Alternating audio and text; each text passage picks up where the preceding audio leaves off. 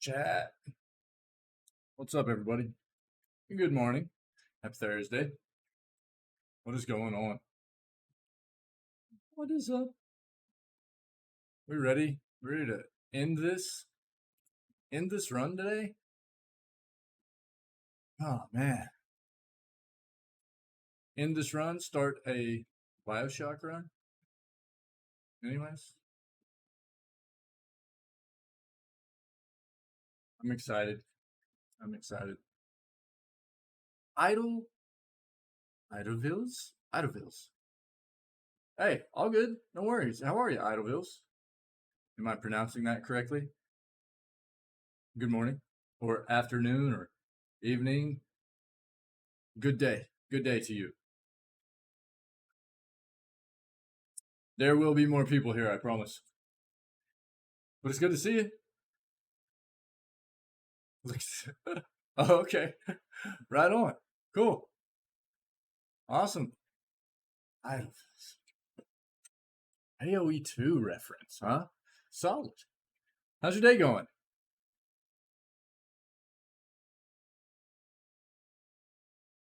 Man, right on. I haven't played much of AoE 2. Going well? Good, good, I'm glad. Fan of Pillars, huh? I'm guessing. I'm guessing.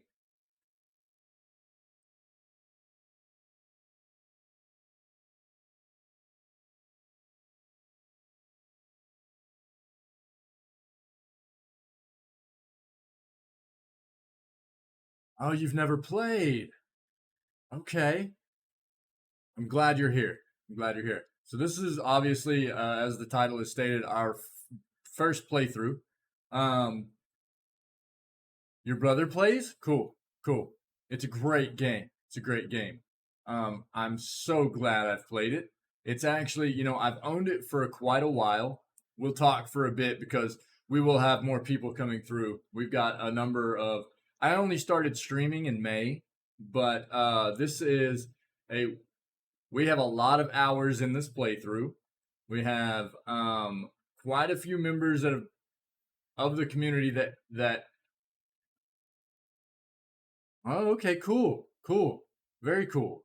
Yeah, we have one of the members of our community that actually runs a D&D group, who is a dedicated DM for a D&D group that has created an entire campaign universe based off of the Pillars universe.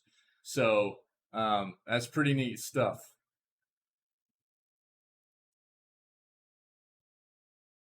Oh man, here, let me kill the music here. Yeah, very cool, very cool. Yeah, absolutely. Um, yeah, that's Mr. Fluff Bunny. Mr. Fluff Bunny will be here in a little bit. I Rogan Bald, what's up, bud? How are you, man? How's the day going? Idle, it's good to have you. I highly recommend playing this game if you're into fine fine. I guess that's better than not fine not fine. Just starting up. 8 a.m. in Brazil. Okay, cool. Well, we're not that far off from each other, huh? Yeah, cool. Yeah, you're like Eastern time for me. Yeah, so we're not that far off from each other. Very cool, Rogan. Very cool. Mad's here. What's up, Mad? The Mad Lad. We'll actually be taking a look. Idle. Mad is a well-known individual within the Pillars community. No way, Mad. Oh no, dude. I'm so sorry, buddy. I'm so sorry. No way. Oh, buddy. Oh. Hey, Rogan. Rogan. Do me a solid. I'm gonna. I know. I know. Feels bad, dude. Feels bad. Worth that kind of reaction. Absolutely. Worth that kind of reaction. Uh, skipping dialogue by space mashing. Rogan. I keep cursing out of chat. No, you're good, buddy. You're good. You're good. We all good, man. Just make sure. Yeah, yeah, yeah. And selected scaling by accident. Oh, no way, dude. No way. Man, buddy, feels bad, dude. High scaling. I figured that's what you were saying. Yeah. So you went through basically all of Act 3 with yeah, with scaled up enemies, right? Oh, bro. That feels bad, dude. I'm sorry, man. I level 16 Theos, yeah. Yo, Idol. Mad is one of our very active community members. He's very well known in the Pillars community itself. He uh he does like hardcore runs through the game with solo runs, no party members or anything like that, man. Just uh just so you know. Oh, Rogue knows you. Cool, cool. Well, no. We had another individual in chat right before you guys came in. Um, Idlevilles. So if he was still here, I was letting Idlevilles know. It was no, I know, guys. I'm talking about somebody else. I'm talking to somebody else. I know Rogan Bald and I know Matt. I know you guys know each other. I'm talking. There was somebody, another individual named Idlevilles that was here before both of you. Yeah, there we go. See, I'm trying to fill Idlevilles in on who Matt is. There we go. Yeah, and what we're talking about, right? I know Rogan Bald and Matt know each other. I know. Yeah. Boop boop. There we go. Yeah. But Idlevilles and I were having a conversation. Idlevilles hasn't played Pillars, but his brother plays, right? So trying to fill Idleville in on kind of what we're talking about here. So Idleville's obviously Mad has been playing through a solo barbarian run, and it is a hardcore run, and it failed yesterday. Hey Knox, what's up, buddy? Good morning. Good morning, man. How are you? How are you, Knox? Pillars is a difficult game. It's a difficult game for sure. Yeah, but it's a fantastic game. Fantastic. It's. I mean, if you're into these kinds of games, Idle, I highly recommend giving it a shot at some point. Take your time, have fun with it. Don't worry about min maxing stuff in your first playthrough. Just enjoy it. Enjoy. I mean, because it's not just the gameplay; it's the environment, the characters, the writing in the game, the music. Everything is fantastic in the game. So I highly recommend if you're going to plan on playing the game, just play it and enjoy it, buddy. Idle, Idlevilles. It's really really good. I'm doing great, Knox. I'm doing great. We're ready to push this end game this morning and then hop into some BioShock 2. Hey, everybody ready for some fun real quick? Ready to hear some funness? I was up a bit late last night doing some work on the stream and stuff like that. Yeah.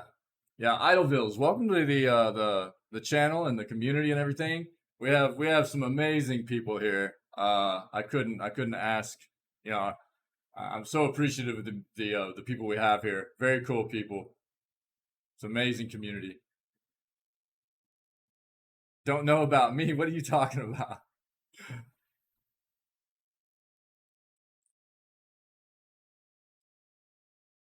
Yeah, yeah. I know Rogan. I know. I know. Well, hey, look. That's why I never claimed to be good at video games. I just love video games. I've made that very clear. Very clear. Hey, just say I made some stuff last night. I'm gonna let you guys hear this real quick. Give me one moment. Let me pull this stuff up. Check this out. You guys are gonna get a blast out of this, man.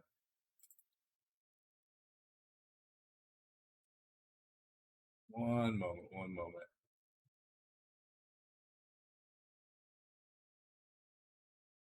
It is. It is. It is. Yes. Yes, I know it is. It sure is, buddy. It is. Yep, yep, yep, yep. Rogan, if you're who are you talking about? Me? You all are the awesome ones, man. Uh, check this out. Let's pull this up. Okay. You got hold on. Let me I gotta pull something else up real quick. Boop, boop, boop. Apologies.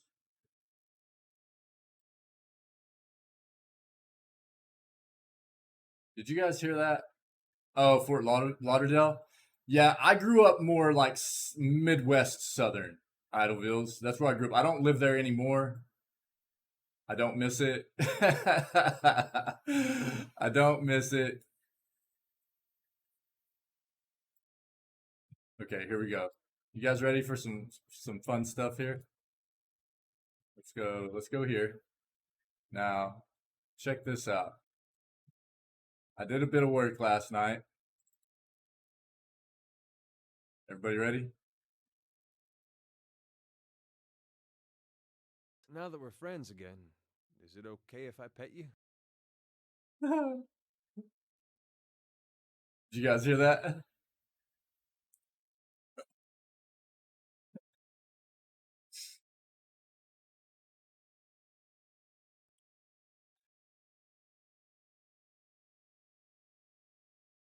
Yeah, did you get it? Did you hear it? Yeah, man. Now that we're friends again, is it okay if I pet you?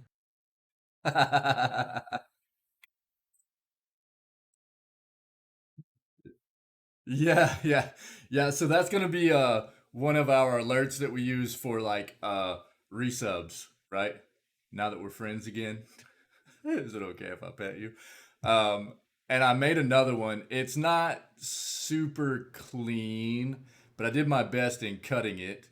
Um, and then I made this one as Now that we're well. friends, is it okay if I pet you? So I cut the again out of Now it. that we're friends, is it okay if I pet you? Yeah, yeah, yeah. So I did some work last night, chopping up some banter audio between obviously Haravius and Eater. That way, yeah, we can. I'm working on getting some new stuff set up for the channel and everything.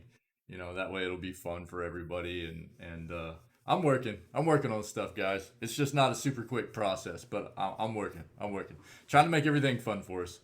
But I do already have the alert set up for like if somebody subs and resubs and stuff like that. Yeah. I think it's fun, and not everybody's gonna realize what that's part of, right? But for a lot of us that are fans of the Pillars stuff, as the community grows and everything, it'll be funny for a lot of us, and it'll be more like an inside joke kind of thing. So it won't necessarily be the only alert we have, right? But it'll be like a percentage type thing where somebody subs or something like that, and that alert comes on. A bunch of us that are fans of the Pillars stuff, when it happens, yeah, absolutely, man. It'll be something for all of us Pillars fans to have fun with. Yeah, it'd be good stuff. I was pretty excited about it. Like I said, I stayed up kind of late. I'm a little bit tired this morning because I was up late messing around, cutting up audio and doing stuff like that. I was messing with some of the scene stuff and everything, and I've got a lot to get done now that we made affiliate. And again, thanks to all of you for making that happen. I can't thank you enough. But it feels good to have more work to need to do for the channel in a good way, right? I've got new work that I need to get done. Oh, Rogan, oh my gosh, buddy, 2 hours, dude. All I would be doing is yawning right now for sure. We ready to hop in here? You guys just ready to get it? Oh, hey, before we move on, did everybody, yo Knox, did you see what I posted in Discord and what I retweeted last night? Everybody see what I put about just because this is something that I was kind of hyped about for the channel and in the gaming community for upcoming games and stuff like that. Everybody see what happened with Lost Ark? You normally sleep 4 hours. That's it, Rogan. I'm jealous. I'm jealous of you. I'm jealous that that's all you need to feel rested and keep your day going. Yeah. Let me see if I can pull it up real quick, guys. I would like to take a look at this real quick this morning if you guys are okay with that. Just because it's something we've brought up, kind of a game that I've been hyped about and anticipated about. Lost Ark got delayed, guys. And another thing that I've been very vocal about regarding the gaming community and game dev, and stuff like that is that, look, as kind of disappointing as it can be for games, right? To get delayed, I would much rather a game get delayed and come out, you know, very polished and not have like game breaking bugs and stuff like that. I think we can all agree on that as a community of gamers and lovers of games, and um, it is brutal Bethesda whenever games get released because of numbers and don't have a focus on quality, right? Bethesda, excuse me. And all we really want to see is things get released. Um, oh, Nox, good, dude. Yeah, absolutely, buddy. That's exactly what I'm saying right now, Nox. You nailed it, my friend. You nailed it. Oh, no worries, dude. Yeah, Tame Impala's got some good stuff, dude. I'm hooked on some Glass Animal stuff right now for sure. Yo, if anybody hasn't, our Discord is getting more and more traction. We're more and more active in there, and it's a lot of fun. We are always joking around with one another. We were razzing our buddy Mr. Fluff Bunny pretty hard yesterday because we found out that he actually sided with his in his playthrough. He sided with the dozens. When he went through Defiance Bay, he sided with the dozens. So we were kind of razzing him and calling him Mr. Dozens Bunny yesterday. He's an amazing member of this community, and he's very, very funny as well. But we were kind of ribbing him a bit yesterday about siding with the dozens and stuff. And but our Discord is getting more and more active, and it's such a again, man, you guys are amazing, and the I just can't say enough positive and good things about the amazing stuff I'm seeing within this community. I really can't. Even though we're young, the community itself, not that everybody here is young, that's not what I mean, because I wouldn't call myself young, but hey, for sure. I hear you, Rogan. I hear you, buddy. Um, but we have so many amazing people that have come together here over the short time that I've been a streamer and been building this community. And even while the channel isn't necessarily live, we stay in communication with one another and do cool things over the Discord server, and like sharing the music and sharing our love of food. We got a lot of foodies here. We share our love of foods and stuff like that. Just a lot of really cool stuff going on, and I really appreciate it. But let me pull up real quick before we get started. Let me pull up this tweet from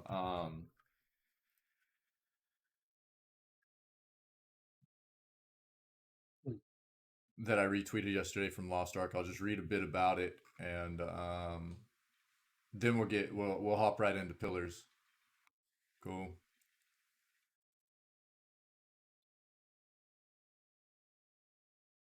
Yeah. There we go. Yo, Idol, it's very very good to meet you, buddy. Glad to have you in the channel this morning. Again, we'll be hopping into pillars really quick this morning, and we're really close to end gaming this. So Rogue is actually 50 years old, more like 60. You guys are right, dude. Hey, let's face it, all of us are actually like 13, okay? To an extent, none of us actually age over 13. Let's be honest here, okay? Hey, Mad, dude, I am so sorry, dude, about your run. We're still gonna watch Mad. Mad sent me some videos during lunch break today. We're actually gonna take a look at some of at least Mad's barbarian uh, Lingrath fight, right? Isn't that what you sent me yesterday, Mad? Barbarian Lingrath. You said it was pretty insane, right? I'm excited to see it, buddy. Um, but God, I'm so sorry, dude. So much time and effort put into something like that. God, I feel so bad, man. And to be spamming through chat just to increase Theos to a level 16 uh, melty mob, you know. God, I'm so sorry, but let me read this real quick to everybody. It's not real long, and then we'll turn on pillars and really hop into it here. Back in June, we held our closed technical alpha test, inviting testers to venture into Arkesia to experience this version of Lost Ark for the first time. Following the technical alpha, we have been working hard, translating walls of text, squashing bugs, spending long hours in the recording studio, and preparing the server infrastructure behind the scenes, while delving into all of the great feedback and data generated by our alpha and reviewing recent changes to the Korean version that we want to include in our release. We discovered a lot more work that will be needed to launch Lost Ark at the high quality bar our players deserve. That is a very, very good line. Very good piece of input from the company and the devs here. As players have been waiting for so long, we want to take the time to do it right, while also ensuring we look after the wellness of our hardworking Amazon Games and Smilegate teams.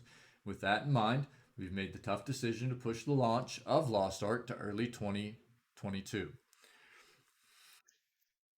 While we will be launching in early 2022, you won't have to wait until next year to get your hands on Lost Ark. Our closed beta test will be conducted from November 4th to November 9th, and your feedback will be an important part of the Lost Ark development process. Lost Ark founders, pack purchasers will have access to the closed beta test. So, if anybody is actually interested in, being part of this, you can potentially pre-purchase or purchase a founder's pack. This is supposed to be a free game, right?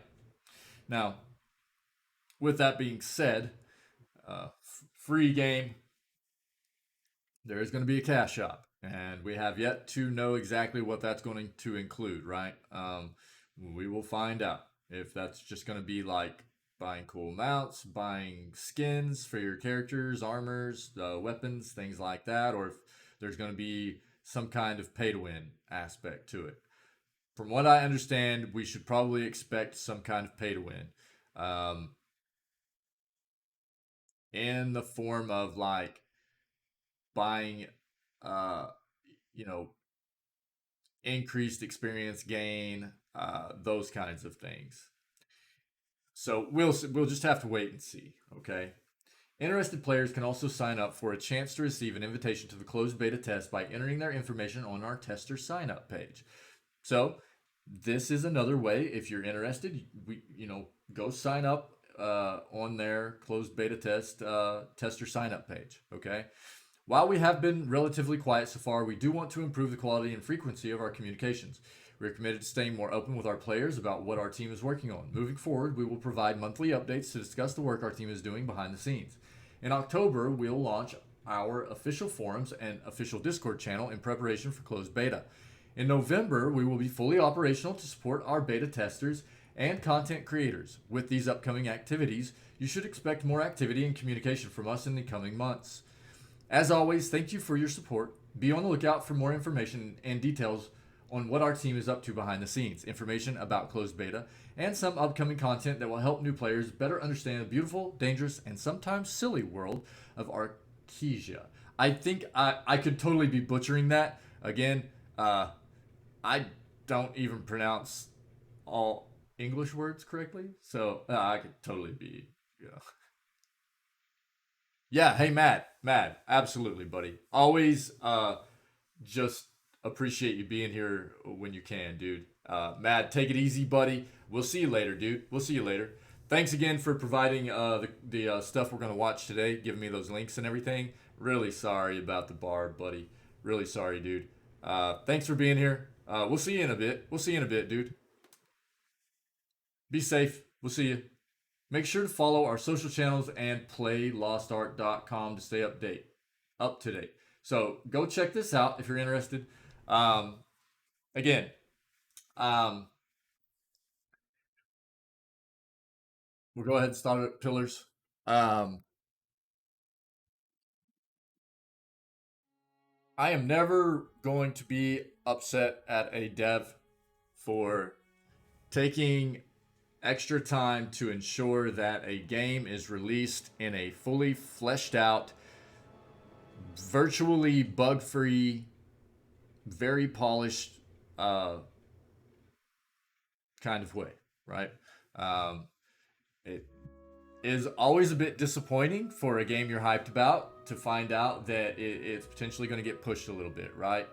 We get hyped about games, dude. We're like I said, at our heart of being gamers, we're all kind of kids to an extent, right? We all feel, you get hyped about a game. I'll never, I still smell those video game stores from when I was a little kid, man. I get hyped about a game, dude. I start smelling NES cartridges and stuff, dude.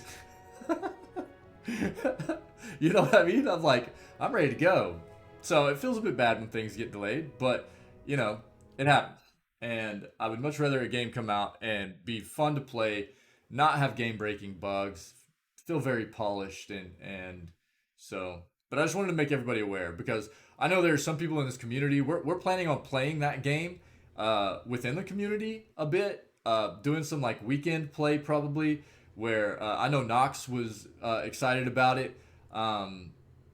Sitzlander is another streamer that has, um, you know, been very generous in rating our channel a couple of times. That was looking at playing it, and we had talked about potentially playing that together as well. Um, some members again of this community, we were talking about playing it together on maybe weekends, not as like a serious thing, but just as something fun to do as a community, and so you know, sucks a bit that it gets delayed, but glad that they are doing the right thing and making sure it's going to be a quality product at release. So that's that, and here we are. So Pinwin, what's up, buddy? Good morning. Uh, Tinwin, I threw it in Discord. I also no Rogan bald. Okay, here's the thing. We are not killing that dragon. We are not killing the sky dragon for our playthrough. Tinwin, I'll finish this. Rogan bald. We are going to kill that dragon, just not for our end game stuff. Okay, hold on. I'll make that very clear. Tinwin. So Lost Ark got delayed, buddy. Lost Ark got delayed. That's what we were talking about. Came out yesterday. The devs and Amazon, who is helping to publish the game in the East, right? Got or in the West, I mean, got put out a disclaimer basically saying that they've made the decision to delay the game until 2022. Yeah. So I retweeted what they put out and I threw it into our Discord and everything as well, just because it was something that we were taking a look at playing in this channel, and you know, just wanted to make everybody aware. I try to stay up on an amount of the gaming industry stuff, and especially when it's things that we're hyped about. Same thing with Avowed. I'm going to be trying to keep up with a game like Avowed because I know that's going to be big for us as a community and something I'm very hyped about, right? So anything that comes out about Avowed, I'll try to keep up with it, and any kind of news or anything, I'll be trying to spread that around our Discord, spread it through through Twitter, my Twitter account, stuff like that. I need to be more active on Twitter. I need to, you know, stuff like that. But that's basically it, Tin Win. How are you, buddy? How's your day been, dude? Happy Thursday, everybody that I haven't told happy Thursday to. Yeah, yeah, I know. That's why. I mean, there's not a whole lot to keep up with on Avowed right now. I was just giving using it as an example, right? The those kinds of games that we get a bit hyped for in this channel for content that we're looking to play, whether it be something that everybody wants to see me stream or just something that as a community we're all hyped to play, um, or hyped to see it come out. I'll do my best to stay on top of it and you know put out pertinent information as it gets released and stuff like that. I need to be a bit better about that kind of thing. So Rogan, we I think we talked a bit about this yesterday. We killed the Alpine Dragon. We killed the Odra Dragon. Um, Staying in line with kind of what our character is, right? Like kind wayfarer, paladin, and it's not about just slaughtering everything, right? It's about making decisions and to the greatest extent possible.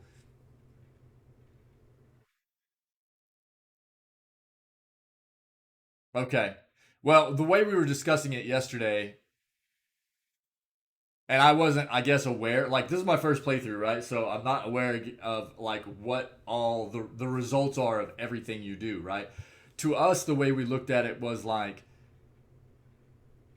the rest of the dragon's brood has died, right? And it needed a safe place to raise the one dragon that's left. So if we made the dragon leave, it was potentially going to die, and its only remaining child was going to die, making it extinct, right? So we saw it as a good thing to let it live here. Are gods greater than dragons? So that's the way we looked at it yesterday. Again, that's just kind of. I put polls out, dude. I put polls out in chat, and the poll for both the this was the Wind Dragon, right? Isn't that what Sky Dragon? Sky Dragon, and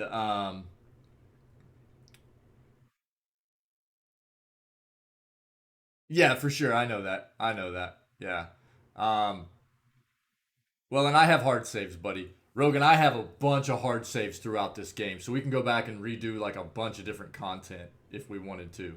Uh, the same thing with Lingrath, okay? Yeah, yeah, I have a hard save there if you're referring to Kraken. Yeah, absolutely. Um, same thing with Lingrath. We actually, I polled the community and they were like, yeah, yeah. No worries, dude. Yeah, I know. It's all good. Same thing with Lingrath. Pulled the community, and everybody was like, "Let's dialogue it, and not worry about killing." So that's what we did. I like playing the game with the community and seeing what everybody's input is and making decisions like that and stuff. You know what I mean? I like playing games myself, but one of the things that I find very enjoyable about being a streamer is playing games decision wise with the community. Not that they always have a care about what happens, and oftentimes I'll make the decision just based on the fact that the community doesn't really care. But sometimes they do, and as the community's been growing, it's been more fun because. Hey, gamer, good morning, buddy. How are you, dude? Yeah, right on, Rogan. Right on. So yeah, but like I said, we have a lot of bounties that we haven't done in this playthrough. We have the Lingrath fight. We have the burnt by Cyberpunk. I know, dude. I know. Well, and that's why I was coughing Bethesda with the release. If you didn't catch the fact, those were not real coughs. I was saying Bethesda when I was coughing. I think, uh, you know, we've all seen the ill effects of companies rushing games, right? Over the Bethesda's one of those big companies that had been putting out nice games, and then yeah, you're right, Rogan. You're right. Yep, yes, sir. Hmm. For sure. We've all seen it. We've seen it happen to many companies. They get big. Uh, they start looking more at numbers. Yeah. Hmm. I hear you. But I mean, again, we've seen it all the way across the industry. These companies doing that kind of crap because they get so focused on numbers and dates and stuff like that rather than quality, right? And we hate it. We hate it as a community of gamers, right? I mean, we all do. We all hate it. We would all much rather wait and have a quality product across the board. That's the consensus, you know. So, but we have a lot of hard saves again, Rogan. That we're gonna come back and do some stuff that we kind of dialogued and worked our way through instead of like battled. You know what I mean? But at this point, we have a couple of little quests, small quests to complete real quick, like Nest Above the Clouds.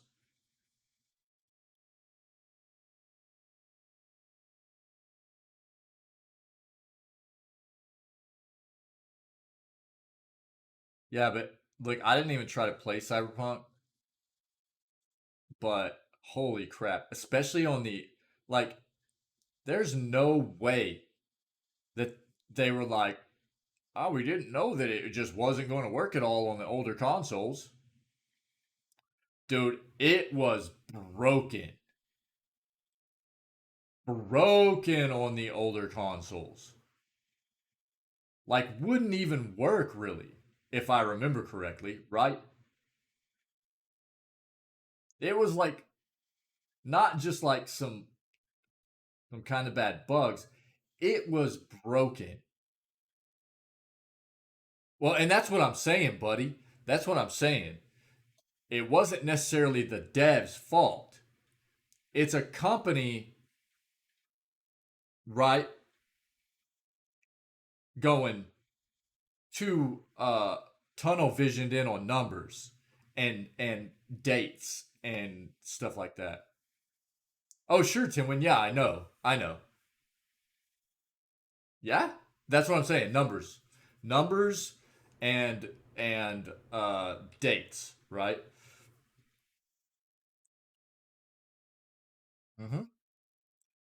There's no way that game should have been released. If anything, they could, and I know there were a lot of bugs on PC too, weren't there? Not necessarily like game breaking bugs, but there were still quite a few bugs they had to patch and everything on PC. I'm pretty sure if I remember correctly. But it was nothing like tank fell through the ground. Had a bug once. That was it. PC version was completely fine. Okay. I knew it was a lot better than the console crap. But if anything, what they should have at the very least, what they should have done was gone, look, it's coming out on PC. We have to delay console stuff. That was a big, huge, huge, critical mistake on their part. Critical. They paid and are still paying. They're going to pay for that for a long time, in my opinion. In my opinion. Let's finish this one quest. I need to try to give Mr. Fluff Bunny a bit of time to get here, because this is the only thing we. This right here, right? Rogan. That's funny, dude.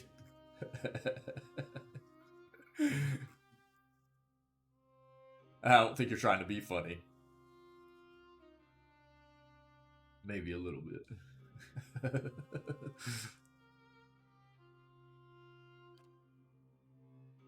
Yeah.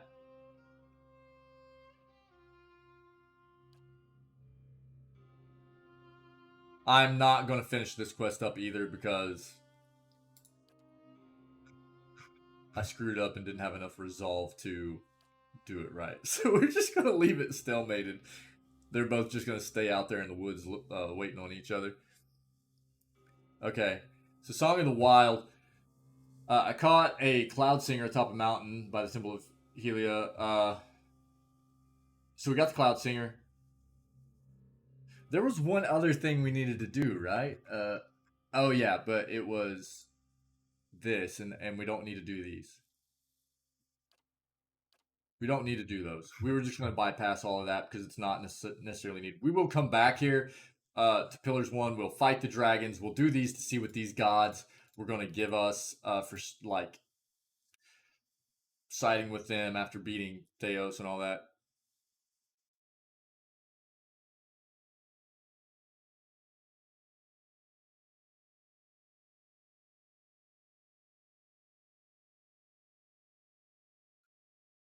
Let's see here. Rogan. What dragon? I killed all the dragons. You still turn in the God quest. It doesn't make you. Yeah. I know, Tim. It was just in regards to like not extending this gameplay out any further. You know. Oh wait, what? So you can just talk to them and tell him you talked to the priest and you finish the quest instantly? Oh, are you serious?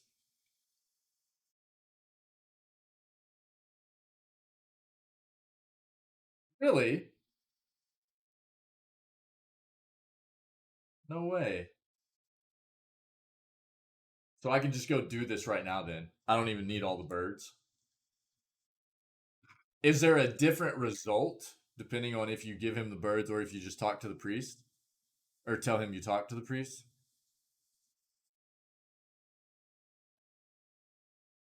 Oh, and he gives up on it. Gotcha.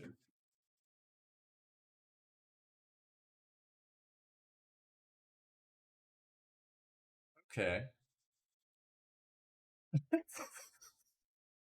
Just for transitioning into Pillars 2. Well, we are okay. So probably the play here in line with our character is just to say exactly what Tinwin is saying here. So let's go You going must down there gather real your quick. party before venturing forth. Narrator, what?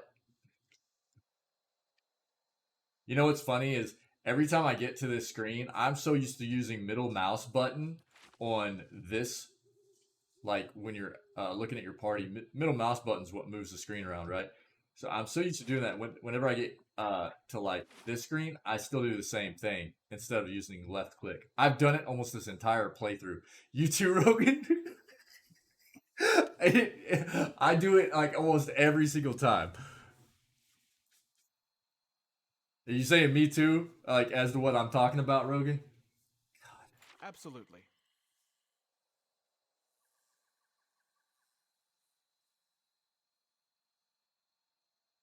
Oh, once again, I had an okay time. I don't think I crashed once, but yes, PC version ported the game later. Yeah, yeah,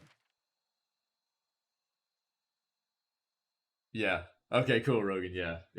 You know the other thing that trips me out, Rogan, is this, um, and I've talked about it a couple times in the playthrough. If you center on your party by hitting period, which I actually put on one of my mouse buttons to make it really easy, centering on your party and then going to over, the map, you can't move the overlay box anywhere. Clicking, right, or dragging, you can't move it until you close this, hit the edge of the map, then go back in and then move it. Oh my god, maddening, dude. That had me mauling through so much of this playthrough. Yes, God.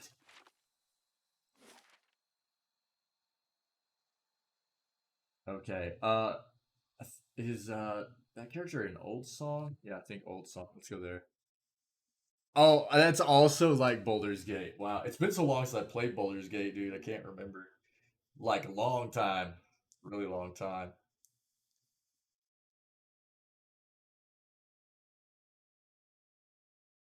Oh yeah, Right on. I'm here. I'm here too.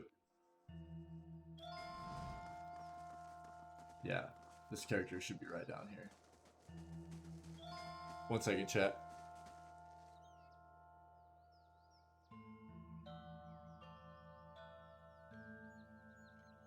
Apologies.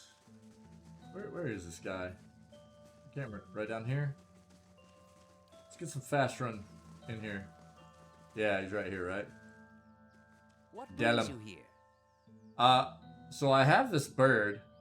Yeah, so we'll do this. I've spoken with Anwen, and he informs me you are chasing a mere superstition with these songbirds. What? Anwen said that? Dylan's jaw clenches shut as he folds his arms with a huff. But what of all the other chanters that told me otherwise? I'm sure that every chanter told you this story also dreamed of a quick and easy path to excellence.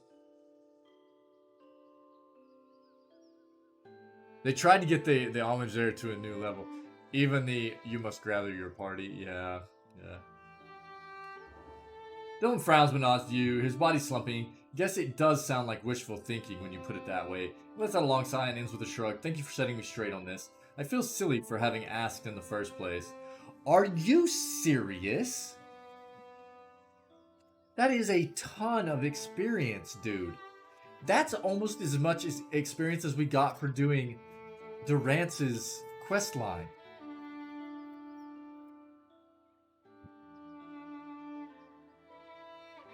That's crazy.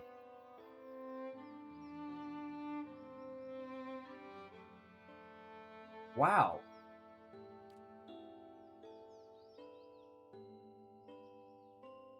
That's nuts. Holy crap. Yeah, that's real quick. Huge chunk experience. No doubt. Wow. Holy crap, guys. Insane. Well, now, the more you know, right? The more you know. Wow. Jeez. Oh, dude, I wanted to keep the bird. Yeah, so Idlevilles. Oh, okay. Major adventure. So, yeah, basically. Now, the people that... So you have other party members that aren't necessarily part of your active party, right? And they gain like 75%, right? The people that aren't in your active party get like 75% of the experience that you're gaining while you're playing. But they can actually, like, what just got completed there? 1 second.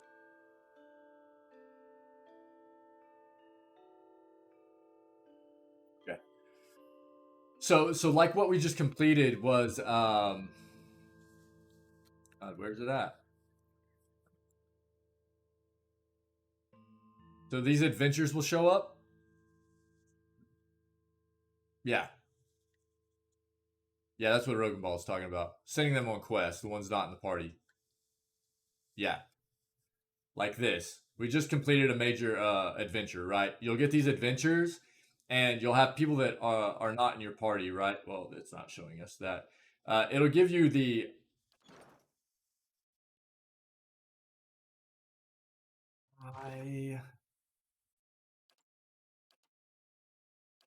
Notes. God. Why am I feeling so three-head right now? Where can you look at this at again? Oh, it's in the quest log, or the, right? Lost reputation. Where is the... Why am I feeling dumb right now? Thought it was like down in here where you could see that and read it again. By the way, we gotta level up Kana before Mad and Tinwin kill me. So yeah, anyways, Idle Devils. You'll get the people that are not in your active party, you'll get these quests that come up, these adventures, and you can select a party member, right, that is not in your active party to take on these kinds of quests. They'll take a random amount of time, depending on if it's like a major adventure, a minor adventure, what have you. And they'll get their own kind of set amount of experience for completing it, right? But they also get, like I said, 75% of the experience that you gain just by questing out in the world with your active party. So quite often, like, you'll go back, and whenever you finally decide that you want to switch out one of your party members, you'll have like 4, 5, 6 level ups to do with anybody that you need to switch back into your party. And by the time you're hitting end game like I am, all your characters are going to be like max level, which is level, well, if you have both the DLCs, level 16, right? And sometimes towards end game, you'll have somebody that might be like level 15 as to opposed to other characters that are level 16, but they'll hit it pretty quick. We needed to throw a new weapon on Kana. And we'll do that. That quest is done. So we're just at the point of that. Yeah, there we go. Am I missing anything here? Are we done here? Are we headed to the court? Are we done? Grab some. I'm gonna refresh my coffee like 30 seconds, literally stepping 10 feet to the right. I think we're done. I think we're just ending, going after Theos now, unless somebody can remind me of anything that I'm missing here. 1 second, I'll be right back.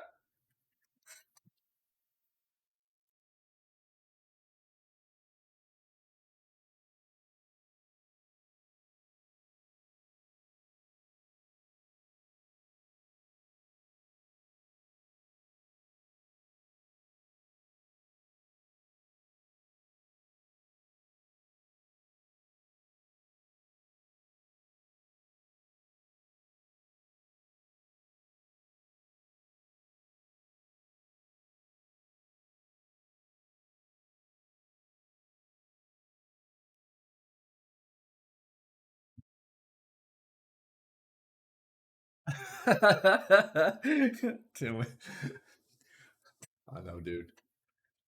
Okay, do we just want to finish that real quick?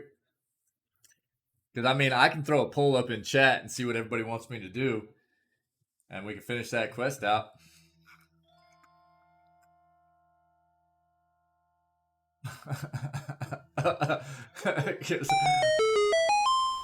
Hey, thanks for the follow, Idovillas. Thanks so much.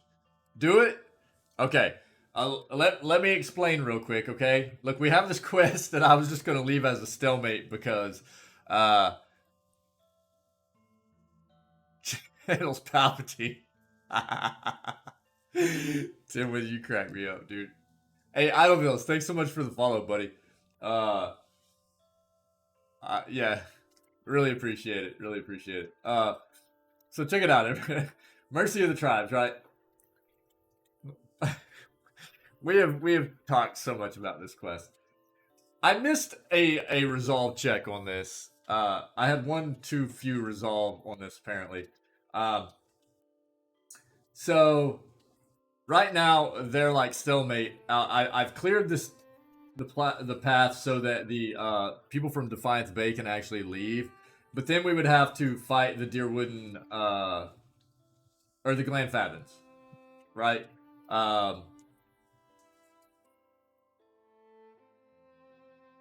So either we let the expedition people go from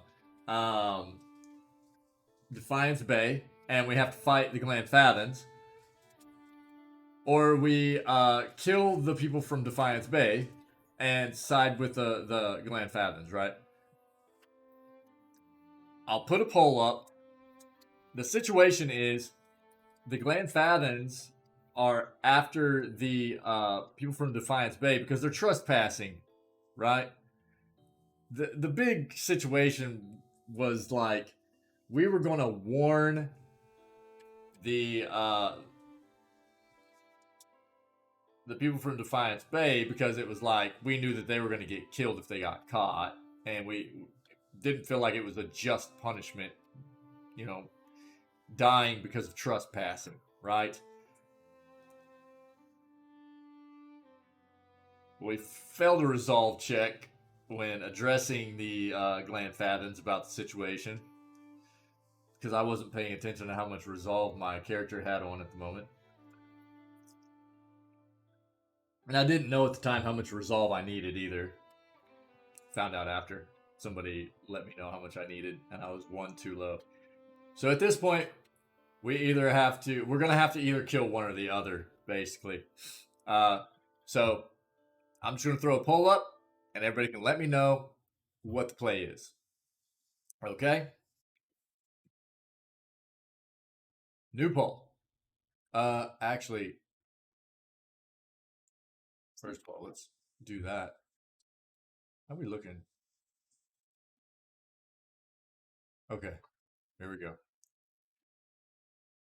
New poll. Question. Who lives?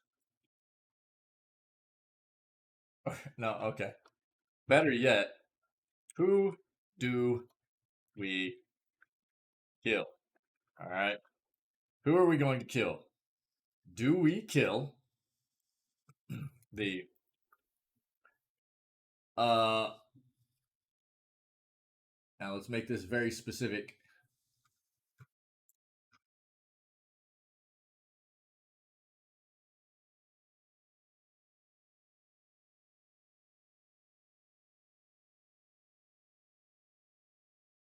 The fangs, right?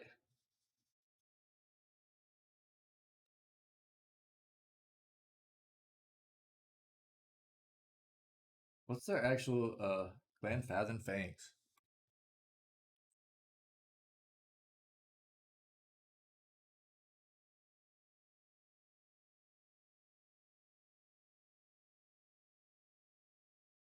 Or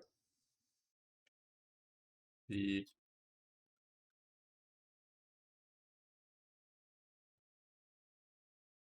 Okay, we ready for this? 3 minutes on the poll here. Who are we going to kill?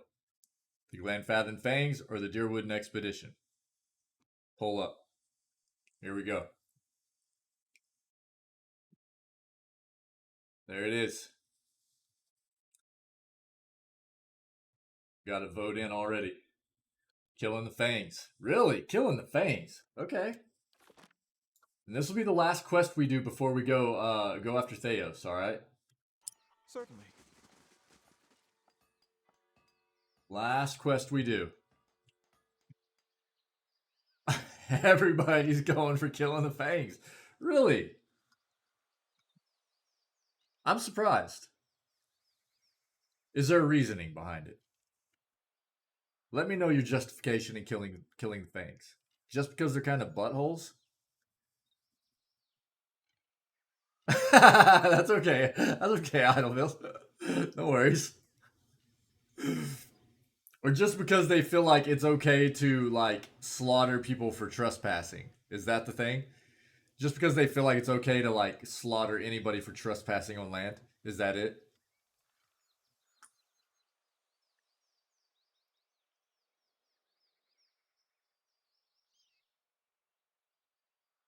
I agree, Tinwin. Agreed. Well, well, well. Well, well, well. What have we here? Good morning, Mr. Fluff Bunny. It is good to see you, my friend. How are you, bud? How are you, buddy? Hey, Mr. Fluff Bunny, I have something for you. I have something for you. You ready? You ready for this? Listen very closely, my friend. I stayed up late last night. You will enjoy this, I think. Now that we're friends again, is it okay if I pet you? What do you think, man? You guys. Mr. Dustin's funny. I hate you. You love us. everybody's gonna get a bit of ribbing from time to time in this community. It's just gonna happen. Okay? It's all in fun. We love you. We love you, Mr. Fluff Bunny. Did you hear that though?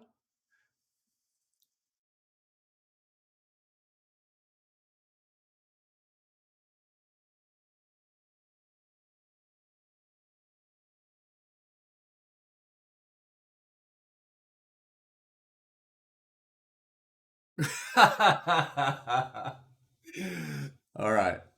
I'm sorry. I thought it might lighten your mood a little bit.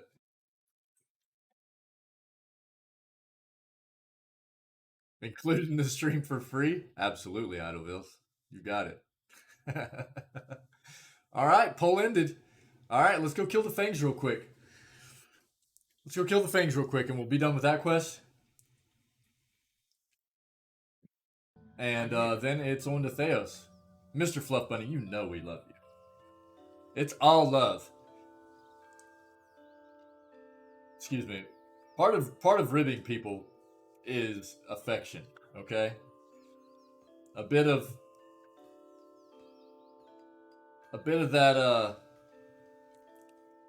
that joking around, you know.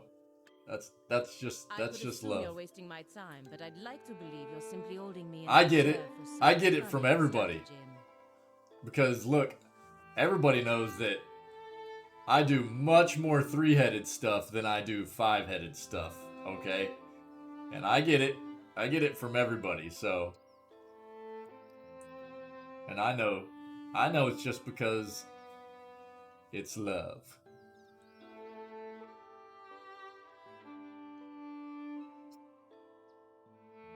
I'm here. All right. So here it is. We're gonna go back to Northweld real quick. How's your morning going, Mr. Fluff Bunny? I'm glad you're here. You ready to? Everybody ready to finally end this this Pillars playthrough? You know, every time I'm about to end a game that we've had so much fun with like this, it always feels a bit sad for me. Brush my teethies. All right, man. Yeah. What did we do? We just ran down and finished the Songbird quest thing. I'm gonna finish this quest real quick, and then we're pushing Theos. We're pushing Theos. After we beat Theos, we will watch the Pillars 2 intro. We'll talk a bit about our backstory moving in for our main character moving into Pillars 2. We will probably watch Mad. Oh, Mr. Fluff Bunny, by the way, Mad's Barbarian died against Theos. We just found out this morning. Feels real bad. Feels real bad. So basically what happened was, what's the word? So you know how whenever you get into Act 3 or whatever, you can decide whether you want the enemy difficulty to scale or stay standard? He was spamming through the chat, and it scaled it up. He accidentally scaled it up. So Theos was doing, like, insane damage. Right. Yeah. Yeah, idle. Mm-hmm. Yep.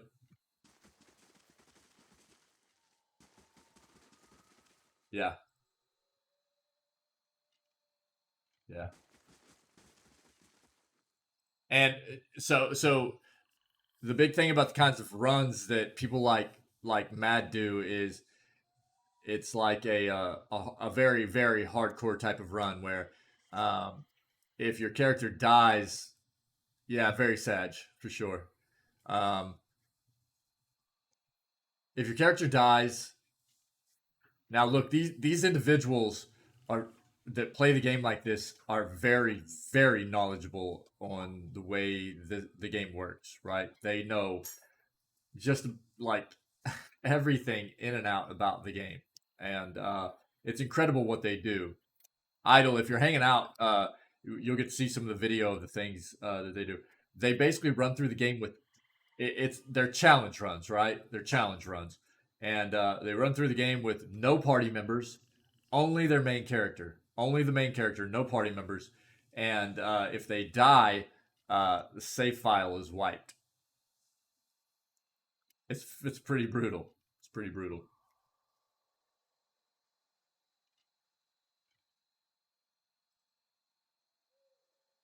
Yeah.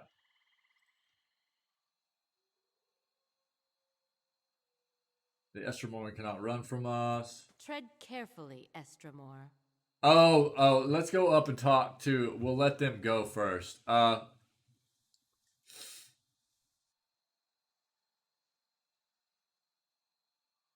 Oh, really, Tinwin?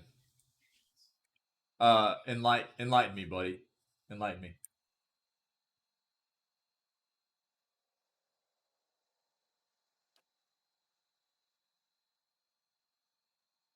Oh, check this out. It gave me the option again for dialogue. And now we have the resolve. Now we have the resolve check. What? Softness such as yours will not bring them to heel. Their greed knows no bounds. And fun fact, only earlier this year was it official that the 12th player that managed to do it. Oh, yeah. Because it's like it's you get put into the Hall of Fame, right? It's like yeah, which is like Sitzlander, right? Sitzlander is in the PoE2 Hall of Fame. So Idleville's a lot of people hanging out here know who Sitzlander is. He's another streamer on Twitch. He's rated us a couple of times. Very cool individual. And man, I ought to throw his let me see. I'll try to throw his channel in chat at some point here pretty quick. But he's actually in the Hall of Fame, correct? For PoE2? I'm pretty sure that if I remember correctly. Sitzlander is straight up, but it is a combination of the base of this game, no companions, permadeath, etc., and a few extra rules that are beyond absurd. Okay, cool, Tinwin, cool. Yeah, we'll talk about it a bit more whenever we play through PoE2. I'm sure of it, you know. But I'm pretty sure Sitzlander or Sitzylander. I can't remember how he pronounces the first of his name. He just always tells me to call him Lander, so I do it. But the fact that he's a streamer and he's rated us and everything, I want to try to make sure that I'm pronouncing his entire name. I'll try to put a link to his stream and chat here before long. Very cool individual, but I'm pretty sure he's in the Hall of Fame for PoE2 as well. Mad will know. When Mad comes back, I'll confirm that. Rogan Bald, if you're hanging out, do you know? Or Tinwin, even if you might even know as well.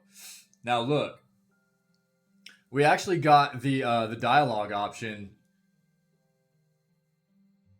because we have like way more resolve.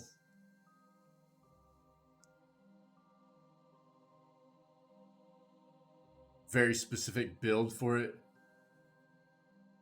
Diplomacy, yeah, Mr. Fluff Bunny. 2 of the Hall of Fame that used a different class combo, and everybody else used the same. Really?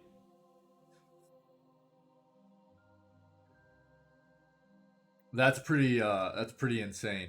That's pretty crazy. That's pretty nuts. Yeah, we'll talk more about that whole challenge, the PoE2 challenge, probably once we start playing PoE2. I'm sure it'll come up a lot too. You know, we love talking about this kind of stuff anyways, but as we play PoE2, I'm sure it'll come up more. Yeah, I mean, I know that we pulled it, but I didn't think we were going to have this option again. What's the play here then? Do we do another poll? Their greed knows no bounds. Their memory honors no history. What use have we of prisoners? What example do we set to others by letting them live? She shakes her head. Why would we forgive again? I have been a friend to Twin Elves and the tribes. If my word has any weight, I will assure you these foreigners will not return. Because you soar where they crawl. The Fangs deserve better foes than these wounded animals. Send them home with grave warnings to their kin. So we actually,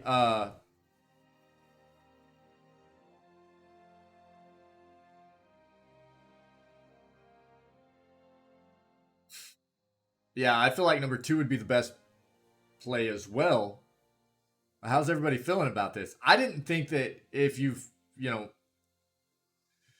I wasn't thinking about the fact that if we came back through here, we would actually be presented with further dialogue options now that we have a higher resolve than we did when we initially addressed the situation. Chat.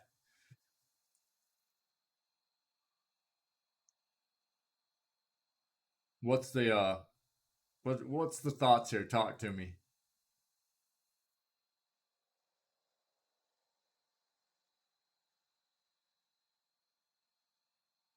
Or is everybody busy?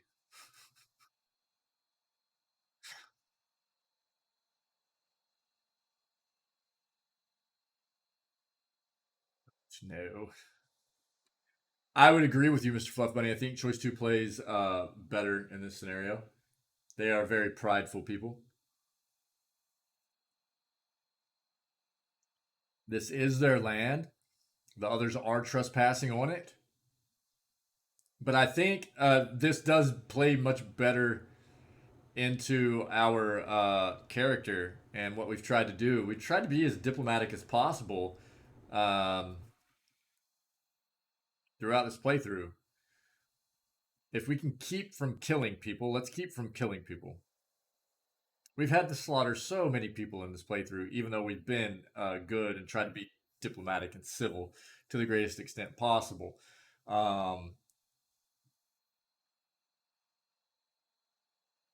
Is everybody okay with us just trying to go with number 2 and not have to kill anybody here?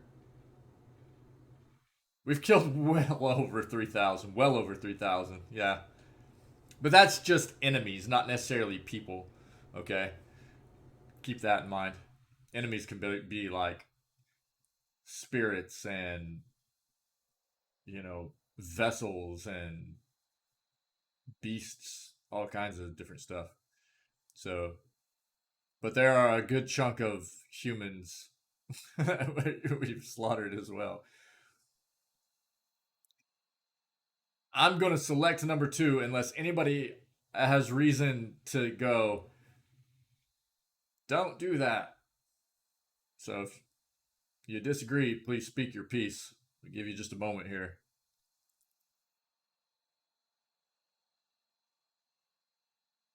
I'm so excited to see what we get for the end game here and what our choice is going to be for addressing the end game stuff. Mr. Fluff Bunny, you have class today?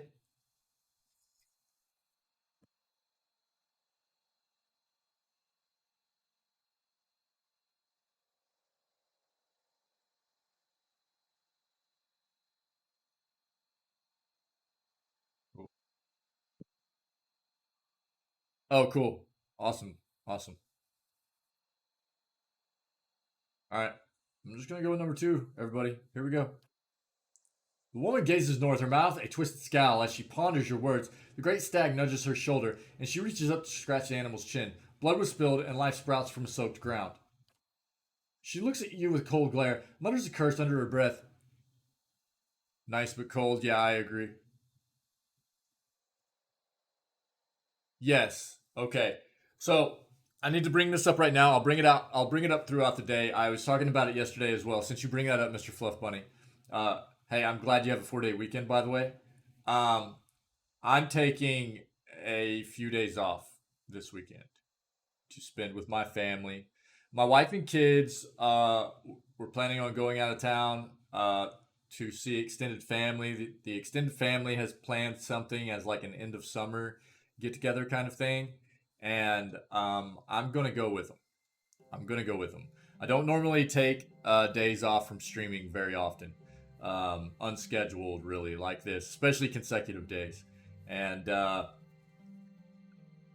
I'm going to. I'm gonna go with my wife and kids this weekend. Yeah, we could, Tinwin. We could. Let me finish this up real quick. So, Saturday, Sunday, and more than likely all of Monday, I will not have a stream. I have a live stream. Okay. Uh, it feels kind of bad to say that. I have to say it does feel kind of bad to say that, but my family's very important to me. As is this stream. Trust me, as is this stream. That's why I stream so much, and that's why I'm constantly working on things whenever I'm not streaming for this community and the stream and everything like that. But I want to try to take a few days kind of into summer here and spend with my wife and kids and some extended family to do the family thing. Okay. Now, with that being said, I'm going to be using part of that time to focus on some of the things that need to be focused on for the stream. Like, you know, we just hit affiliate. We have a lot of things that I'm trying to come up with ideas for, emotes and channel points and things like that. I'm always working on back end stuff, and that is going to continue to be some of my focus even while I'm not live. Okay, but I wanted to just go ahead and tell everybody right now that Saturday and Sunday and probably Monday, there's a chance, just depending on what time we get back on Monday, I might do a late stream, but probably Monday not going to be live either. I will confirm that on Discord and Twitter and everything, but and I'll put all that out there. But I just wanted to let everybody know right now, okay? I hope everybody understands. Family's very important to me, and so yeah. Again, it feels bad saying that. It feels really weird taking days off, even whenever it's like just part of a day, like yesterday, taking part of a day off, just a few hours, 2 or 3 hours. It feels weird. So, but you know, I need to do this for the family. Yeah, man, I know, buddy. It really is, dude, and my family, dude, comes first for sure. They have to. They deserve that, and you know, I appreciate. Yeah, I knew what you meant, man. I knew what you meant, and I appreciate everybody understanding that. I also want you to know how much the stream means to me and the community means to me. I don't want that to be lost. I don't want I don't want that to be lost on you guys. This community, this channel, what we've done up to this point, and the thought of what we can continue to do, um, means a great deal to me. It really does. So I just want to make sure that you guys understand where I'm coming from, and I appreciate the understanding regarding my family and everything. So we'll keep moving. Yeah, is that what we want to do? Tinwin, I like that idea. Throw him in the dungeon and then go release him before we kill Theus. That's actually pretty funny. She raised her hand. Go deliver my message before I see the folly in his decision. In this decision, we will let the raiders return headless. Their leader must pay for the. Their leader must pay for the crimes. Only then may the rest go free. She waves her hand northward. Go deliver my message before I see the folly in this decision. Oh, what do we say here, though? Thanks everybody very much for the you know, the understanding and stuff in chat. It's much appreciated.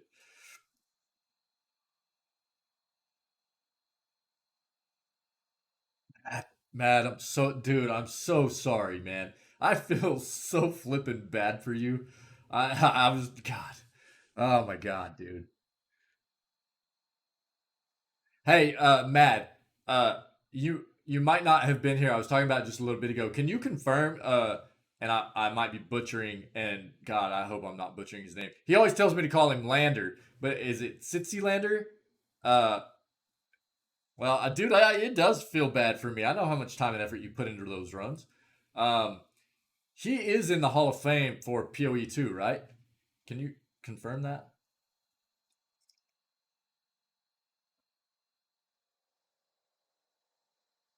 Okay. Cool. Thanks, Matt. That's what I thought. I thought you had told me that before. Um, we going two?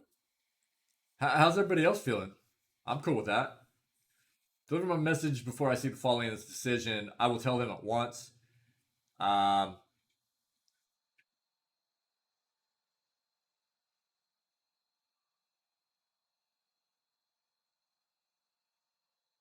Timwin's saying two. What's everybody else feeling? We down with that? We down with two?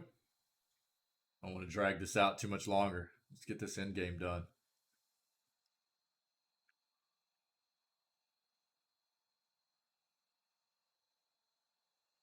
Yay? Nay? Let's go. We wish their leader to be an example to others. Sever his head, his freedom, or his family, whichever. Okay. Whichever will best warn others not to trespass into our lands. Cool. I didn't think. Cool. Cool. I like how they're literally just like right here. Hail, traveler. Hello, traveler. Mercenary nods at your presence, his eyes glued south, watching. You shouldn't linger here, friend. When the Fangs come, they'll assume you're with us, and you won't be spared. No worries, buddy.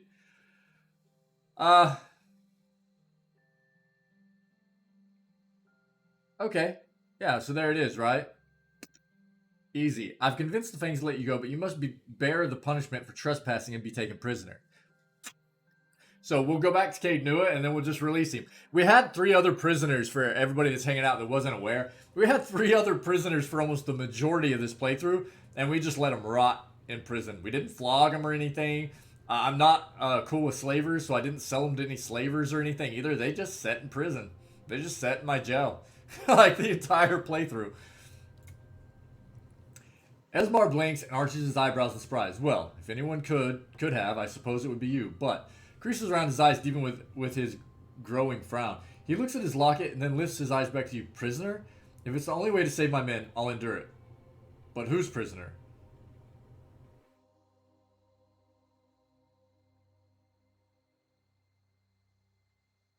Oh, no need to apologize, gamer. I know you're playing it, buddy. No worries. Don't even sweat it. Hey, dude. Don't even sweat it. Just appreciate you being here, man. Yeah, I know you're playing. I know you're playing, man. All good. All good. Yeah, let's go with 1. Yeah. I have room in my stronghold to take you on as a prisoner. You'll be treated well. You will hold me prisoner, and that will satisfy them? He takes a half stride back and looks you up and down. So be it. I am more than willing to be held hostage if it means we all get home safe.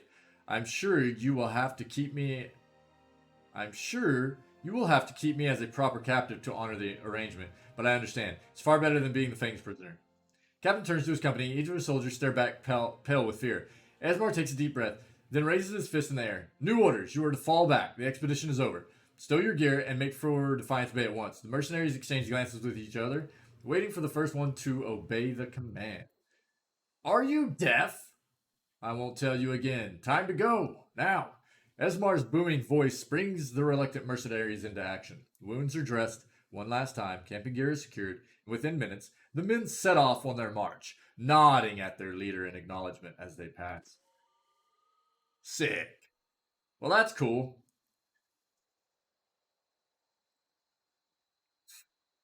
Yes? Now, we take the pearl. We take the garnet. I'm here. Hello.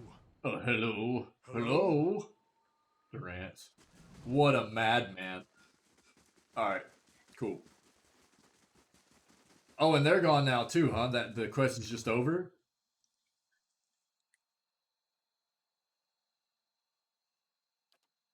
No. What? Oh, we have to go down here and talk to her, huh? Yeah. Okay. Yeah. Sinwith, her gloved hands half buried in the waves of her rebellious hair, watches your approach incredulous. You did it! Her dimples frame a beaming smile. She lets out a sigh of relief and wags her finger at you. We'll be chanting your name back in the gift. Everyone will know what you've done for us, I promise. I realize Esmar will need to be your prisoner if we are to honor the agreement. An odd arrangement, but it'll save the expedition. She shrugs and gives you a sly smile. Besides, I'm sure your dungeon is far more enjoyable than whatever the Fangs do with their prisoners. Yeah. She scratches her cleft chin with her free hand and gives you a measuring look. But you're the type to deserve more than just praise. Coin? Weaponry? She rubs her gloved fingers together. Or if nothing tangible suits your fancy, I'd gladly share my skills with you. What? Chat. I don't need coin. That's what I was thinking, Mad. One? Skills? Do we go for skills? Any other opinions? Mad was very quick on this one. Skills.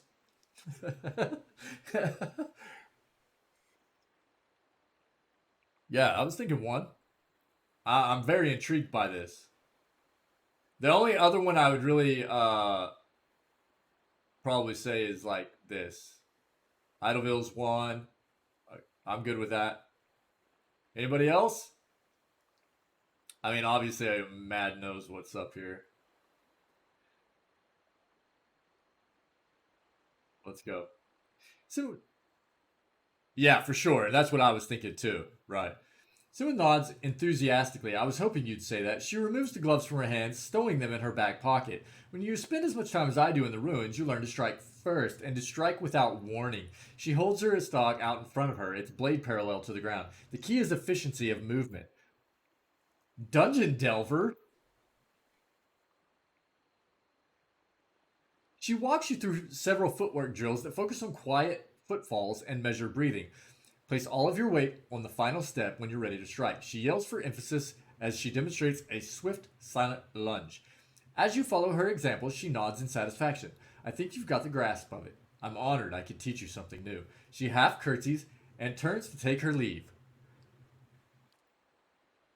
Mercenary Captain Esmar. Esmar watches Swineth disappear into the thick foliage. He turns to face you. I'm ready, I think. He unwraps the locket from his hand and ties it around his neck. At least some of my men are leaving Irglanfath alive. Sick, dude. Well, that turned out much better than what I was expecting it to. Now, this Dungeon Delver. No way, dude. Insane. That's really cool. Deerwood looters have developed a few tricks for skulking around in old Ingwithan ruins. Not that this is like a huge thing for our character necessarily, but that's really neat. That's really neat. Very cool. Now, doing a playthrough as a character that was scaling like mechanics and rocking like a dagger or a stiletto. Yeah, I will, Tinwin. We need to actually change out Kana's weapon and level him up too, so we'll do that while we're there. You get like flick of the wrist as well. You know what I mean? Pretty cool. Which you don't get this on a soulbound,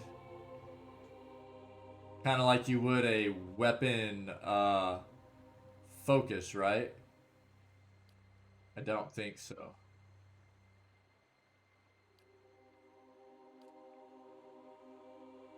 No. That'd be cool though. Releasing the prisoner. Because it's part of our RP. That's it. It won't take long. It won't take long. It's just part of our role play. We don't want to leave any prisoners in our dungeon. We're a good bro. Before we turn evil, we're letting all of our prisoners go. That's it, Matt. We're just role playing, buddy.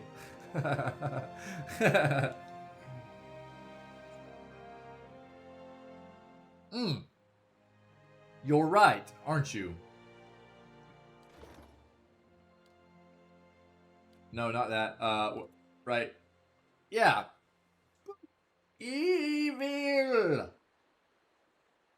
No, Mad, you're right. I forgot that you can actually release prisoners from here. Yeah. Yep. You're 5-head, buddy. I'm 3-head. Good on you.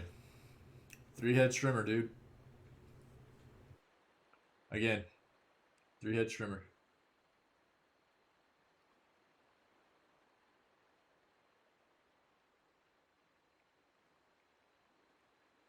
Cool. So we'll just the purpose is getting to watch a half-second cut scene, which is just the scene fading to black. Yeah.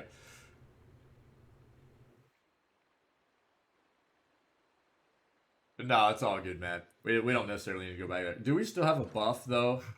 From sleeping. Chapel resting bonus resolve. Yeah, we don't.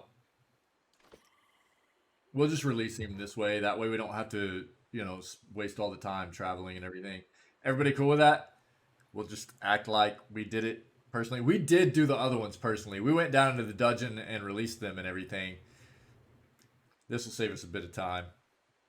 Now, accessing our stash, can we just do that in an inn, or do we actually have to we don't have to sleep or anything, right? I can't remember. I'm so used to just accessing the stash from Cade Nua. Boop. And he's I'm gone. here. Yep. Gimme. There.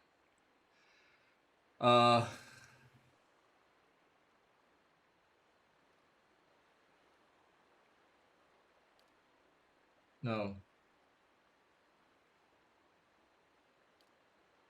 Let me go here real quick.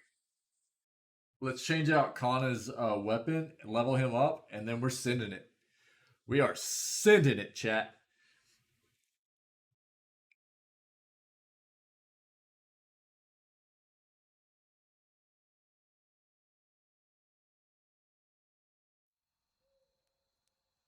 Aloth, never before have I met an Adiran man so hesitant to speak his mind. I'm not hesitant. I just, like to consider my words carefully. You should really hear yourself talk, amigo. There just isn't anything like having either Zawa or Haravius in your party, is there? Just nothing compares really. Durance is having him in the party always results in some wild crap, with his banter. But Haravius and Zawa, man, the stuff they say is flipping bonkers. It is just like absolute comedy, man.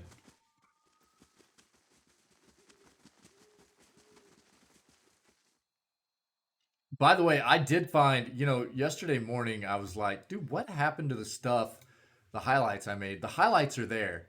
Um, Hold on. Give me 1 second. Yeah. We have I made some new highlights on the 31st, the evening of the 31st. Uh well, especially somebody who was it? It was Mr. Fluff Bunny, I think, had already clipped the Eater attempts to pet companions again. I actually made a highlight of it and made it just a bit longer to make sure we caught everything in there. And then I actually made another highlight of the interaction between Haravius. Here, I'll pull this one up real quick.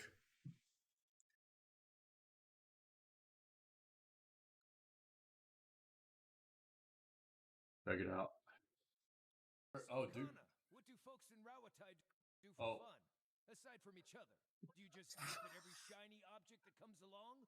Or is that just what you do when abroad? Takoa may be more traditional, but it has its share of festivals. Drink a little wine, find someone to dance with. I had it all wrong. So no shark races and undersea orgies? No, that's all true.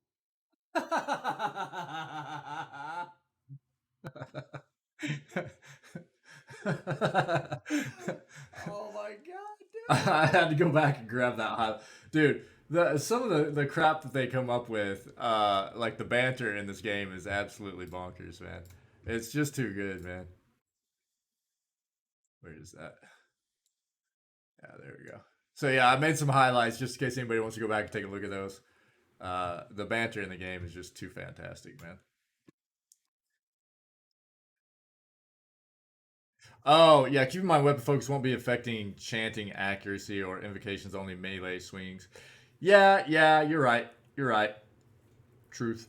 We'll level him up and see what the play is, though. I mean, if I remember correctly, whenever I was trying to level him up before, I didn't see a whole lot that was going to be a big help. That's why I was like, well, we'll just do some accuracy because, I mean, while he's chanting, and we might need to change his chants, too, so,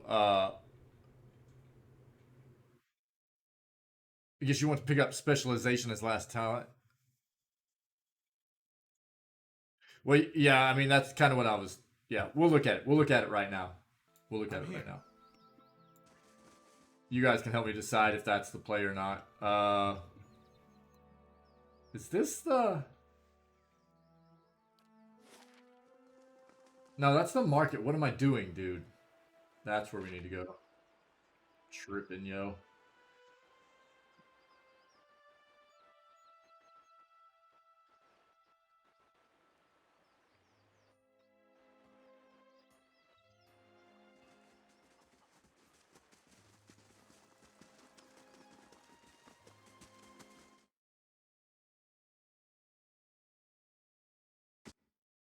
I'm really excited to see the PoE 2 like opening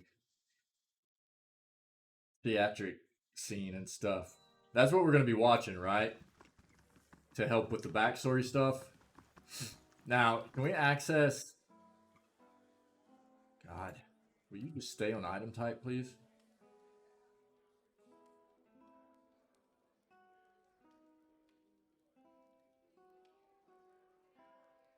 Oh.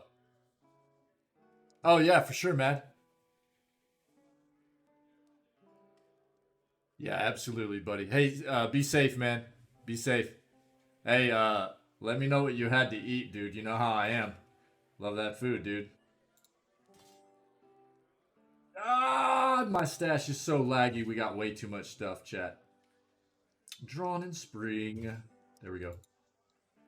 So, Kana. There we go. Dagger. All right, chat. We ready to level up Kana here? He's looking. You know, I gotta be honest. The dagger with the small shield looks better. Looks better. Can we agree? That is a beautiful flipping dagger too. Man, I like it. Matt, thanks for being here, buddy.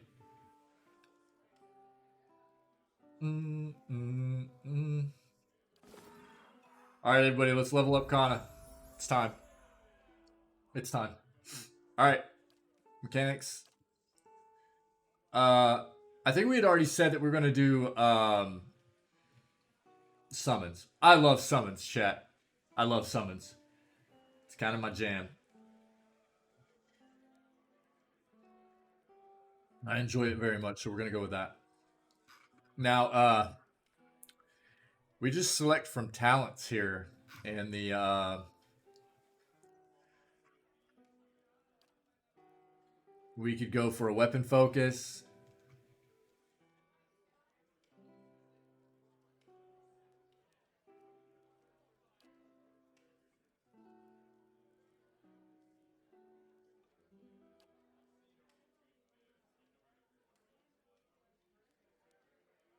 I think we probably just go weapon focus. Yeah, let's just do it. And he's got dagger, right? So we'll just make it easy. Is anybody else have an opinion? Is there anything else you would like to see me do?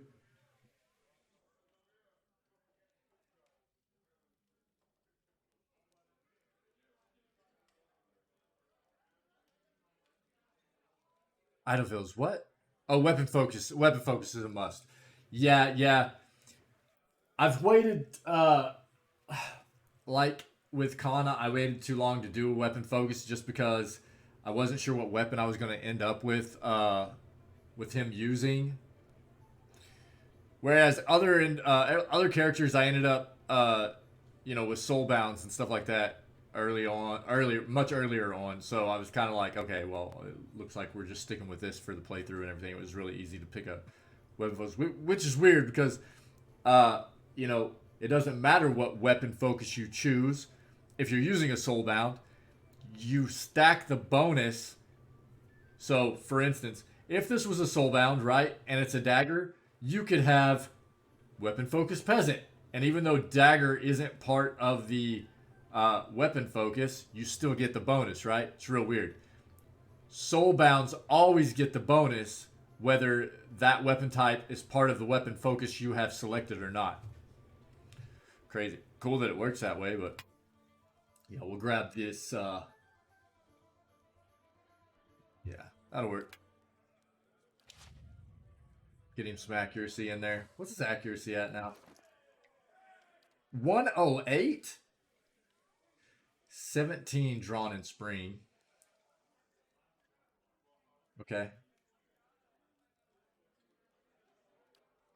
That feels pretty good. That's quite a bit of accuracy there. Yeah. All right.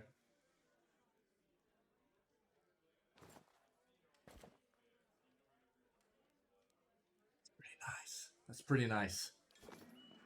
I'm here. And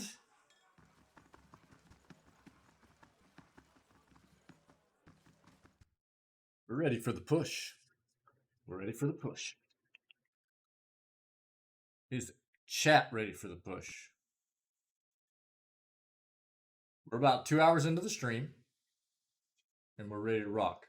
I'm gonna get us.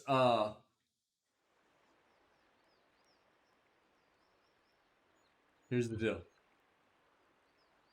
I'm gonna pause real quick. I'm gonna throw this on.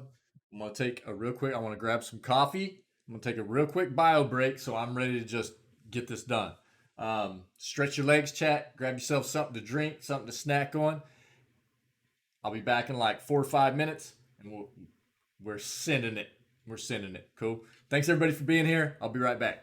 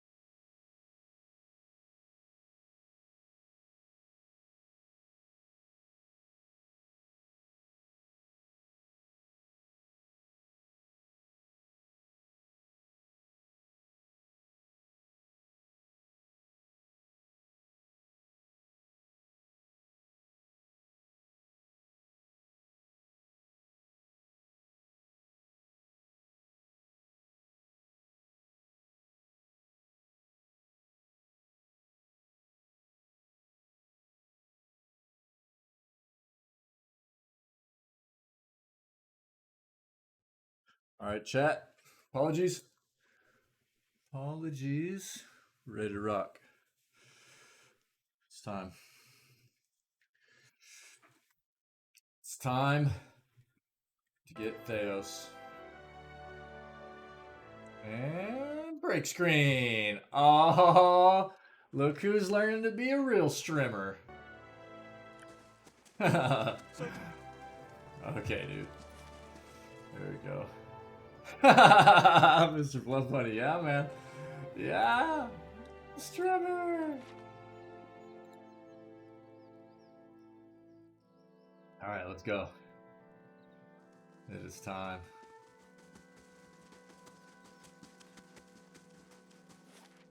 Now, okay, wait. So, nest above the clouds. Let the dragon warmly stay in Helios temple. It seems to me that the goddess of flight and motherhood would value the lives of these creatures too. Hopefully the goddess will understand my perspective. Do we go pray real quick? Because we should end this quest, right? I forgot about that. But we should probably end this quest. We need to go pray to her real quick. Yeah? To everyone? Yeah. And then we probably have to go back and talk to the disciples. Oh, fun. Okay. Cool.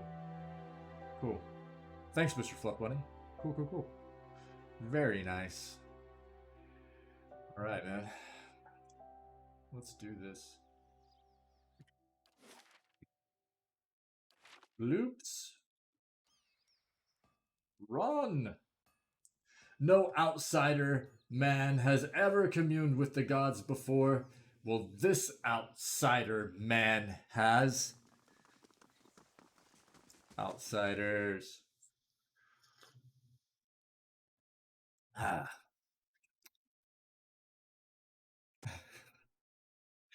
I love how much the you know, we get referred to in this game as outsider. It just plays very well into the fact of, you know, I'm here. outsider antics. It's good stuff. Let's pray to Helia.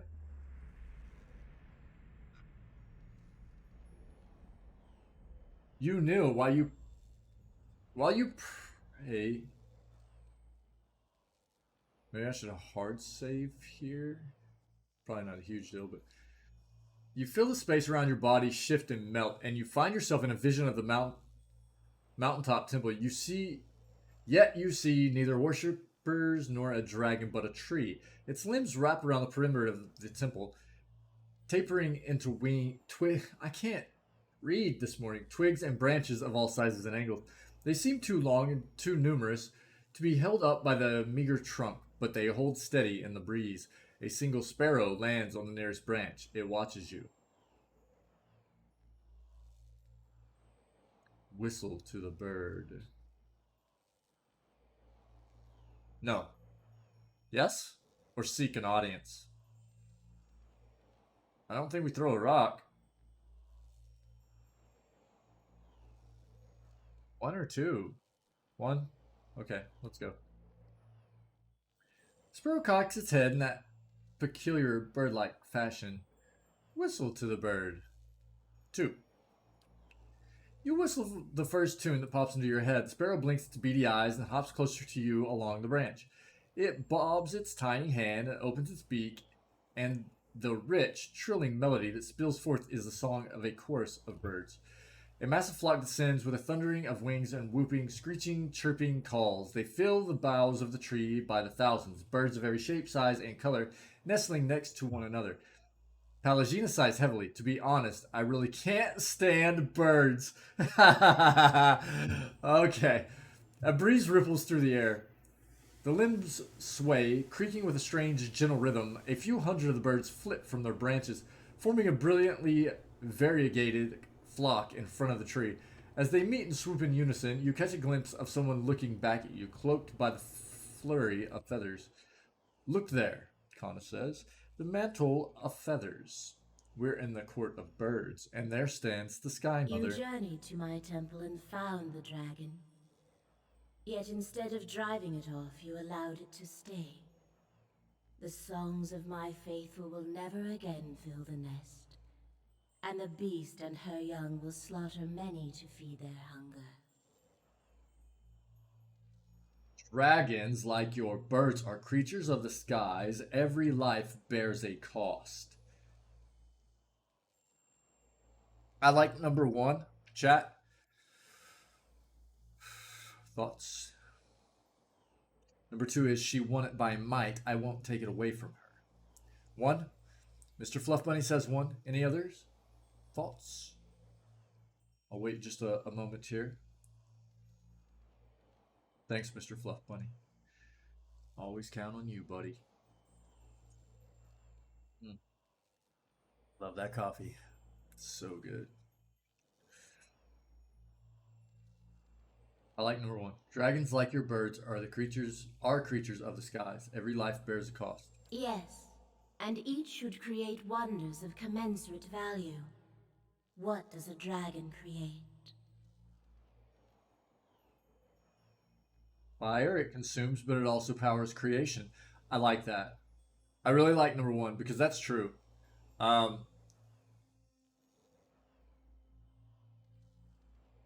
Especially natural fires. Forests actually thrive off of being destroyed.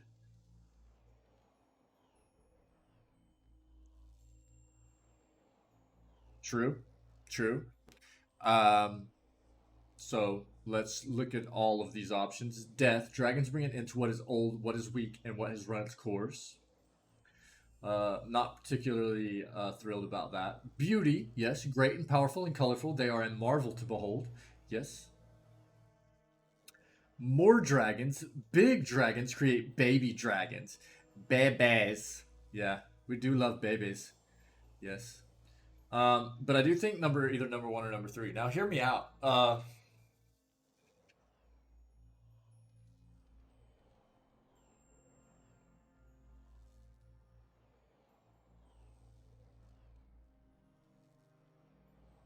While dragons are beautiful, great and powerful and colorful, they are a marvel to behold.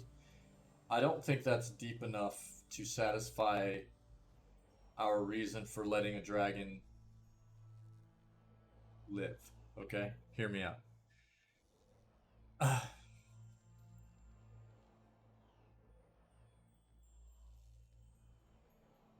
I like a number one more.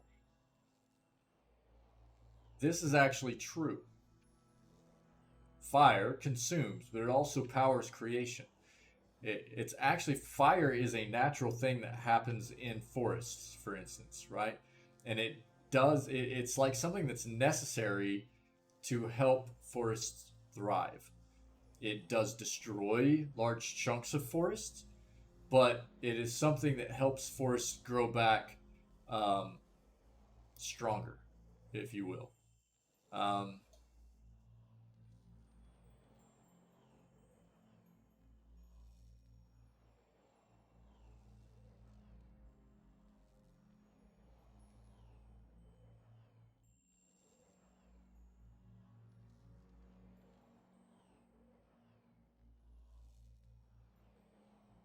What does a dragon create?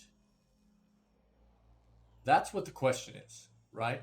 We need to actually be very thoughtful here, because Helia, a god, is asking us. Yes, and each should create wonders of commensurate value. What does a dragon create?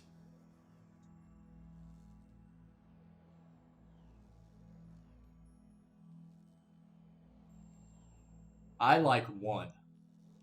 I like a number one.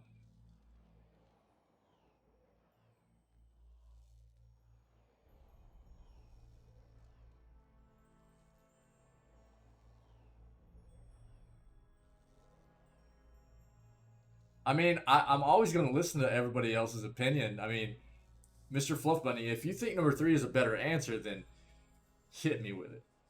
If you think three is better than one, I've just spoken why I think number one is the optimal answer, in my opinion. Well, I did. That's why I threw it out there to everybody. But I'm always going to listen to everybody's opinion. I play this with everybody, not just for everybody, right? Aya!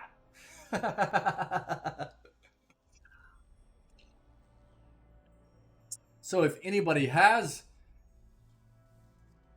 input, I'll listen.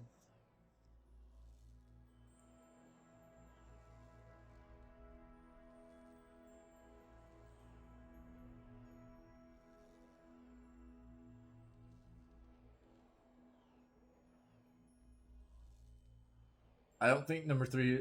I say 3 purely because of your reaction with seeing. Yeah. No, and that's, hey, you've got a very good memory, Mr. Fluff Bunny, for sure. Yeah. No, you're actually you're very right.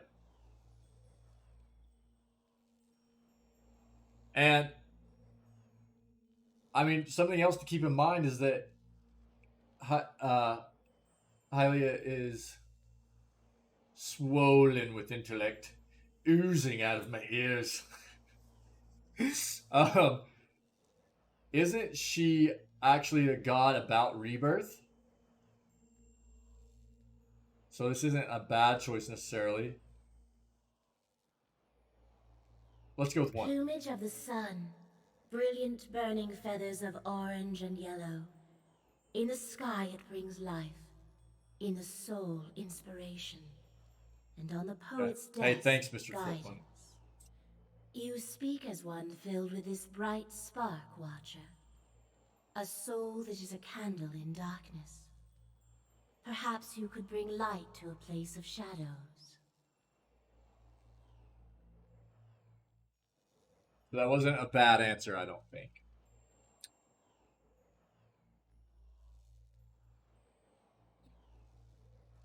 Plumage of the sun, brilliant, burning feathers of orange and yellow. In the sky, it brings life. In the soul, inspiration, and on the poet's desk, guidance. You speak as one filled with this bright spark, Watcher. A soul that is a candle in the darkness. Perhaps you could bring light to a place of shadows. I don't want to go with 2. We already have what we need to get into soul and sun and shadow, right? So we don't need to go with number 2. I already know that Theos Arcanon has gone to Sun and Shadow to strengthen Wotica with thousands of soul. Do we go with number 1 or number 3?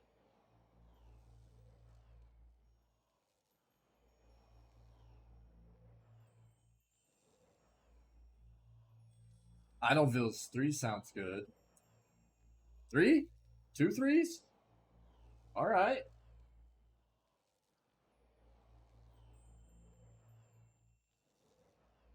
Yeah? Let's see. The birds return to the tree and nestle among their peers. The breeze ripples through the branches again, carrying the goddess's You voice. must stop Theos, and you must undo the tragedy he has wrought. Right.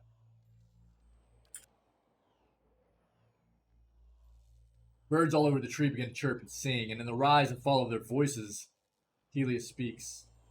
Theos acts, but is moved by another. The exiled queen whispers in his ear, urges him to rob the living and the unborn of their souls for her benefit, and he has obeyed. Excuse me, chat. A hawk shifts on its perch. She will consume them, grow powerful while 1,000 empty children are born. Excuse me. Yeah. But there is still time to reverse this tragedy.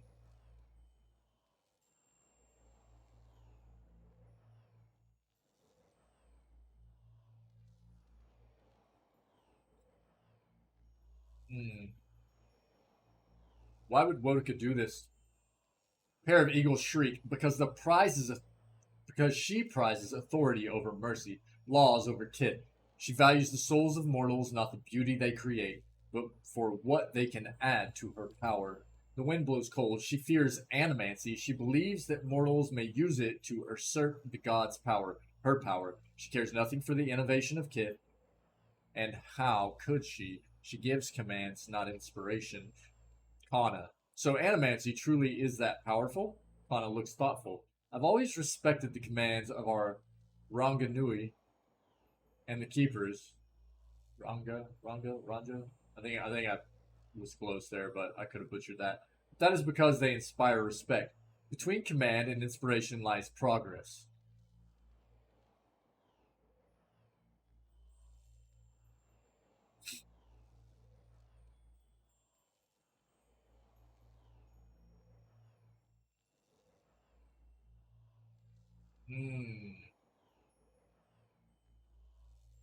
Sounds like Theos has collaborated with her for a long time. You know already that he has lived many lives. In each, it has been her voice in his ear, guiding him to serve her ambitions, urging him to protect her interests. A lost expression falls. This is what the leaden key has been for centuries. For real, Mr. Fluff Bunny, for sure, man. The melody of the birds grows mournful, and each of his lives has been one stanza after another in a song of devotion to the Oathbinder. Couldn't you stop Theos on your own with a seagull?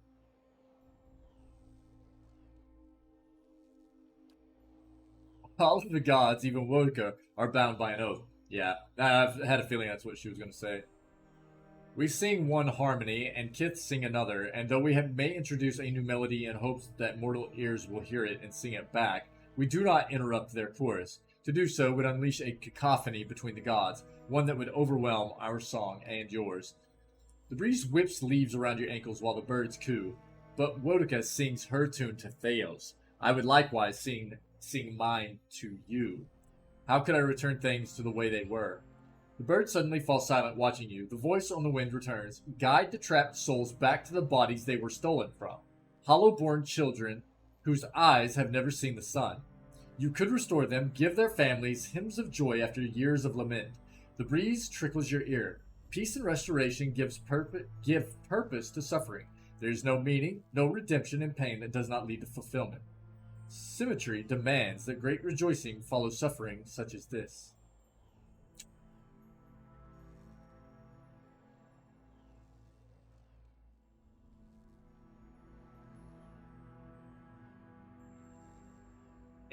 I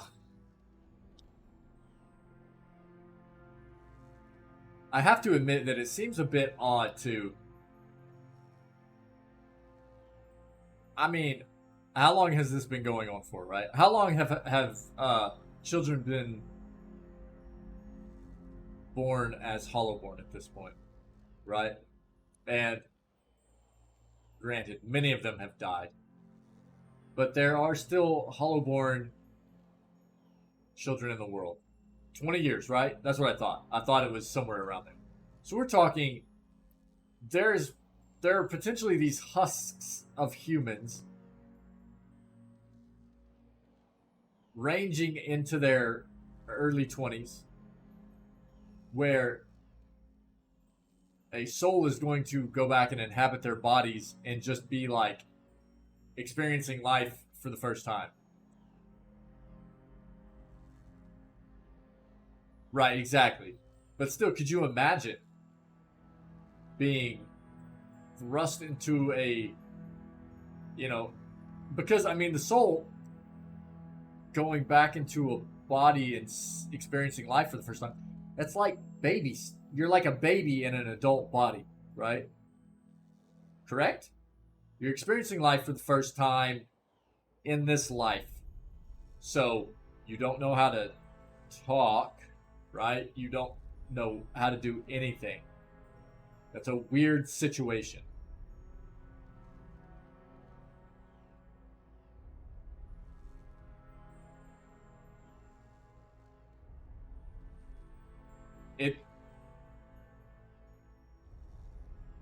Correct. Yeah, I get that. Yeah, Mr. Fluff Bunny, I understand.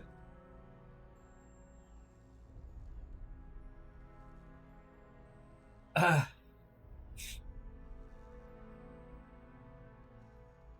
why I kind of want to go with number one. I'm not sure that it is right.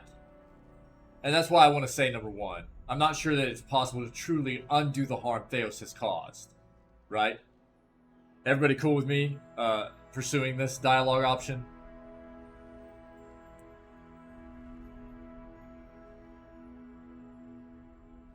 I'm going to go with this. You hear the cry of a swift, soft, and plaintive. Perhaps years cannot be forgotten, and for some, perhaps it is already too late. Many. But if you could restore even one soul, kindle one spark of life, raise one voice in joy, it would be worth it. There's another side to this, Aloth says. Thanks, Idabils. His tone is cautious. You've seen the consequences of a soul disjointed from its own cycle. Could these children ever truly return?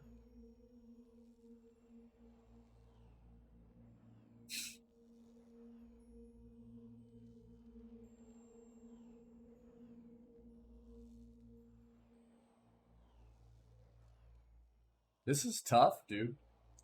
This is a very, tough situation to address, right?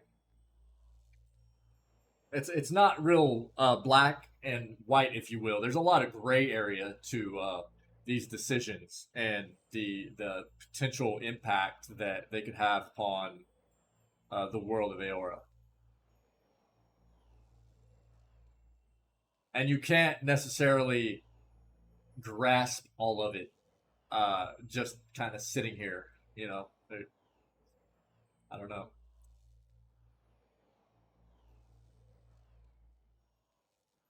If we pursue dialogue option 1 here, I wonder what happens.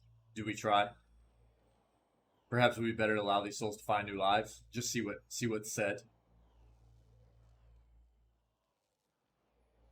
It's not like we're saying this is what we're gonna do. I would like to see what selecting one presents us with. Is this going to be bad if we do this? Yeah, let's go. Yeah, let's do it. Let's just see what happens. How can they continue to another when they have not fully lived this life? To pass them along to another now is cutting a stanza from a poem, a verse from a song. Is it though?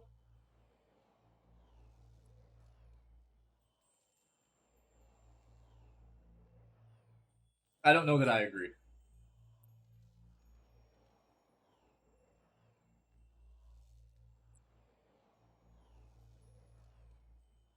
Here's one way to think about it.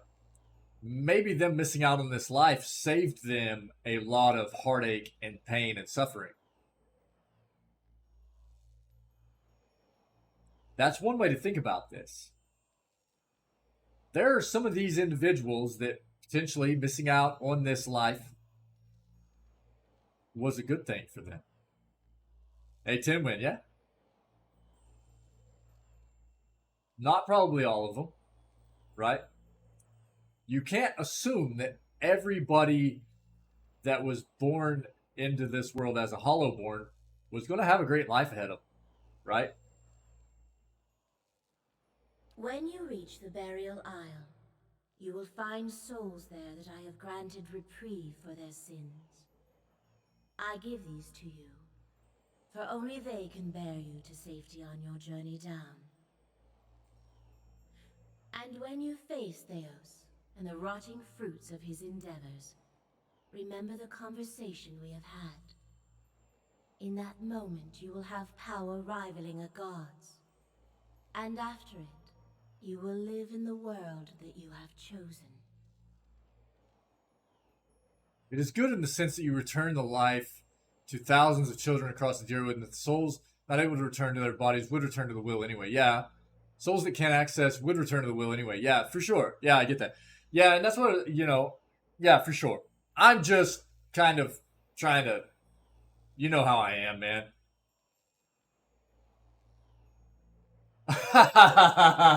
Well, no. You mean by the logic that I was talking about. Better take a chance, for sure. Oh, yeah, absolutely. No, I'm just talking out loud. Getting people to think about things from a different perspective, man. I'm all about, you know how I am, Tinwin. You know by now how I am, man. I try to see things from different points of view. That's it. Just trying to get people to see things from a different point of view. Not That's all. That's it, my friend. Absolutely. Yeah, I agree. Better to take a chance. Um, for sure. Yeah. Choose Restoration, Watcher. Return the souls to the bodies they were stolen from. Swear to me that you will do this, and I shall give you power to make even Woodica quake. I can be merciful and terrible, Watcher. Make me terrible. Make me evil.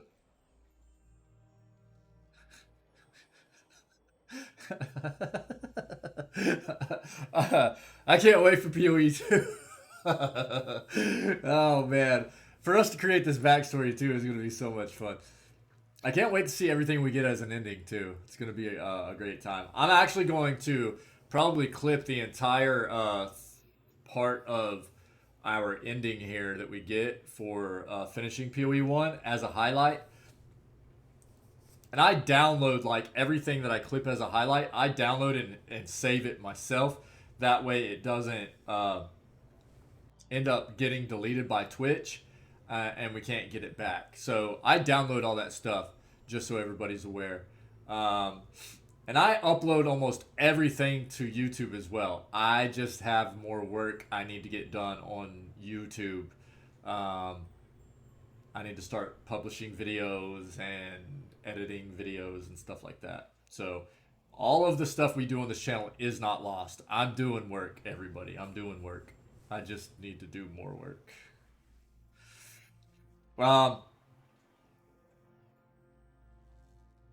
We want to say that I would hear what the other gods have to say first, right? We don't want to commit to any god's plan or what any god wants us to do, correct?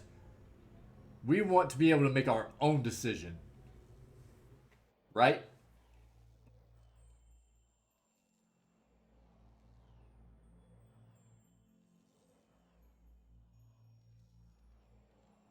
Because we didn't even need her to help us get down to Sun and Shadow, right? We already had that kind of...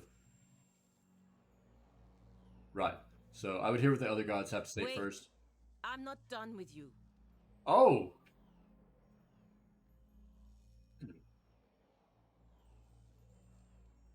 Okay.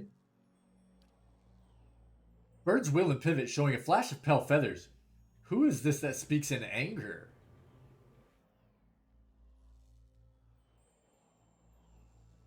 I'm staying out of this. This is Palagina's thing. Again, as we've done through most of the interactions that have to do with our companions, our party members, I like to stay out of their stuff and let them kind of take the lead. If we need to back them up, we'll back them up. But look, it's okay. Right here, Mr. Fluff Bunny, right here. Go ahead and read real quick. Let me know when you're done, and we'll continue on. Pay attention.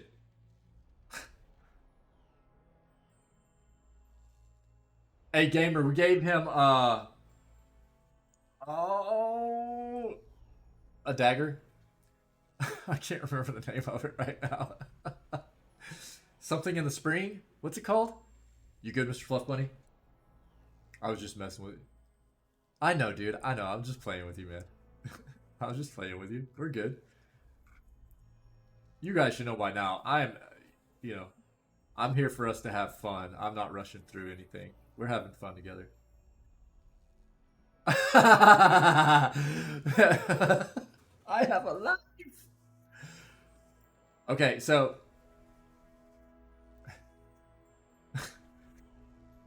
I'm gonna say nothing here. It's not often that any of our kind get the chance to speak to their... What should I call you? My sorry. mother, father. Those words seem to fall short and yet be too generous given our history. Apologies, I didn't mean to interrupt her either. Gamer, Haravius. I gave Haravius a soulbound weapon. You might not have it yet. I gave him a soulbound weapon, and it was a arbalist or crossbow. Yeah, I gave him a ranged weapon. Now, what it appeared to the reason, so it appeared to work very well in my opinion. So Haravius is good at standing back and kind of casting spells, right? But he's also very, very powerful whenever he is shapeshifted. Okay, and it seems like his attack scales based off of whatever weapon he has equipped. So he can be equipped with a ranged weapon, and his attack will still scale based off of that ranged weapon, even when he's shapeshifted. That's what it seemed like to me, anyways. So I had a fairly powerful. It was a slow weapon, fairly slow weapon, but it did a lot of damage.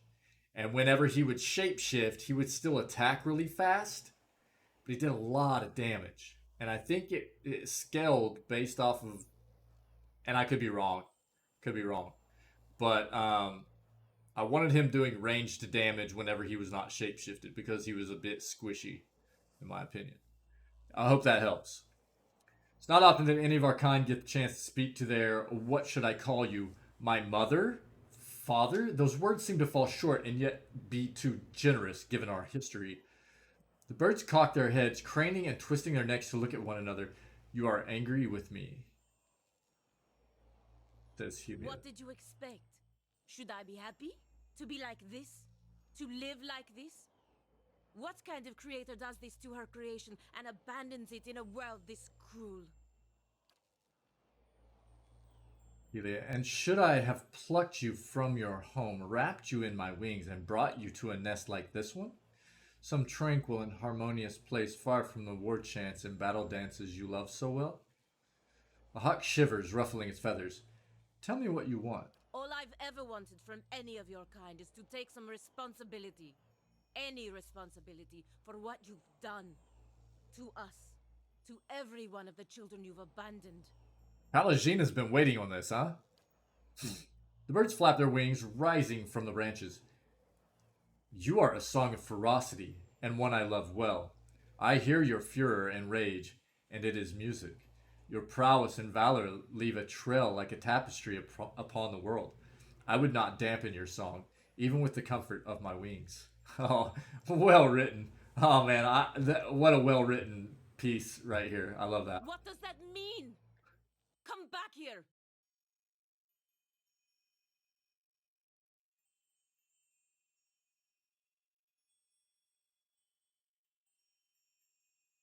Okay, Mr. Fluff Bunny. Thanks. Yeah, I don't know that I've really grasped that so far.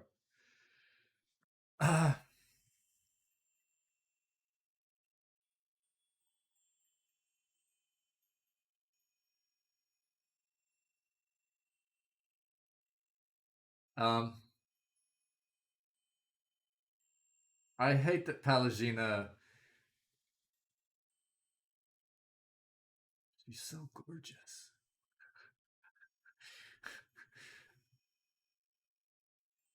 She's my POE1 bae. I hate that she doesn't like who she is.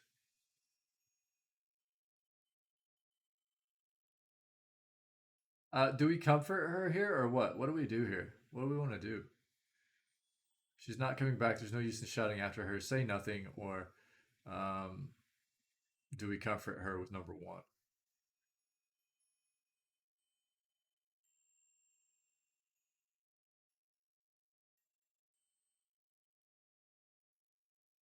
Kind of feel like going with number one a bit, just because Palagina's my girl. You know what I mean? Yeah, We let's go. all deserve better. Oh.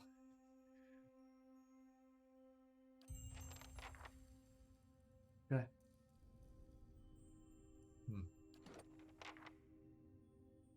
Okay. Okay. Well, Nest Above the Clouds is done. I love Dragon City. Convince Healy that these creatures are also create beauty and wonder and that they deserve to live. She seemed to agree. That's it. Are we ready? We ready for this?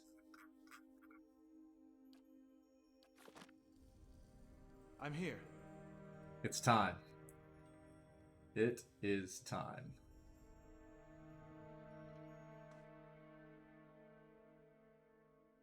Ooh. I'm excited. I'm excited. Theos. Yeah, I'll talk to her real quick. Thanks, Mr. Fluff Bunny.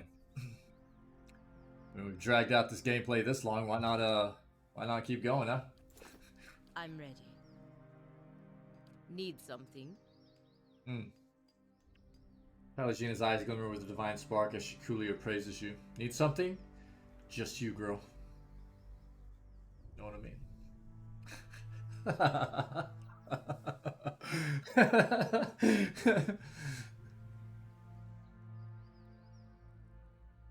I think we've actually... Yeah. I knew I had done a lot of it, but I didn't know if there might be anything new now. So yeah, we're good. We are good. Yes.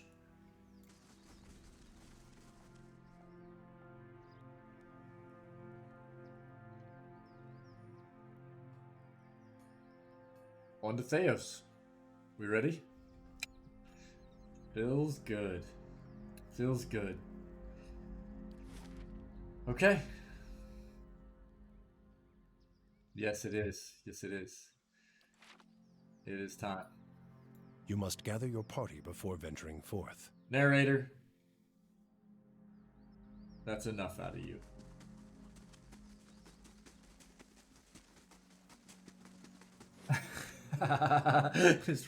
Hey gamer, I hope you heard what I was saying about Haravius. Sorry, for some reason whenever I saw your question the first time, I thought you were asking about Kana for some reason.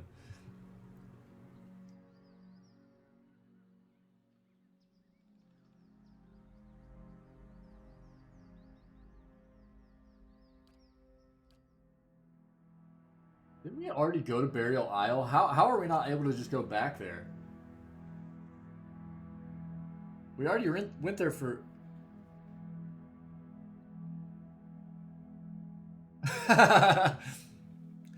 Cool Idlevilles. I'll accept it. Good stuff. I'm here.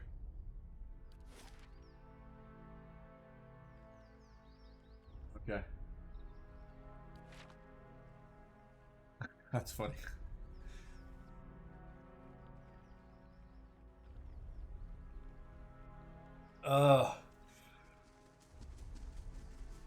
Oof.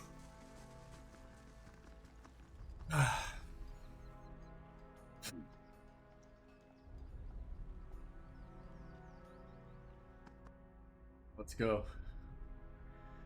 This is gonna be good, dude. We do have 2 camping supplies, right?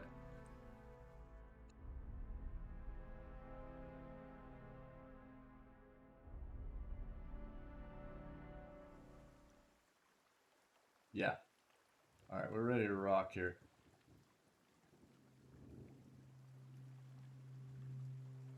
Why does he not have Little Savior?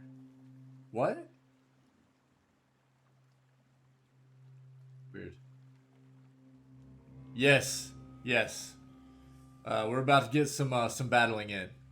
Yeah, sorry, Idlevilles. Again, we are like end gaming. We are end gaming right now. And yesterday at the end of the stream, we kind of had set ourselves up to where we just had a few more things to take care of this morning before we really hit the end game. So there wasn't really a whole lot of battling left to be done except where we are specifically right now and like the final battle.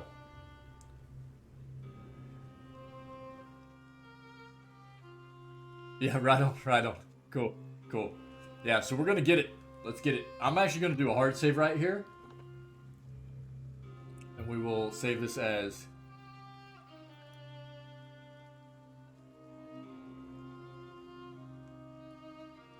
Burial Isle to Theos. I have a ton of hard saves so we can come back and do all kinds of like redo content and stuff like that. It would be really cool. if we so please.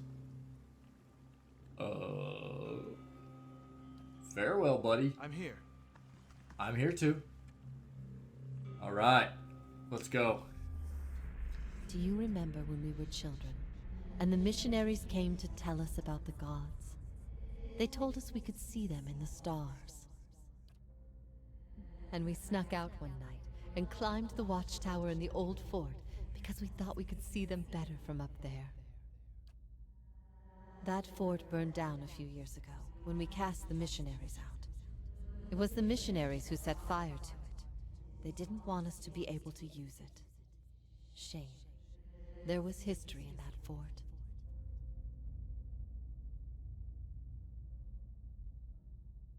Yes, Tinwin, but we didn't go back to Caed Nua to do it. We just did it out of our like quick menu for the stronghold. I'll pull it back up just to ensure, but yeah, pretty sure he's out. He's out of here. All right. But I'll pull it up just to make sure, buddy.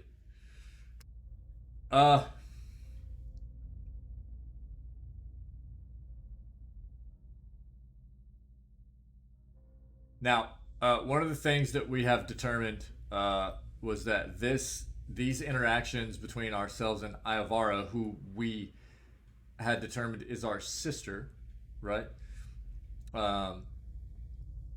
Is that lying is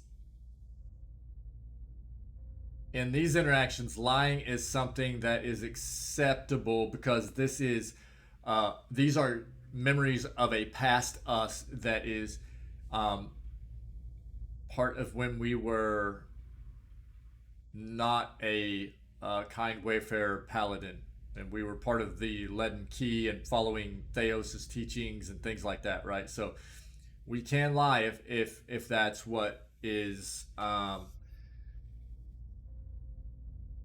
consensus for the community chat and everything. Okay, so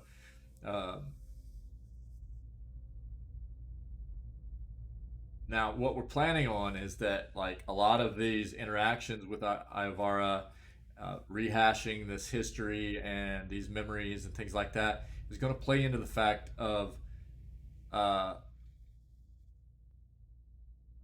us becoming evil for PoE2 to an extent, as well as the fact that we couldn't steal a bunch of stuff that we wanted in PoE1.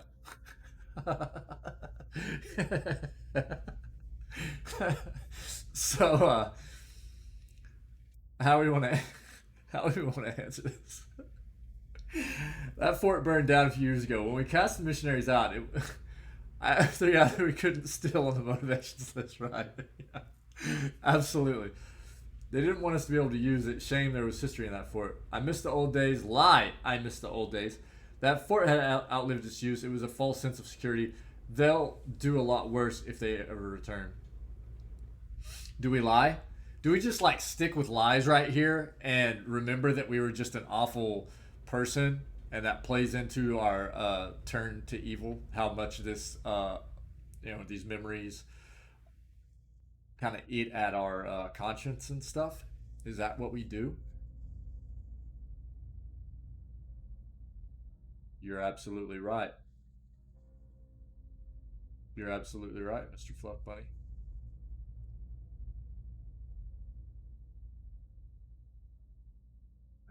There's usually a bit of truth to most lies, yes sir.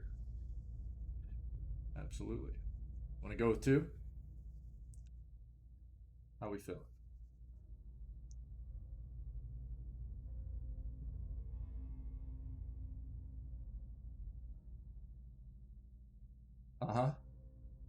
And again, there's a little bit of truth to a lot of lies, like you brought up. So we could go with 2. Because again, at this point, we're following Theos. We're part of the Leaden Key, right?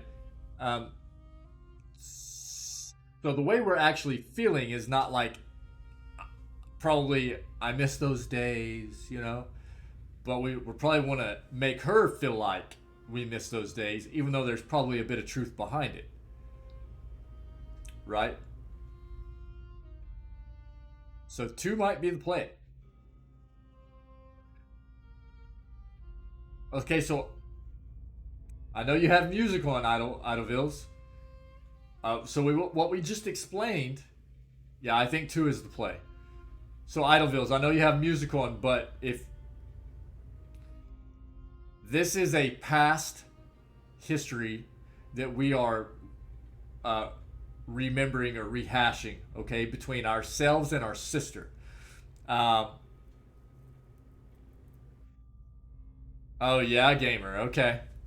The reason that we have determined that it's okay to lie here is because, yeah. We are not a paladin at this point. We are actually part of the Leaden Key. In this scenario, the memory that we're rehashing here, we're part of the Leaden Key. We're actually part of Theos's followers, right?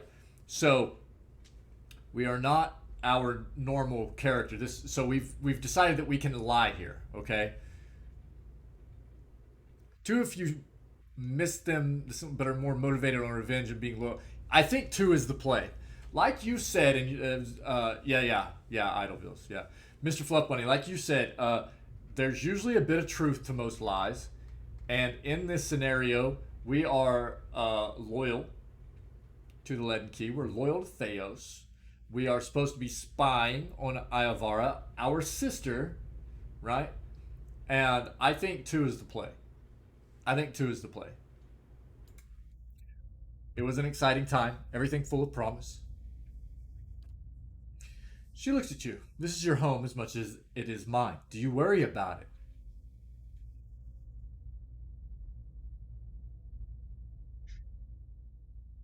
Now,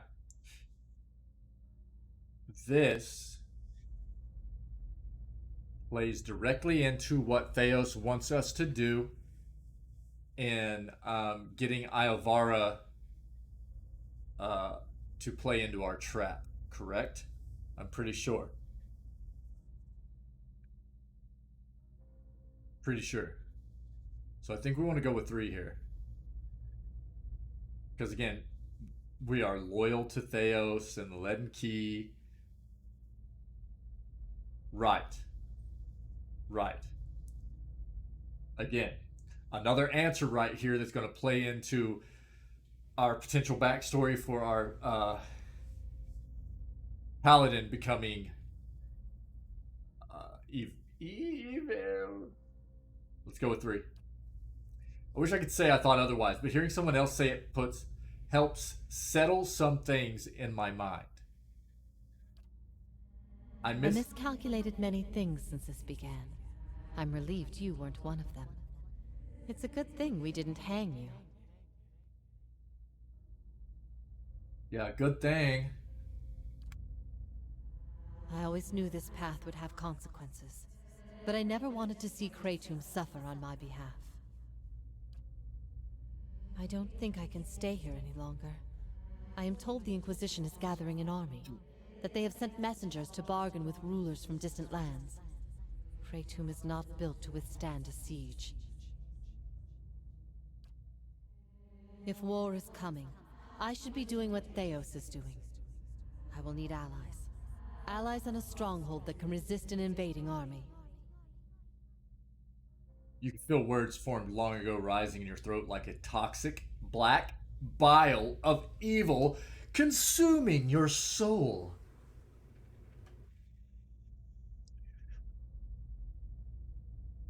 Literally turning into Skeletor.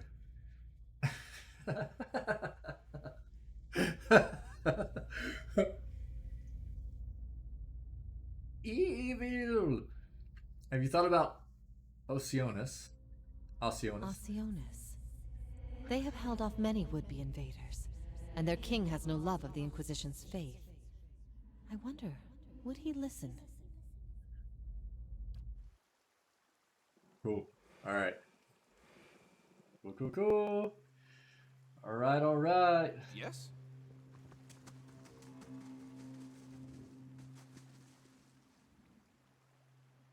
Yes. That I think we played that very well. I'm so excited about. Hey, and Mr. Fluff Bunny, dude, thank you so much, man, for being such a clutch part of taking the notes and the backstory stuff that we're working on and everything. Very, very cool of you, man. I know absolutely didn't have to do this, but it's much, much appreciated, my friend, for sure. Very, very cool of you. Shh. Be quiet. Now, we've already been over this way. Yeah. There are enemies here. Pat on the backs, handshakes everyone, break out the champagne. I think we did very well. See you for the next campaign season. Yeah. This is going to be money. No! Last blade of the White Forge. What's this? It's just attack speed and accuracy. Okay. What? Hey, actually, what we should probably do is look at the gear everybody has on right now and just do some real quick enchanting. Just because I have done very little enchanting. And it's funny because actually last night in Discord, Gamer was actually asking, he's like, should I be enchanting stuff? And I was like, yeah, probably. I've done very, very little of it in my playthrough.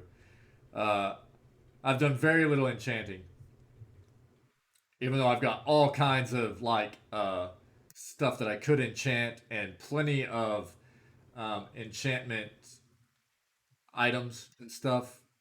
The famed White Forge of Durgan's Battery produced some of the greatest weapons and pieces of armor known in the Eastern Reach. The White Forge's dwarven smiths carefully guarded the secret techniques they used to craft Durgan steel, legendary for its strength, flexibility, and ability to hold sharp edge.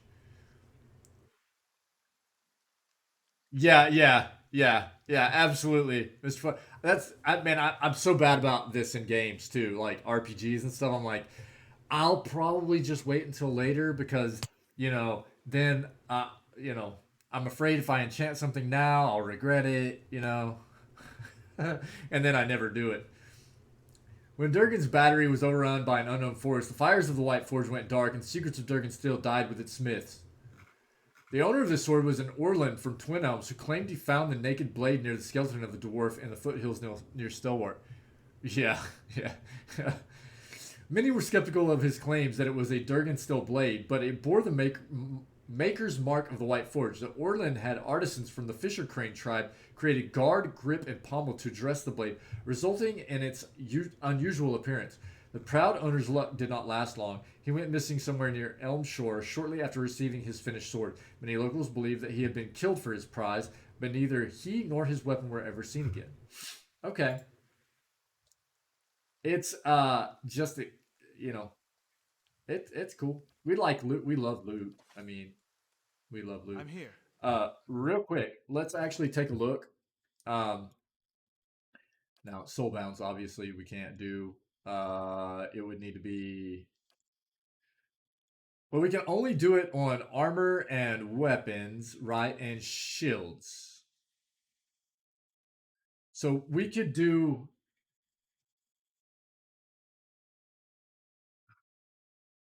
Single weapon speed penalty, negative 15%. Soulbounds. Soulbounds.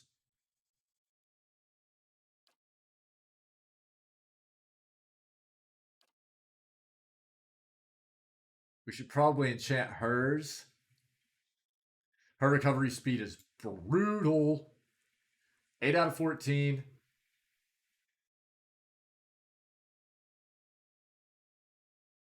We could superb this. Negative 15% armor speed penalty. Yeah. That's probably a good play right there. Heavy armor, that's probably a really good play. Yeah. Yeah. Let's do that.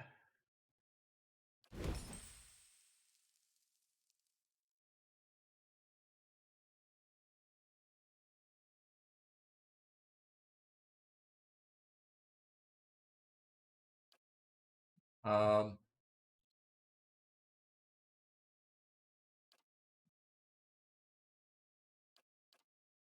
he's not going to need the colored coat.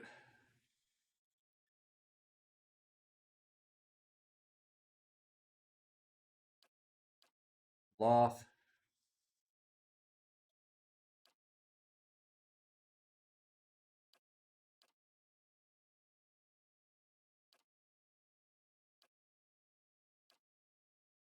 We have.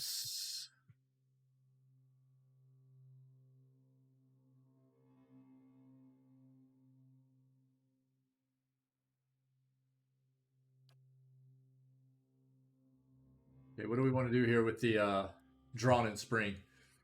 We've got 6 more. It's superb. No point in going legendary with it.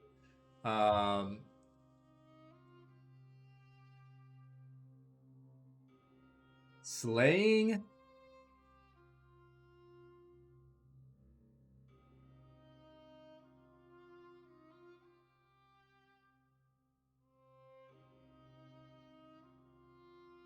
Do we go shocking?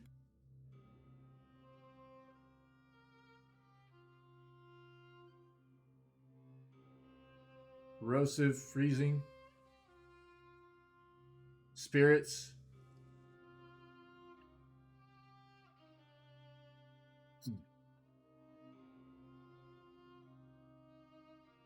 Look at all the stuff we have.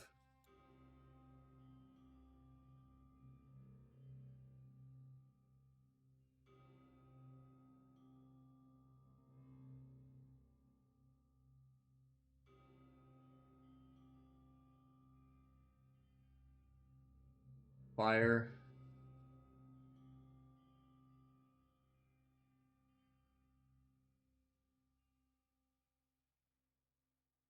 Right on, gamer.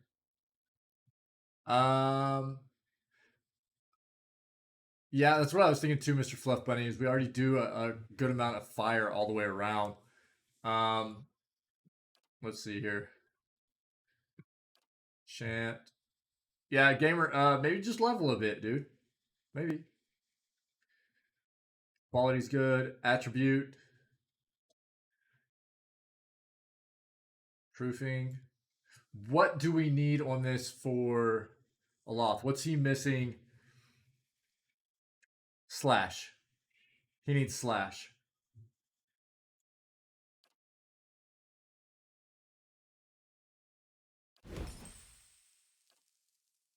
Check that out. Sick. Animats. Not even a deal, dude. Both Aloth and Palagina have weapons that deal with vessels. Well, yeah, okay. Yeah. Should we put crush or lightning on this?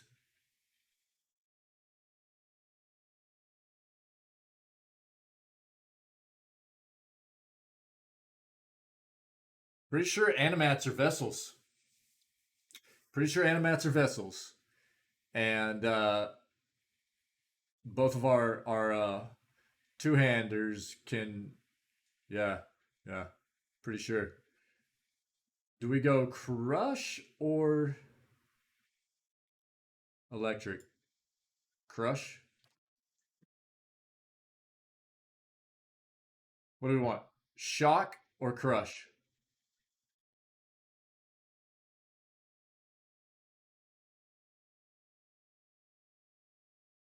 What are we thinking? Crush? Okay, done.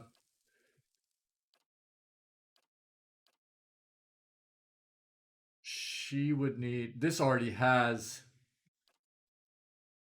Oh, God. I wish you could change the proofing. It came with crush, even though it has crush inherently on it. I hate that. That drives me crazy. She's okay, though. She's only missing one. Durant's. He could use crush. Yeah. Throw some crush on him. Oh, he's already got. Oh, okay. That's fine. Eat air. Fire. Corrode. So we give him freeze or lightning? Freeze or shock, I mean. Freeze or shock.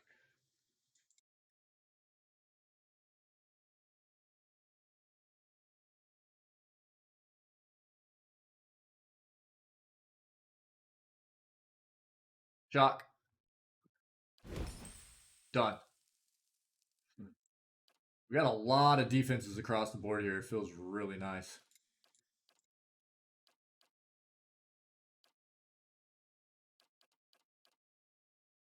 Cool.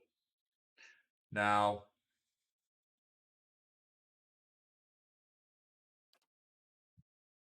we could White Forge this, which is going to range attacks reflected back. Incoming hits converted to grazes. 15 single weapon speed penalty. That's the only extra thing we can do to this shield. Or we could make Eat Air. I mean, we might as well just go nuts here, right? Do we have other heavy... Oh, stop. Sorry. Sorry, guys. It just makes sense to go ahead and enchant a bunch of stuff right now. Let me make sure...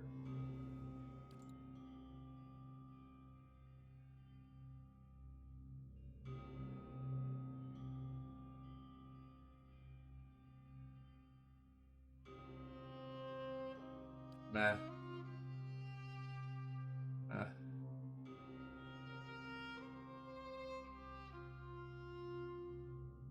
Trees corrode. Nah.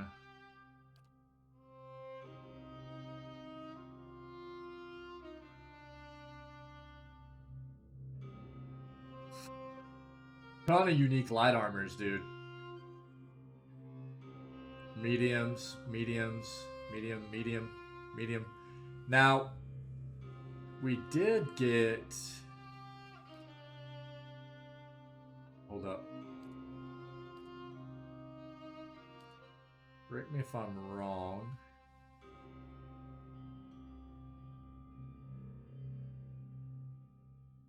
Crucible Knight Officer Armor.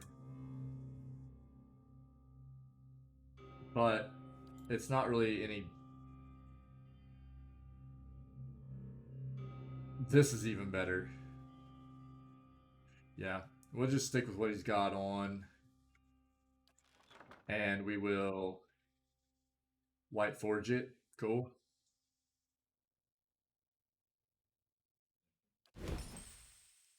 Okay.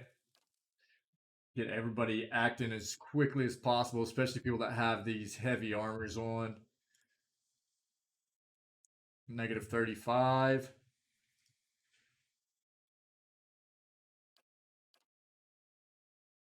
Negative 20.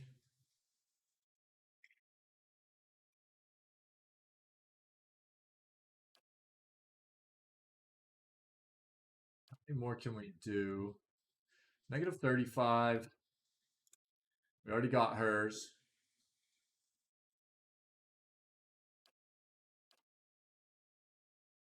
Negative 25.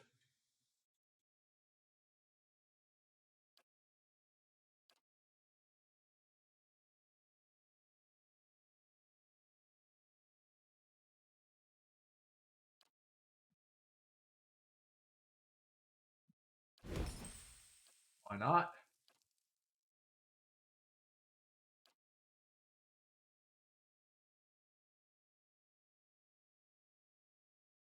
Yeah. So 10% of range attacks reflected back at attacker. 15% of incoming hits converted to grazes, and negative 15 single weapon speed penalty. Okay.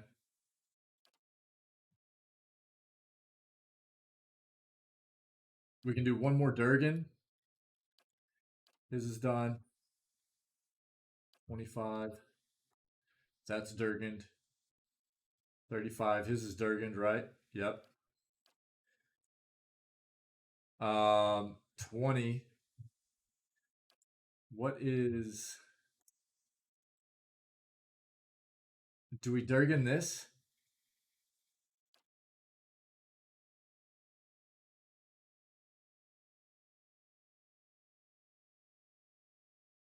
Why not? Let's go. This is kind of nuts. It's fun just going a bit bonkers here. I like this.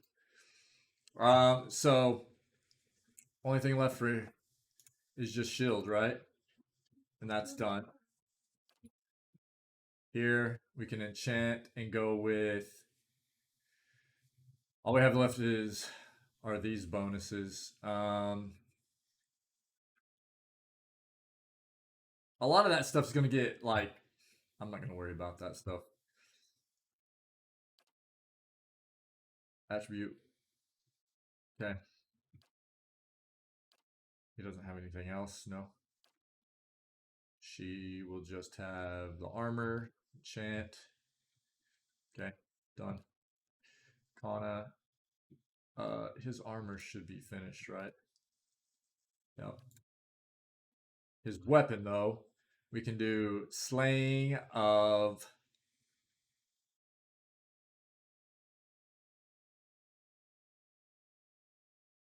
What, what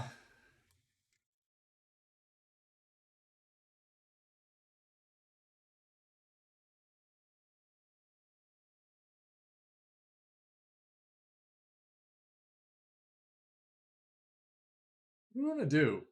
Shock?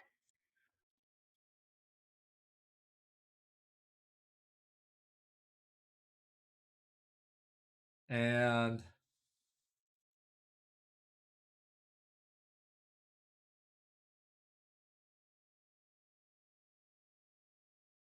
Kith, maybe? Just have, because I'm Theos is probably going to be Kith, right? See what happens. I don't know. Yeah, let's have some fun with it. Done.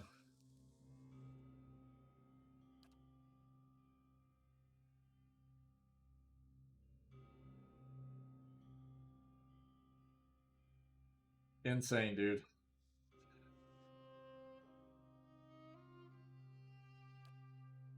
This is crazy.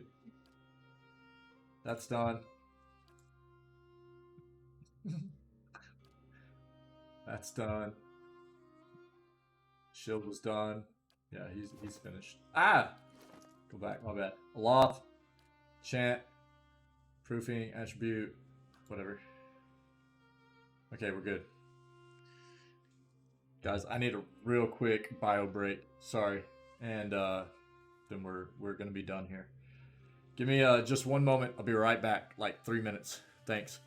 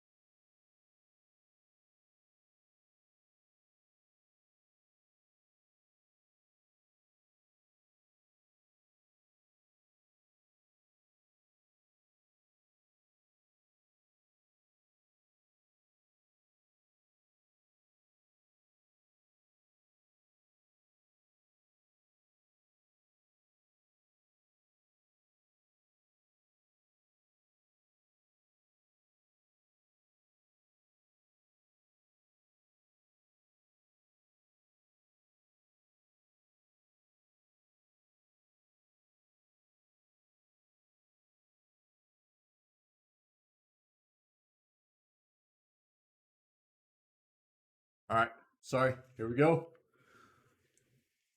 It's time. Enchantment's done. Let's send it. Ready? I know. Sorry. Let's get it. It's out this way. All the enemies. At once. What's up here? To the spookiness. We don't take money off of bodies. That feels very not cool, man. Is this where we fought Dude at? It is, huh? Heravius's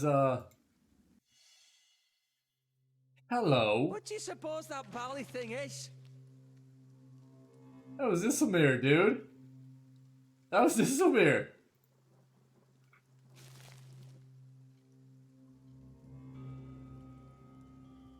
What?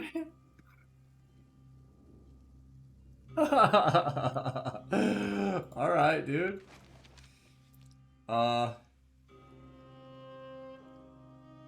Okay, well at least we know we got camping supplies there. We'll just throw everything in there. It's fine. I'm here.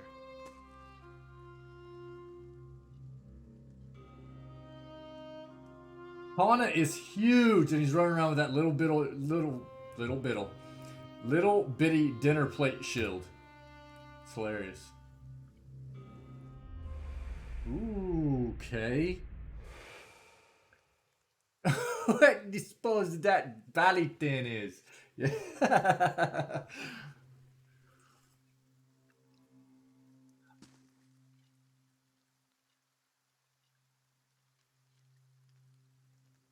We need to clear everything out in this place. Do we just do it for fun?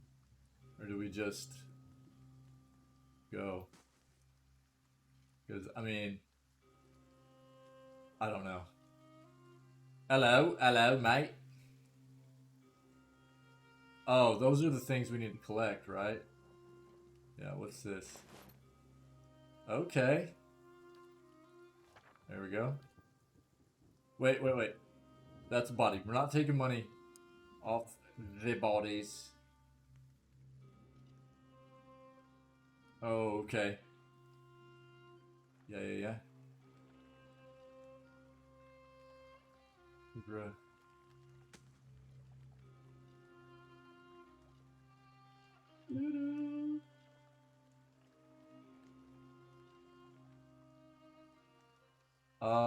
We really need to take a look at this. Dude, I have not used a loth in so long. Holy crap. This should work though. We'll quick save this.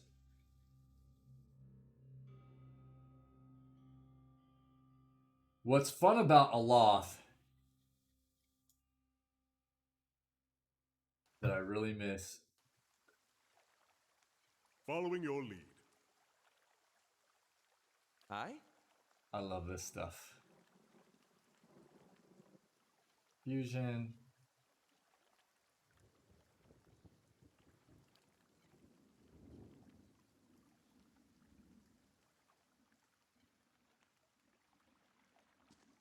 Arthur, worth and rock!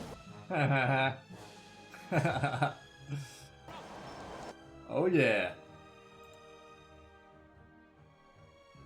Who am I on? That's fine. How far is it? It's been so long since I used him. What's the range on this? Oh, 10 meters? Let's go. It actually should be fine right there. Attack.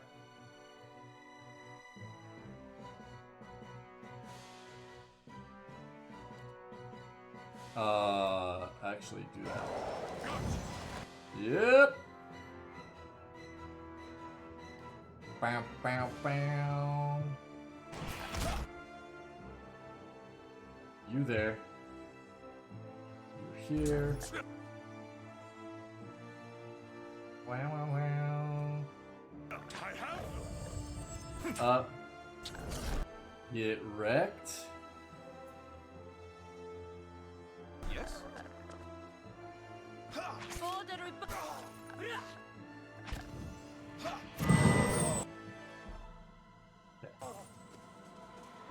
Yeah, we do damage. Yo, Everybody chill. I know. Careful! I know. Islamir. The things. Yeah. Yes? Yeah, we're throttling stuff pretty good. Eyes open. What is this?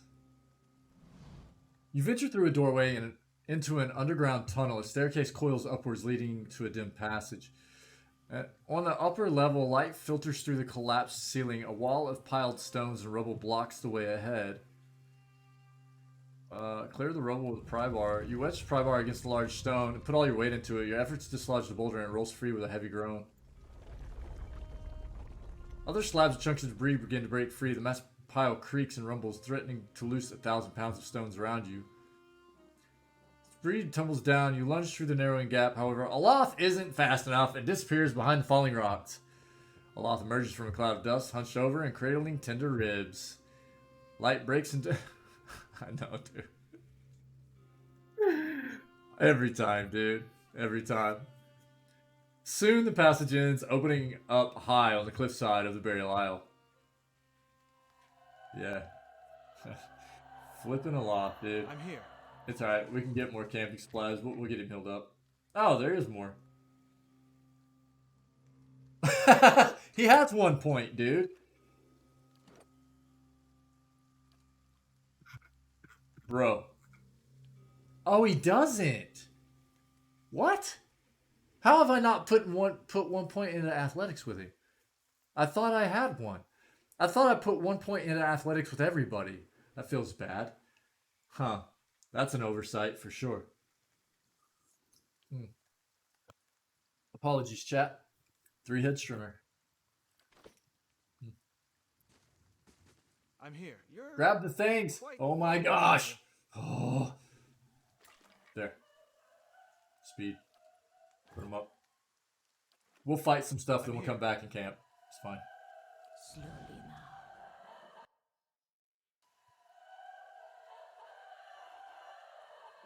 This will be fun. Oloth?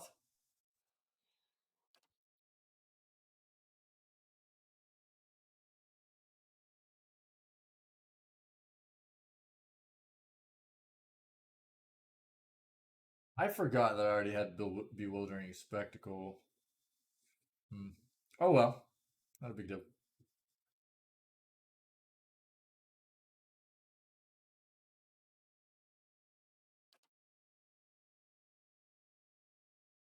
What is the range on these? 10 meters. 10 meters.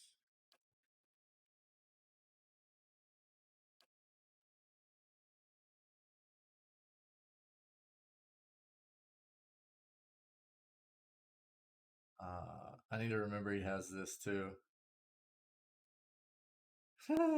This is cool.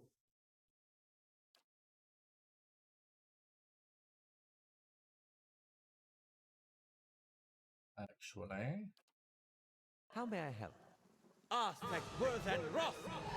Oh yeah! Let's go.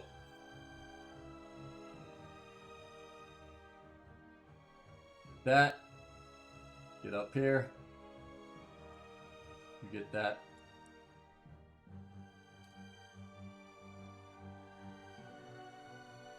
Kana. Here. Okay. Oh, dude, paralyzed for real? Okay. Bam, bam, bam, bam, bam, bam, bam.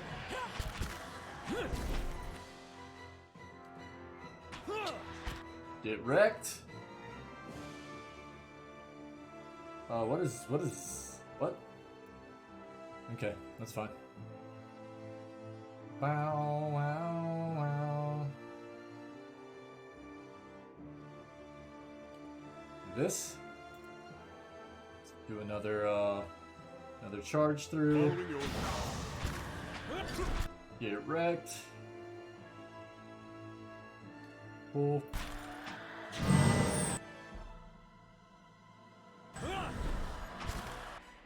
Okay. There. No, there. Lost. I'm ready.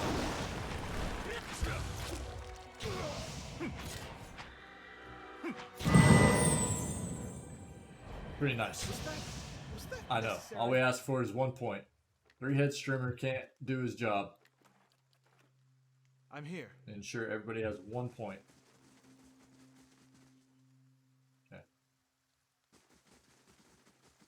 Okay. Read? No? Read? No. No? We can't look at this? What's going on? Yo, please? That's weird. You had to click up here. The towering stone creature is cold and slimy with fungal growth. Its horns look sharp enough to saw through lumber.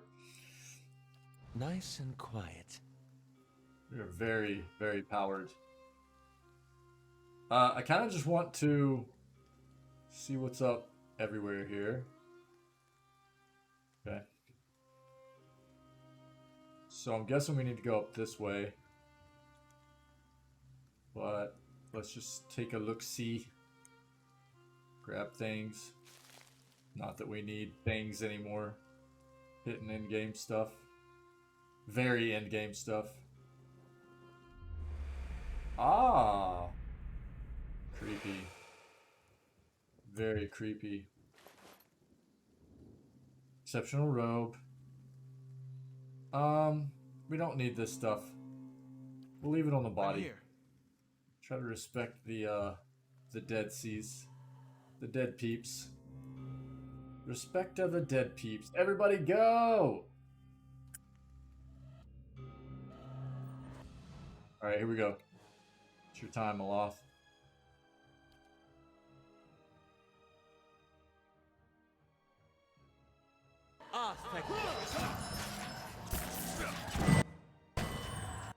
Did you not get that spell off? Yeah, you did?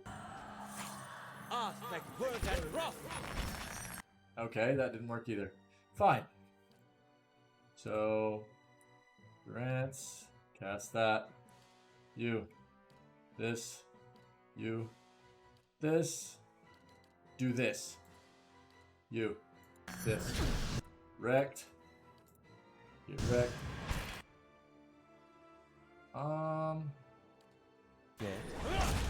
Yep, feels good. Do that. Here. Here.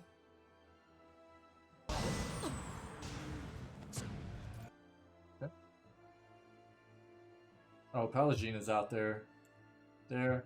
There. Yep. Okay. Attack. It's all right. It happened. Kind of bonkers, man.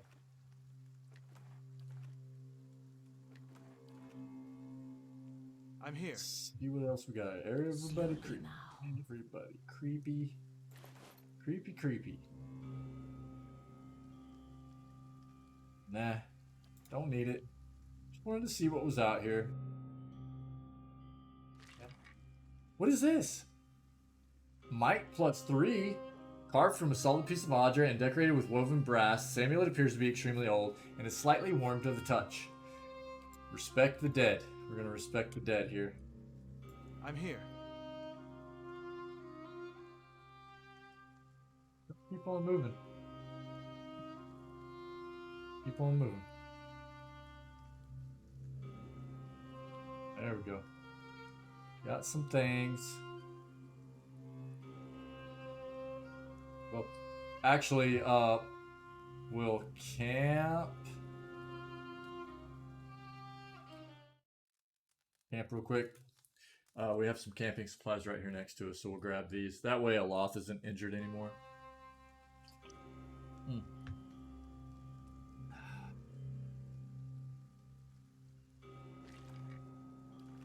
Grab those.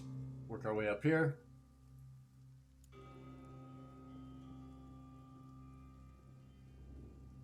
Oh, yes. Okay, okay. Oh. I thought I was going to be able to, like, walk around this. Another turn, Inquisitor. Here we go, chat. Theo signals some unseen attendant standing beside a large crank. Oh no, what? Mr. Fluff Bunny, what's wrong? What'd I do? Iavara screams. That was a pretty painful scream. I ask again. Yovara Ixensios. Okay. Do you confess to these heresies of which you stand accused? Gamer, I am playing on hard and expert mode. So difficulty is set to hard, and I am playing on expert mode as well. Which kind of procs some other kind of handicaps on you, like you can't see where your spells are going, like the radius of your spells. There's some other stuff that it inflicts kind of handicap wise on you as well. I can pull it up. I can't remember everything that it does. That's one of the big things though, is you have to learn kind of the way radiuses work, because you can't see where you're casting your spells and things like that. That's one of the big ones. We're going to play it the same exact way for PoE 2 as well. I ask again, Iavara, do you confess to these heresies of which you stand accused? He waits, but Iavara only stares straight ahead, her face stony, the creak of her restraints the only sound. That's the way we've done this entire playthrough, gamer. Do you confess to apostasy? I confess to renouncing a mistake. Nice. She opens her mouth to speak, strands of thin spittle spanning from one lip to the other like a spider's threads. I love the writing. The writing in this game is fantastic. Do you confess to conspiracy against the one true faith? The one true faith, chat. I confess to opening minds. Do you confess to false prophecy? I confess to following a false prophet. Get wrecked, Theos. Indeed. And where might we find this heretic? He wears the robes of a Grand Inquisitor. Fantastic. You have no followers here, heretic. Your lies hold no sway in the court of the penitents. Only my truth, then. Iavara seems to look directly at you. Another turn. Theos nods to the Inquisitor at the crank.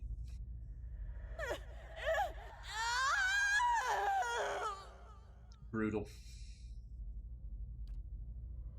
No! Wait! I'm ready.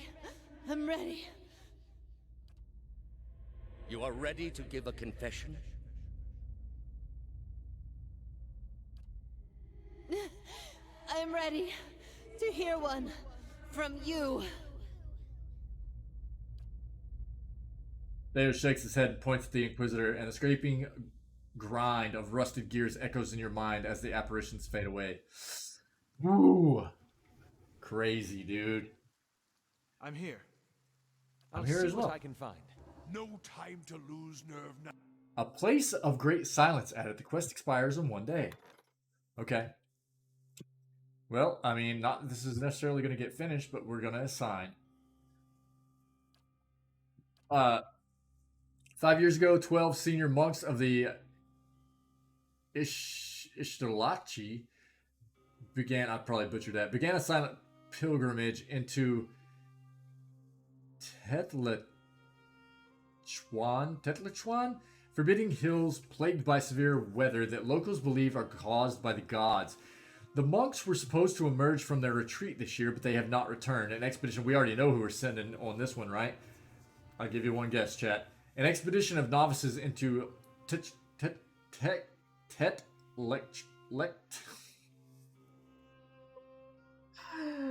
Oh my god.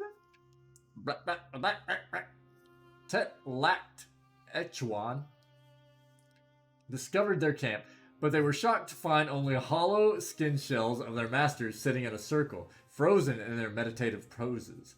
The inner circle of the Ixtlachi theorized that the masters have transcended their previous physical forms and may be wandering the eastern reach. They have sent word to the various lords of Redsurus and the Deerwood that the Stlachi would very much like to be reunited with their master so their wisdom can be passed on to a new generation. Grieving mother. Yes. Zawa! Let's go. He's a monk, dude.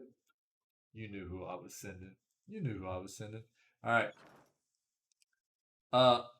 Let's No time to lose nerve now, Watcher. no What's one time. more trial for a soul? Why did he stop talking?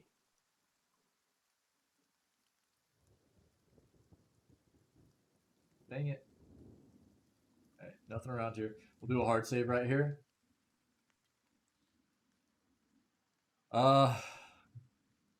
Jump to was it sun and shadow? Is that what? I think that's what it's called. Or am I 3 heading that? Sun in shadow. That's what I meant. A great pit lies in the shadow of the statue of Wotica. No light from the surface reaches the bottom. Thanks, Mr. Fluff Bunny. But even so, you catch flickers of a ghostly glow in the depths. A wind from the pit buffets you. It isn't cold, but it raises goose flesh along your arms. The wind carries a whisper, low and sibilant. As you look into the pit, souls gather around you. Is for in. Okay. Yeah. Well, I was on the right track then anyways, right? Thanks for making me feel a little bit better about it.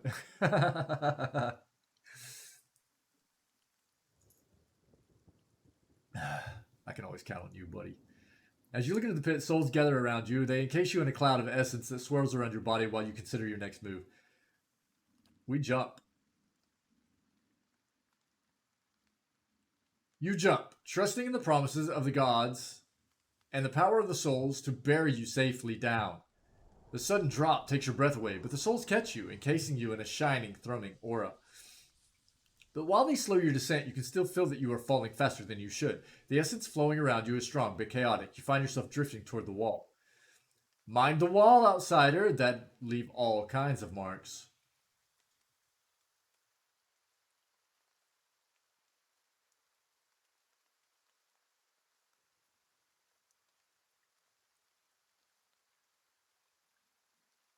Oh, man.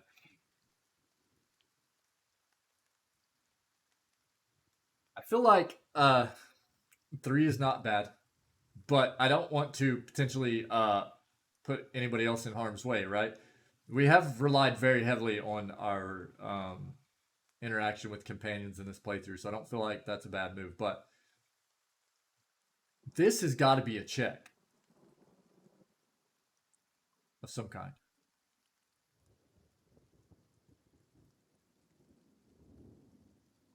I bet this is a dex check.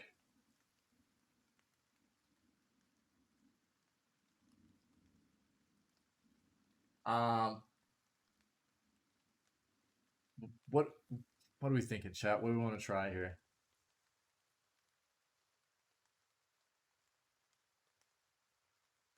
I almost feel like trying number 2. Grab either PoE 1 Bay or a Loth, because we know a Loth not going to make it with that 0. Yeah, that's a thought, right? That's a thought. For sure. Yeah, gamer, we got a lot of time left in the streaming day, buddy. Feels good. Feels good. We don't have very much left in this, though. Feeling 2? Let's try 2, see what happens. Concentrating, you focus on the essence around you and knit it together in your mind. What was a jumble of souls becomes a single entity, coordinated and purposeful. It steers you to safety at the center of the pit. You manage to spread your arms and legs into an X, steadying your position and the rate of your descent. You start to feel more comfortable until you notice that Aloth is still falling too fast. Aloth plummets, filling out of control. You could attempt to rescue, but the ground is approaching fast, and it will take a feat of speed and agility to avoid injury.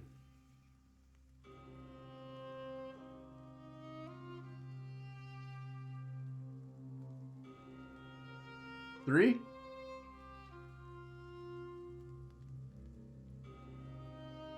Or 2? I don't think we do nothing. 3?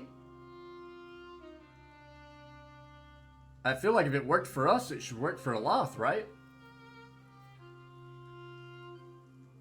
You feeling that? Let's try it. Your soul reaches toward the turbulent essence surrounding Aloth.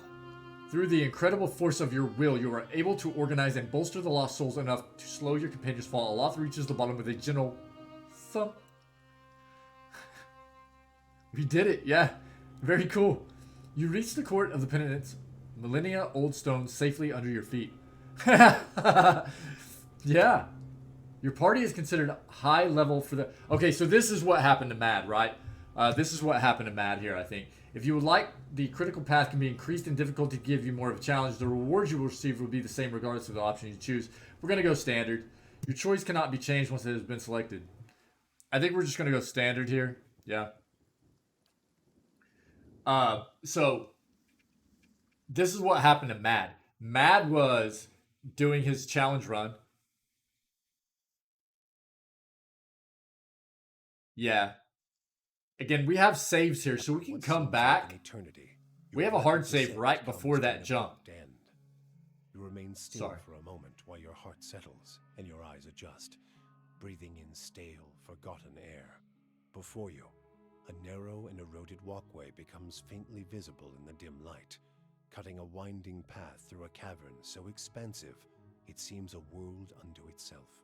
In the distance, you can make out the cold gleam of living Adra veins that spike and fork in and out of view from the murky depths beneath. Their glow a faint and fleeting guide along the ancient trail. You look above at the opening you jumped through, now barely a speck of light like some distant star alone in the cosmos and forever out of reach. Your only way lies ahead.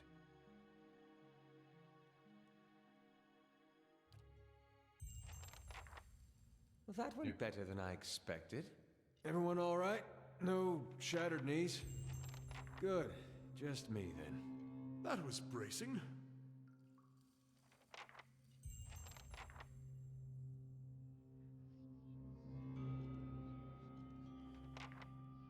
Hey. I'm here. What? Yes? Yes? Yes, yes. Cool. So, what I was getting ready to say was, we have a hard save right before the jump, right? So if we want, we can, you know, we're going to come back to this playthrough at some point. We've got dragons to fight. To lock your camera, like center it on your party? Yes. So, for PC, it is the period keystroke on your keyboard. You can see that, like, I just did it. See how I keep, like, if I move the camera, I can hit period keystroke on the keyboard. It will center on my, if that's what you're talking about. Now, having that done, I can move my party, and it will stay centered on my party. Is that what you're talking about, gamer?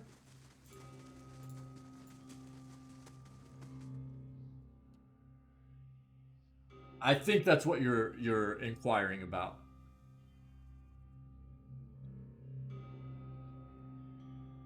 I don't know what it would potentially be on console.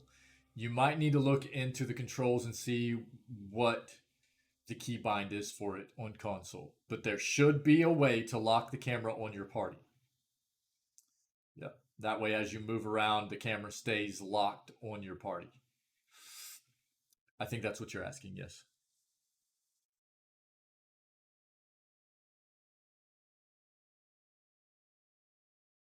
Again, on PC, it's period.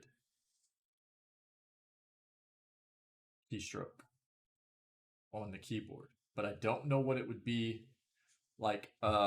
So here, let me controls.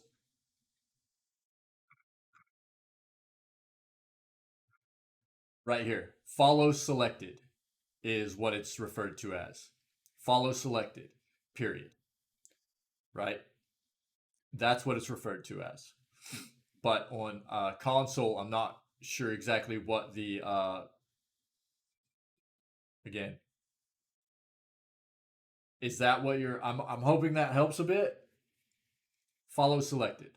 Okay, that's what you'll be looking for. Does that help?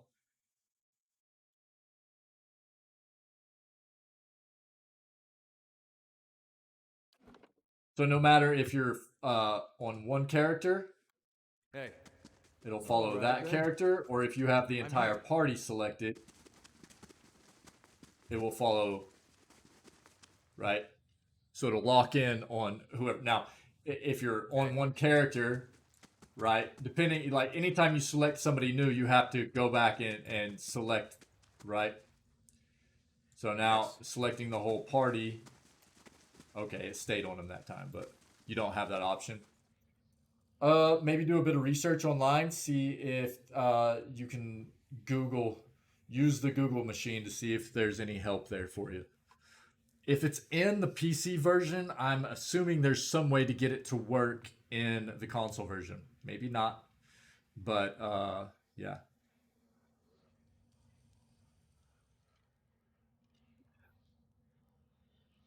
Again, we have a hard save before we jump down, so we can actually go back and select to scale up the difficulty here if we wanted to come back and then try and increase difficulty against Theos, right? Not a big deal. Let's keep going, though. Let's keep going. Trap detected. Let's get our sneak on. What's this?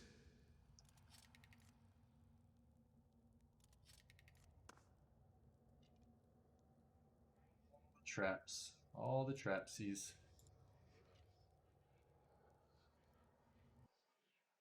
Okay. Okay.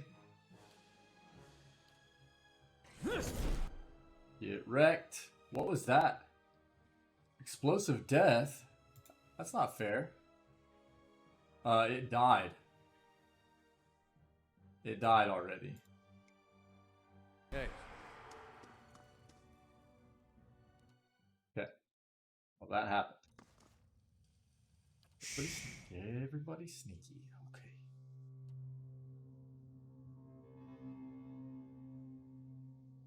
Get bonked, dude, for real. The trap. What's Go get this? That. Okay. Hey. You come back. Okay. Now get wrecked. And dead. That felt pretty good. Eater is a 78 crush damage.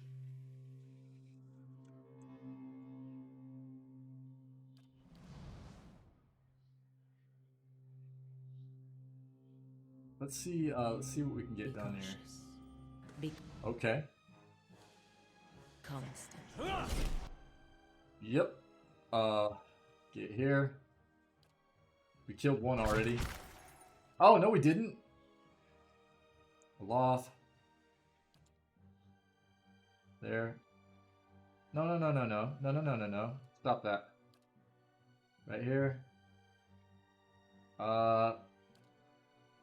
There. Hi. Oh, everybody. Come on, dude. Get out of that. Following your lead. Okay. Bow, bow, bow. That's it. I'm here. Yeah. Eater's charge crits shade for 115 crush damage.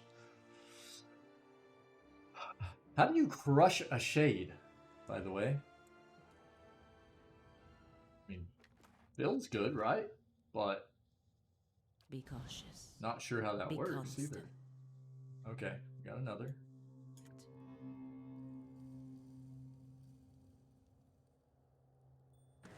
Okay. Oh, there's Vessel too. Let's go. Great. Yup. Now. How bad? Okay. Let's do another. Oh, okay.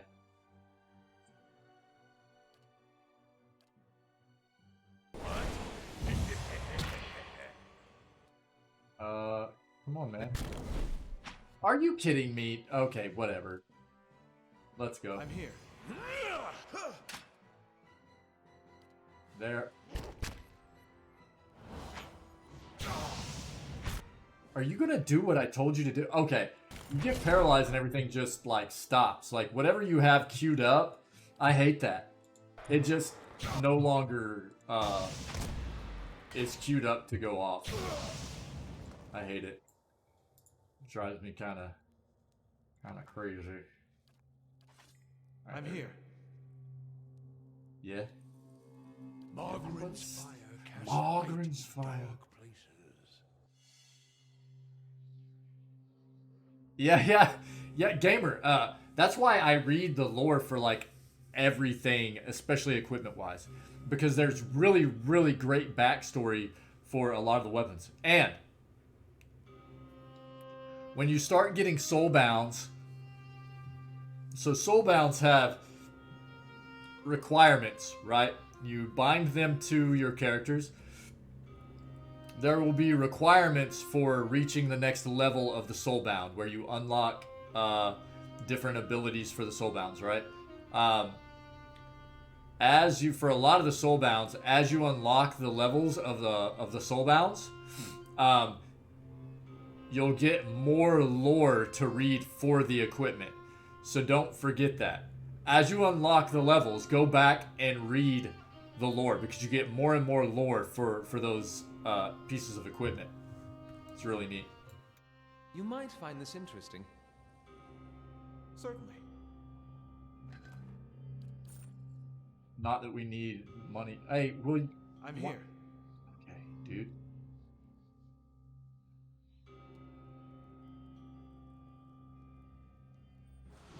All right. Peter. Get wrecked.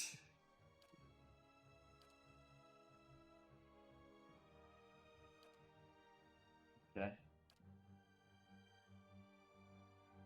Bum bum bum bum bum bum bum bum bum bum.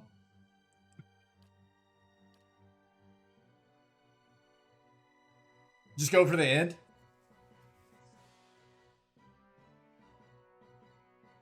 Okay, we'll do that then, Tinwin. Thanks, buddy. Yeah, thanks, man. Yeah, we'll do that then. Yes. Okay. Thanks, man. Perfect. I wasn't sure. Okay. Perfect. Wow, wow, wow. Cool. Yep, everything dead. Okay.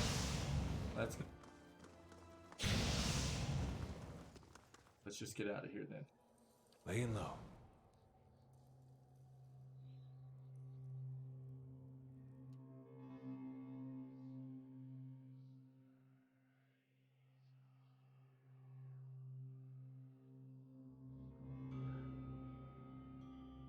As I've suffered so many times before, there is no post game. Yeah, there is. It's called PoE 2. Hey, gamer, all good. All good. Yeah. I'll probably go ahead and make myself something quick to, like, after we finish the game and before we get into watching some of the other stuff. Which way? I think we need to go this way.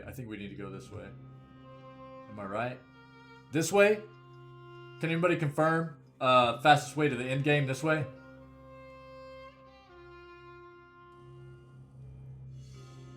What's this? Okay, trap disarmed. Where's Eater? Oh, you gotta go all the way around? That's fun. Okay, and can you guys please get out of sneak mode? Oh my god. Let's go. Eater, where are you? Yep. Everybody. Loth. Yes. Right there. Dead.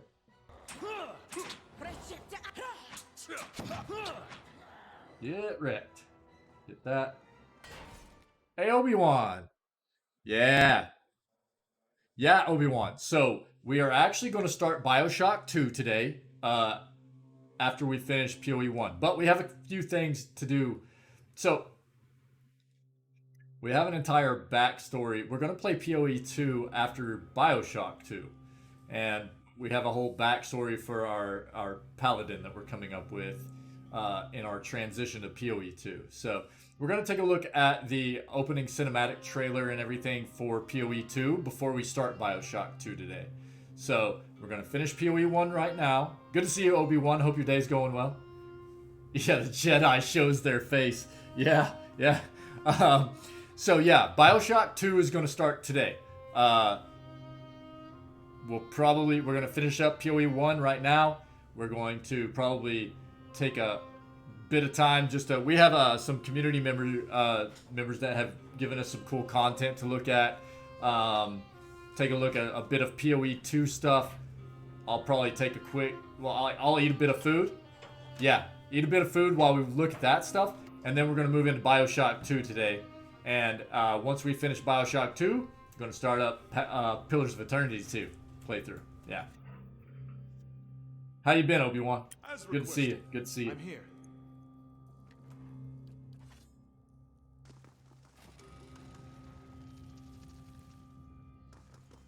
Let's just go.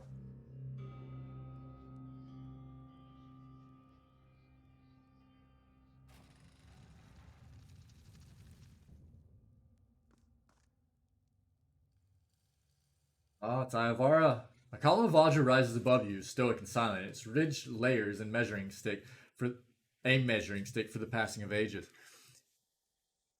Right. Correct. Correct. Yes. Yes. Yes. Exactly, Obi-Wan. But what we're trying to do is we've got an entire. So we're aware. Appreciate the info. And we're aware. What we're trying to do is take what the developers have given you as far as backstory for the transition between PoE 1 and the start of PoE 2, along with our results from the ending here in this game, and kind of develop it into a backstory for how our good-natured, kind wayfarer paladin is going to transform into more of a chaotic, evil type of paladin, potentially still Garrote. I know we have Mr. Fluff Bunny is very still Garrote paladin for our PoE 2 playthrough. So yeah, we're role playing. We've role played this entire playthrough as lawful evil. Okay, that could be a play. We haven't lied. We haven't stolen in this playthrough. We've tried to be very diplomatic in a lot of our confrontations and things like that. And we're trying to, we've RP'd our way through a lot of this. Yeah.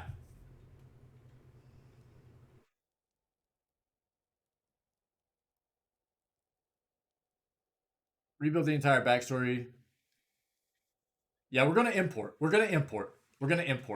But we're also trying to build part of it as RPing, building our own backstory for part of it, and making sure that we have a purpose behind what we're doing. Yeah, having a purpose behind being evil, not just being able to be evil and just doing whatever we want. You know what I mean? An evil purpose. Sure. Yeah. Making it fun for the community and for the playthrough and everything. For sure. Absolutely. Yeah. And Mr. Fluff Bunny has been keeping track of a lot of our decisions and been a very big help in developing a lot of the backstory for our transition into the evil side, the dark side, if you will. Yeah. Sure. Yeah, we understand that. But we like to RP. We like to RP. Yeah. Yeah, we want to have a purpose behind it, not just kind of being evil for no reason. You know what I mean? We're having fun with it. And we want to take everything from this playthrough and kind of try to transition it into PoE 2 as well. You know? So, for sure. Column of Audra rises above you, stoic and silent. Its ridged layers a measuring stick for the passing of ages.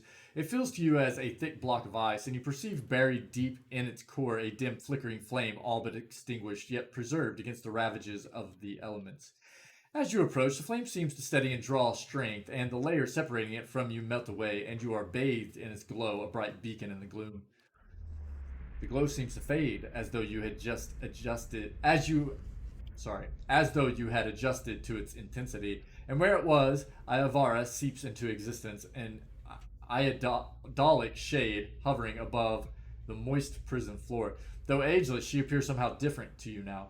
A slight stoop to her carriage, perhaps, or a trace of sunkenness in her eyes. There is a broad scar across her face, fibrous and wormy, where flames once lapped, unhealed even in death. Hello, brother.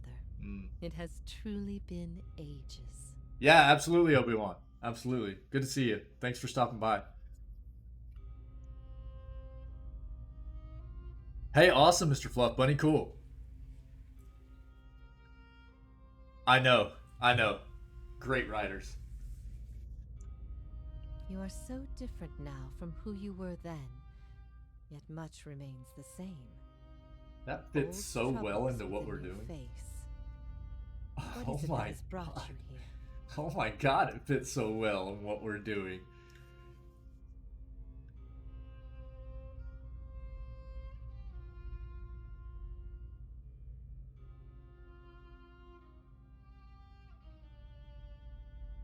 Yeah, I think so.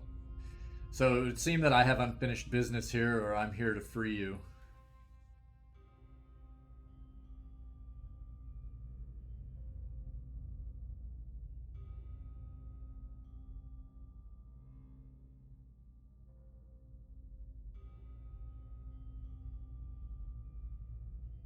What do we feel in chat?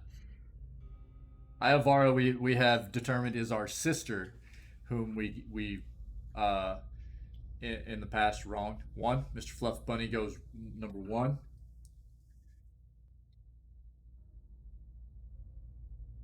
I'm good with either. Two seems a bit hasty. Flat Rice Noodle, what's up? Riggs? What do you mean, Riggs? How are you, Flat Rice Noodle? It's good to see you, buddy. What do you mean, rigged?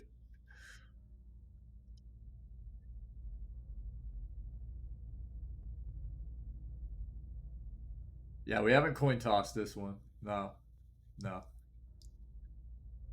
Just looking for input from the community, really, on the decision. One or two looks like the play, though, for us right now.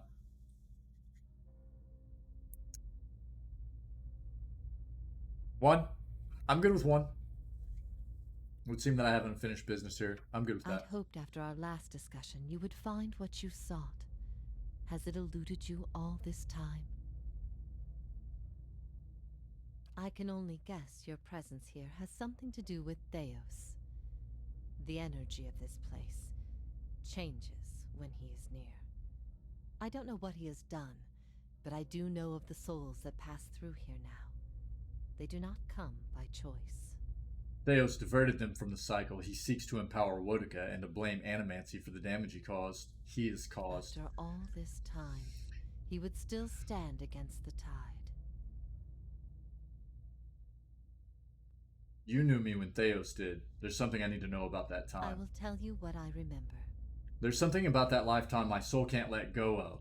I need to know what it is, and I'm running out of time. I see moments from that life, of you, of the Inquisition, of Theos. I can see his influence, still hanging so like good. a weight about your neck. So it always was. He had inspired something in you. We spoke of him the last time you were here also. Oh, yeah. It was just after the trial. You were agitated. I think because you started to consider that what I was teaching may have been true. And what was that? Ivar's mouth tightens and I'm her bro. Her brow furrows a look of pity. Her eyes shift back and forth between each of yours, as if looking for something that would help her decide whether to speak. Uh-oh. That the gods aren't real. Yeah? What? Pelagina throws her head back and laughs gleefully. Ha ha ha. Of course not. It all makes sense now. Dun dun dun! Yeah. Bow bow bow. I'd dreaded the idea from the moment the Delimgon suggested it. And yet, it almost feels like a relief. Well, what? Okay. She's not serious. Perhaps not to her. Many are those whom the gods have scorned. This is petty retribution. Does let me pause for a moment and make sure that the sound of the game and everything is sounding okay to everybody. There's no need for me to adjust anything right now, I hope. Just want to make sure.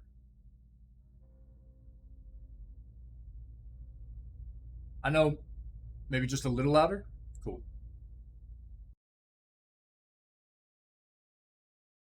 Let me know if this is too loud, okay? Thanks, Mr. Fluffman. I did notice the other day when I was making some highlights that it did sound a bit soft compared to like my microphone and my voice and everything, so I want to make sure that everything sounds okay. I definitely don't want the game sounding too low, for sure. And I don't want it blowing anybody's eardrums out either, so don't be afraid to let me know in chat if anything needs to be adjusted, okay? But keep in mind where your own volume is for your where you're listening at and everything. Cool, thanks, Mr. Float Bunny. Ha, perhaps not to her. Many of those whom the gods have scorned. This is petty retribution. There's a theory puts my boldest to shame. But we ourselves have seen the gods' influence. What I taught was that the gods whose faith we had been spreading were not gods at all, but something else entirely. Something created by people.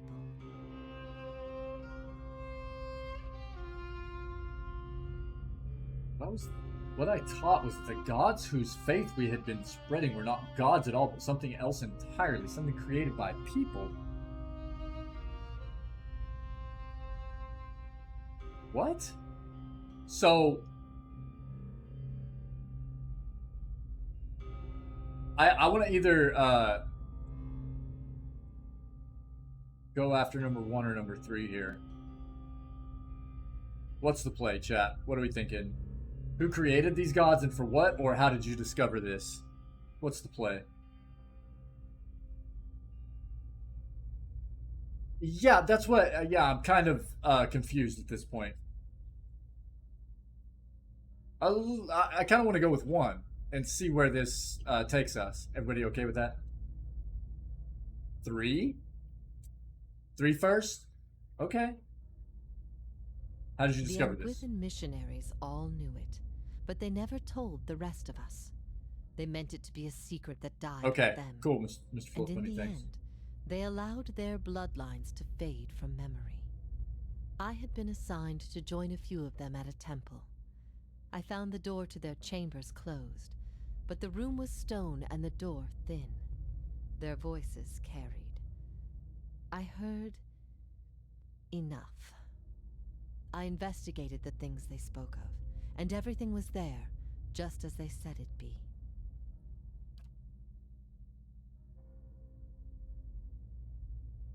Later on, after I left the order, a few Ingwithans found my words persuasive and joined my cause. They revealed what I did not already know.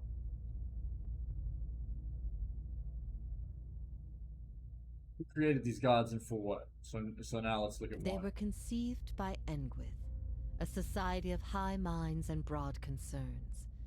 Theos' people. In their time, every people worshipped its own gods. Sometimes they warred over it. After a few wars of their own, the Engwithans sought an end to it. They devoted all their energy to finding the true creators. Generation after generation, they prodded and worked the stitching of the world and unlocked its secrets. One day, they found an answer. Except the answer was no answer at all. There were no gods to be found. Or if there ever were, they were gone. It shook them, this finding. If they could discover this on their own, how long until others would? How long before war and chaos reigned over a world without consequence? But they had mastered many things in their pursuit of these answers. And with their mastery, they crafted their own gods to fill the void, and sent missionaries to the corners of the world to spread their faith.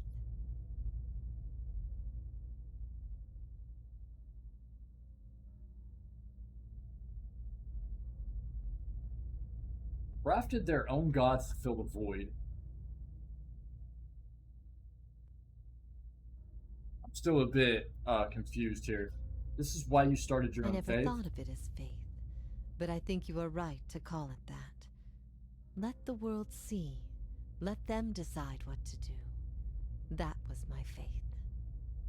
I became a missionary because the gods brought me hope that I wanted to bring to others. For a time, the truth sent me to a dark place. Then the day came when I realized nothing had changed, that I still had a purpose, and the purpose was the same and it was worth living for. I began questioning the other missionaries in public, exposing their parlor tricks. In time, their following became mine. Is it true what you taught? You asked me this once before. Nothing I can say would be any proof, and it may be certainty your soul craves. Resolution. But if you are bound for the same place Theos directs these souls, you will see for yourself as you once did. So am I understanding this correctly? Like,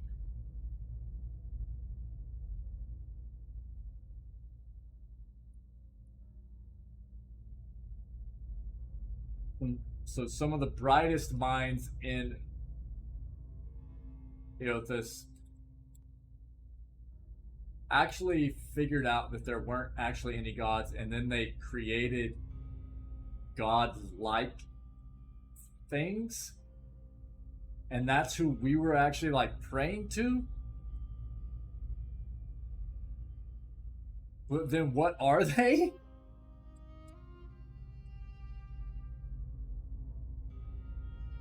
Galaxy brain time. We all know that I'm way too three-head for galaxy brain stuff.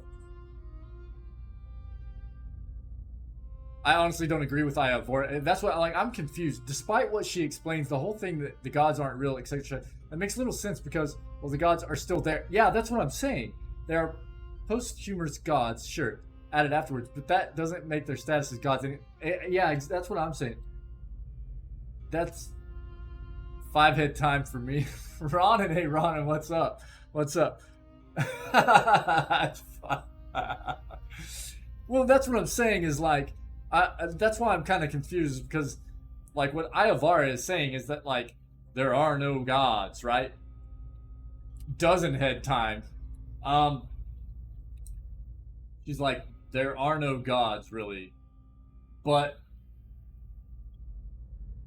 everything that I've experienced up until this point in my playthrough leads me to believe that there are definitely higher beings. Gods, if you will. Call them what you want to call them. I mean, we were just praying to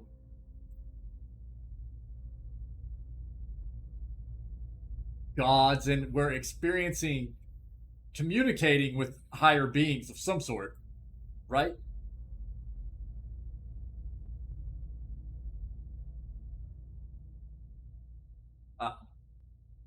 Okay. Okay, Ronan. Right on. How are you, Ronan? How's your day going? It's good to see you. Everyone faces this truth at one time or another. Few confront it. Few have the stomach to ask what if. And in avoiding the question, they deny themselves an identity of their own.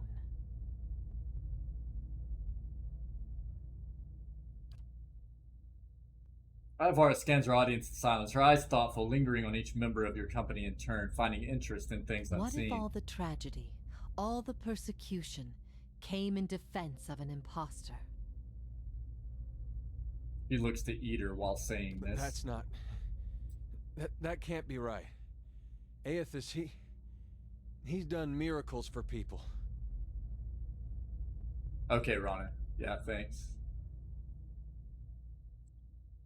The power of the gods is undeniable. The truth of the story they weave is not. Power of the gods is undeniable. The truth of the story they weave is What not. if it were forbidden knowledge rather than fault that earned your doom? What of your guilt? Speaking to Durance. I have seen with my own eyes the deceptions of my goddess. The Watcher has shown me as much. But it was not until now that I understood how truly desperate she was. The depths of her deception.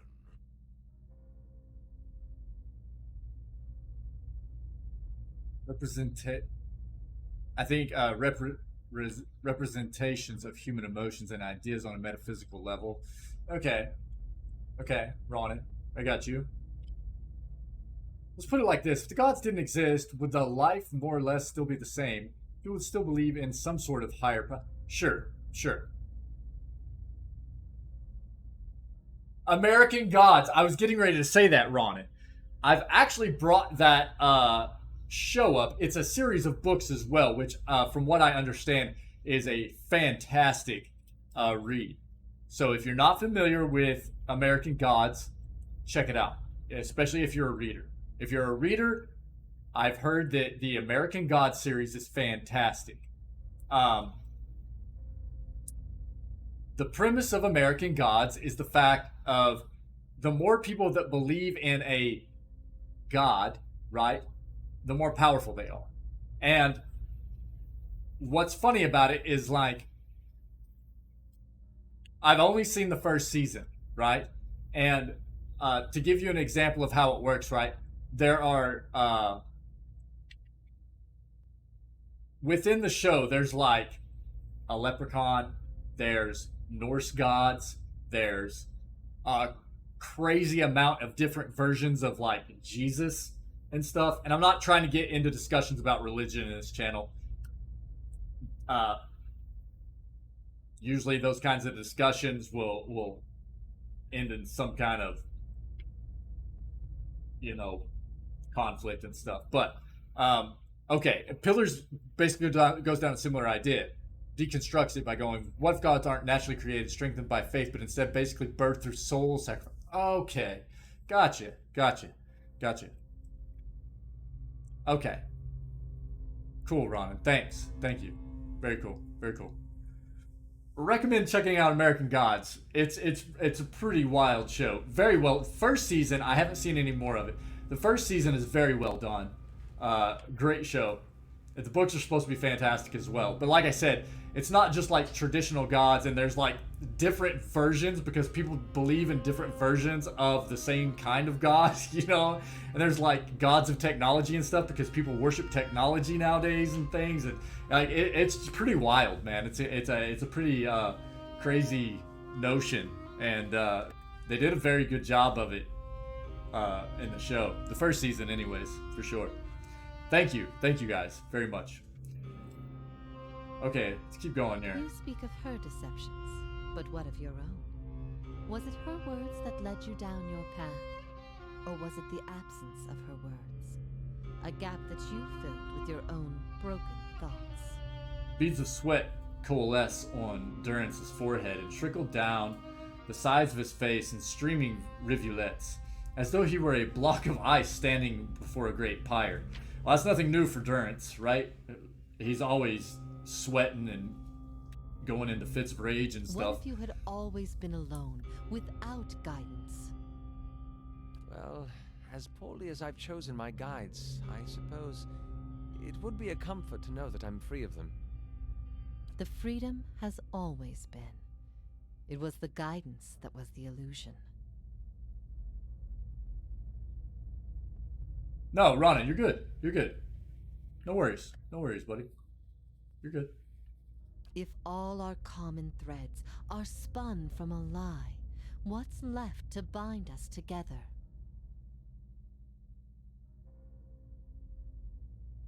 For thousands of years, the Angwithan lie clouded our sight.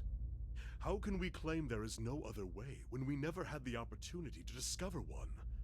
There are answers out there still, in places we've never thought to look. This is some real deep philosophical pillar stuff, man.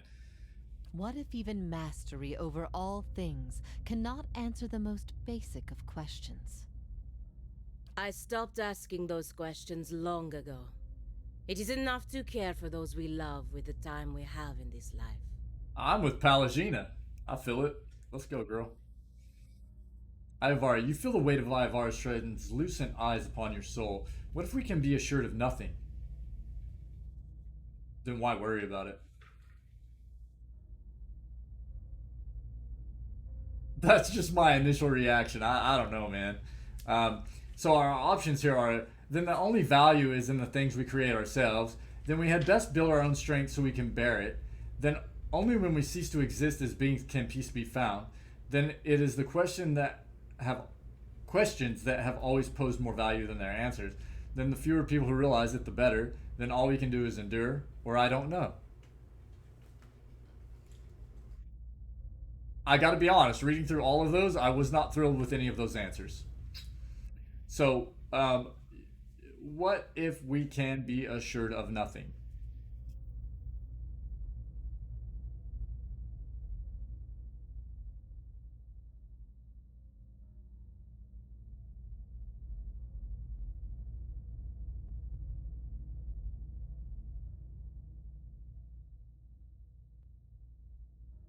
I kind of feel like 6. What's everybody feeling here, chat? I know many of you have played through this game a lot of times, and no spoilers or anything, but I don't know.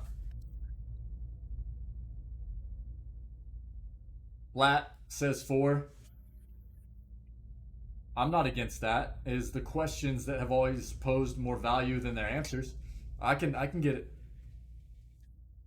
Evil Paladin would go with 5. We're not evil yet, though, right? Fewer people who realize that, the better.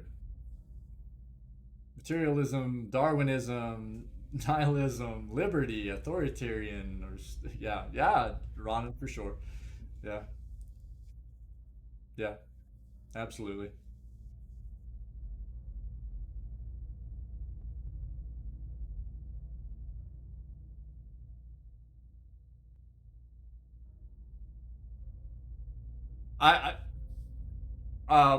Again, in sticking with RP in this playthrough as to the greatest extent possible, I mean, we are a kind wayfarer paladin. We've tried to be as good-natured as possible, but this is like real deep philosophical stuff and everything. So, I mean, I don't know. We're not evil yet, Mr. Fluff Bunny. We're not evil yet. We're very close. We're getting very close. It's coming, buddy. Can we come to an agreement on anything here?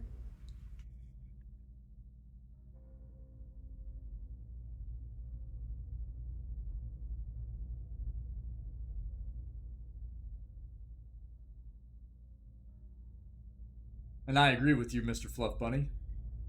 I agree with you. If we were already kind of turned evil, I think 5 is the play. But I don't know. I don't think we're there yet. I don't think we're there yet.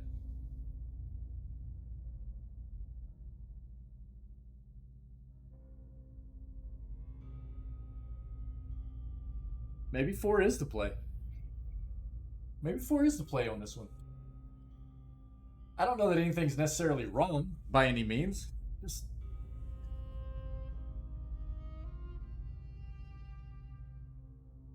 Input, chat.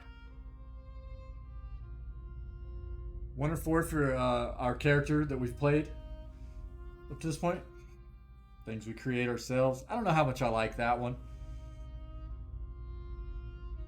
But it's not bad either, I guess.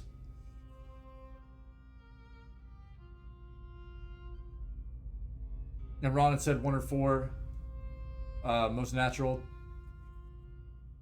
And Flat Rise Noodle says 4. Let's just go with 4. Let's just go with 4. I don't think 1's bad either, but let's go with 4. Cool? Live or die, live or die. We'll go with 4. Press on. Isn't that what brought us here? Seeking the man who's haunted you for lifetimes? Who I've unwittingly followed for years? A question is a journey, and a journey is what makes us God, who we Ayavara are. is just like an absolute but enigma. One journey leads only Ship to it, the send next. it. Then where may one We're find sending rest? it. Ayavara speaks in riddles. She's the Riddler. She's the Riddler of Pillars of Eternity. I ask these things not to trouble you, but to show why they must be confronted. No answer is simple. But somewhere between them all lies a truth so beautiful, not even a god could conceive it. Do we not owe ourselves a chance to find our part in it? So we do, even without assurances, there is still truth. 2, no, people need to know that things happen for a reason. A fabricated reason is better than none at all. 3, I don't think it makes much difference either way.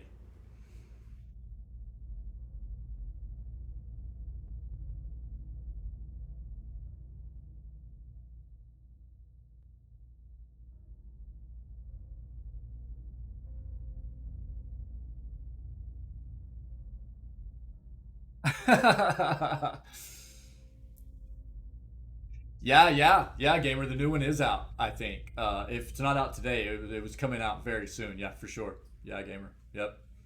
Mm-hmm.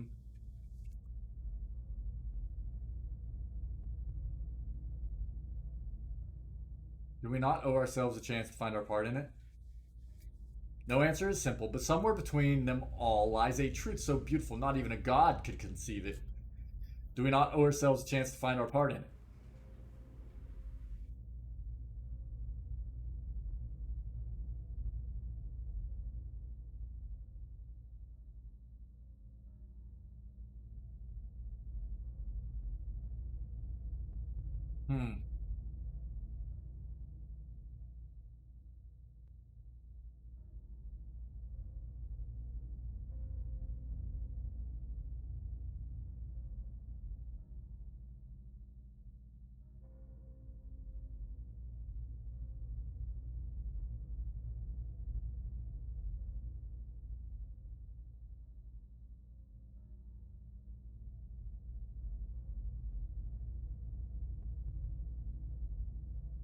I would really probably be fine with any of these. I'd probably side with probably number 1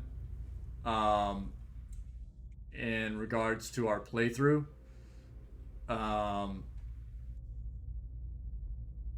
Yeah, agreed.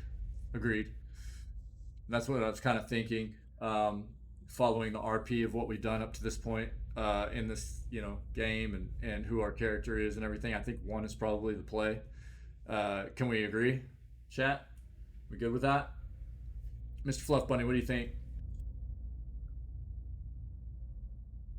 Ronan, thank you. Appreciate it.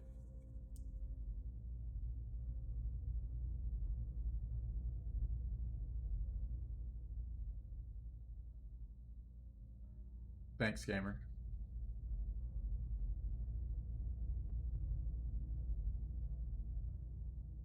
Yeah, we'll just go with 1 again. We'll get a lot of the background and character transformation through what we receive for the ending of the game and the beginning of PoE 2. So I'm not too worried about it. That is truly what you believe. Then you are a far different person than the one I knew. Okay. I've been alone here with my thoughts for so long now. I found peace with my failures and with my punishment.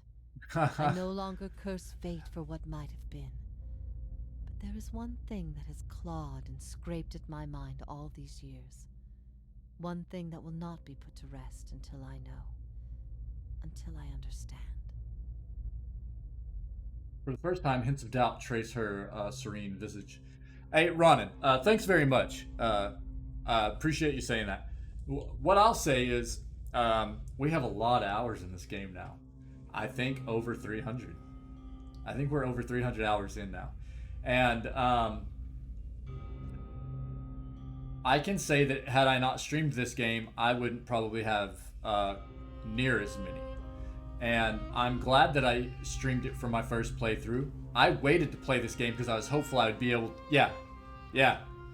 A lot of it's been talking to the community and being very deliberate in what we've done. Right, yeah. I've read almost everything out loud in this game, though. But I have had a bit of burnout in the game. And we've taken time away. We've played other games in between and stuff like that. Because we did a very deliberate, very concentrated playthrough through the game. And it's been a lot of fun. I don't regret how much time we spent in it. Not at all. This is a very, very deep game. It's a very, very well-developed game. And I can say that had I not streamed it and had I not had such an amazing community around me that enjoyed the game as well, while, being here with me playing it, I wouldn't have been as enveloped in the lore and the story and stuff. I probably would have been more like you with it, and what you were saying. Yeah, and I'm so very thankful that I've been given the opportunity to be a streamer at this point in my life, a content creator, a broadcaster, whatever you want to call it. And I had always waited to play Pillars because I knew that I've wanted to play this game for a very long time. But I was very, very hopeful at some point I'd be able to stream it. And I never could have imagined the amount of support and the amount of people that would come through and be a part of this type of playthrough, especially so early in my streaming career, right? Because of this game. It's been very, very cool, very exciting, and I don't regret how much time we spent in it at all. I know that it's been a bit monotonous at times for some of the community, but it's been a lot of fun too. Thanks for the kind words. Very cool. Very cool. I need to know why you chose to remain with the Inquisition, even after you'd learned the truth. Do you remember? As she asks, the memory springs to your mind immediately, as though it had just happened.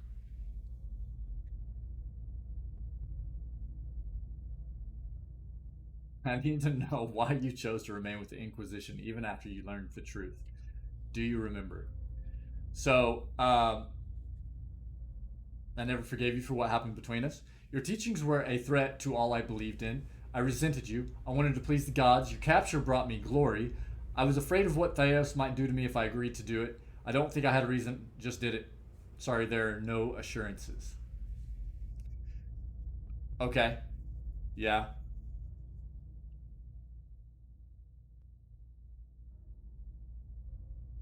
I kind of feel like 2's the play.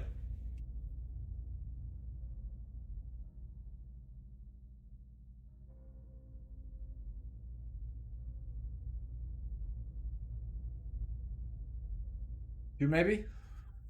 Anybody else?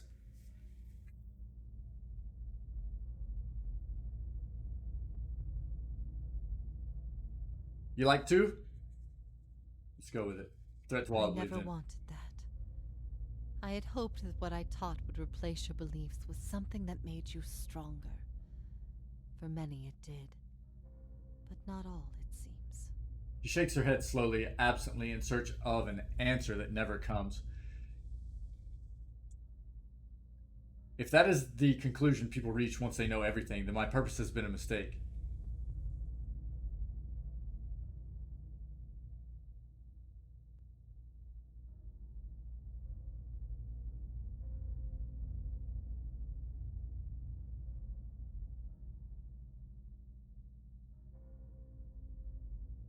One?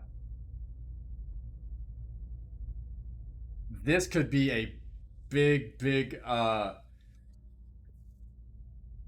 one. I like one. I like one. This could be a huge thing for us in the backstory of our transition, our characters' disposition and transition from who we were in PoE 1 to PoE 2, I think.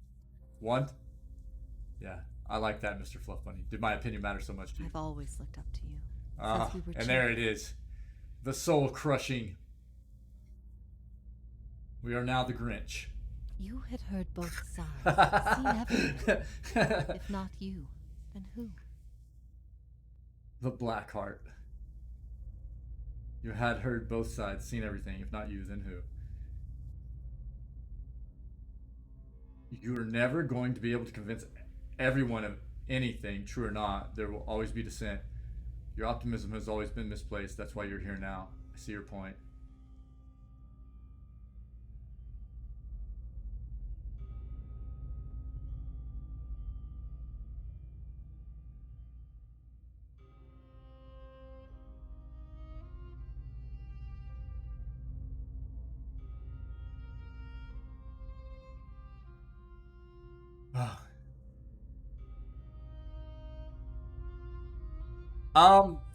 Not necessarily, gamer. I mean, as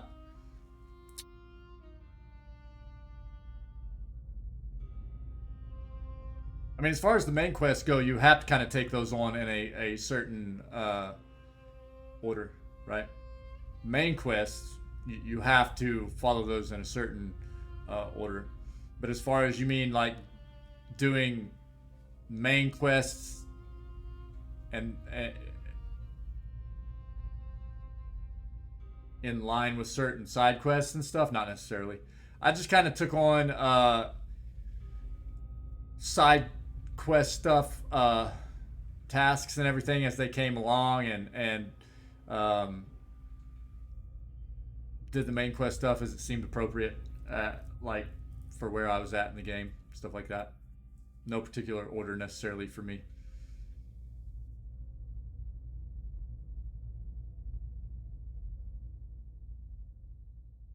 I feel like 2 is really might be the play. I don't know. Mr. Where I don't know.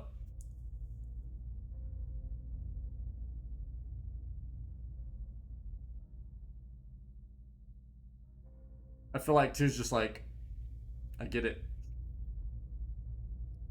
We suck. And we just give in. We're just bad. I don't know.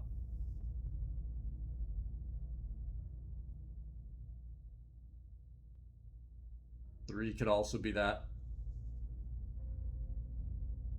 I don't feel like any of them could necessarily be bad. I don't know. What's everybody feeling?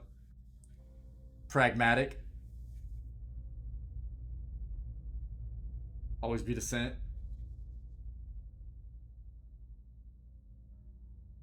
Want to go 1? Any other opinions? Yeah, I don't necessarily like 3. We'll go 1. I can get behind that. Send it.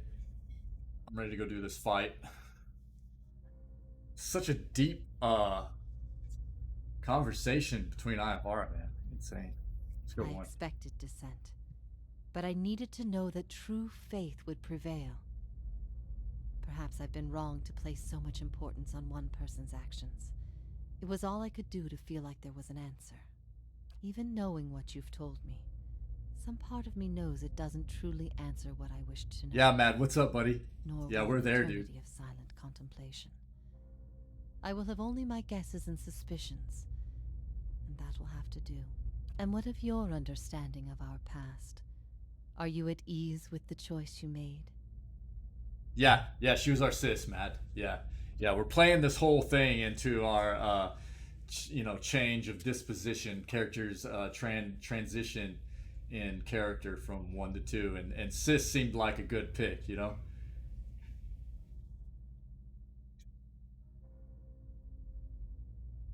I know you have, Mr. Fluff Bunny, and I appreciate it so much. And what of your understanding of our past? Are you at ease with the choice you made? I see the world differently now than I once did. I regret what I did to you and wish your forgiveness. I would do it again given the chance. It wasn't me who made that choice. I bear no responsibility for it. 1? Do we go 1?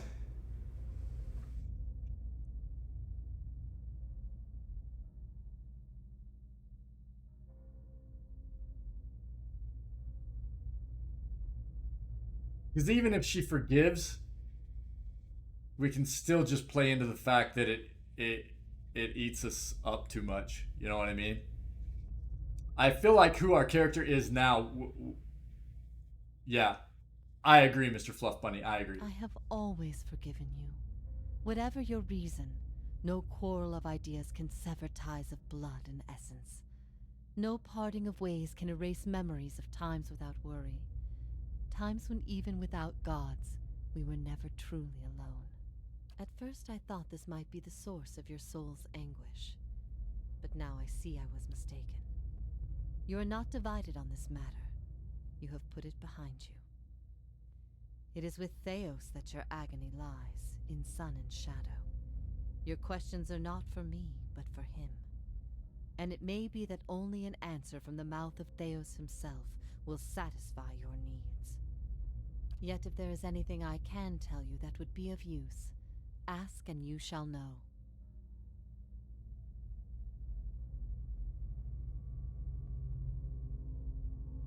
Okay.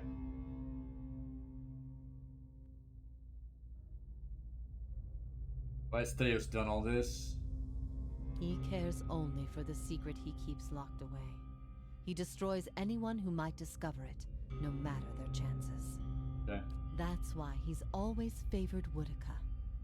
It isn't in her love of promises or justice. It's her disregard for the rules. Her willingness to do what is necessary. To Theos, she's not a deity, but an ally with which to conspire. When her power waxes, she does as she pleases with this realm, as well as hers. And she wants that secret guarded as much as he. The music, man. Even as many hours as I've put into this game, I have not tired of the music at all. If Theos I love succeeds, it. there will be a shift in the balance of power among the gods. Woodica was vanquished once, when the other gods decided she had gone too far, and her power diminished.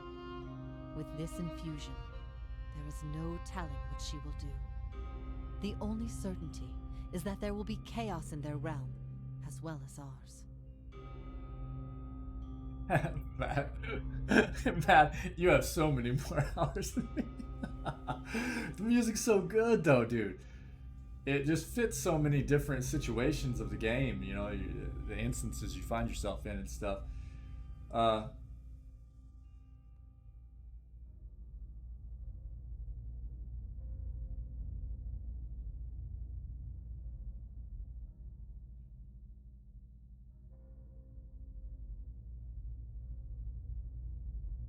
Sure, Matt. Sure, buddy. Do you know what it is I need from Theos? I cannot say for sure. But you have been to Sun and Shadow before, and it came at a crossroads. Yeah, I mean, as long as we're not, like, when much going to of be what you spoiled knew on had been anything, which upended. I doubt since we're, like, I have at to Theos, believe it will basically. come to you there. Your concerns then were of loyalty and trust and the gods. Everything I told you seemed to send you further into doubt.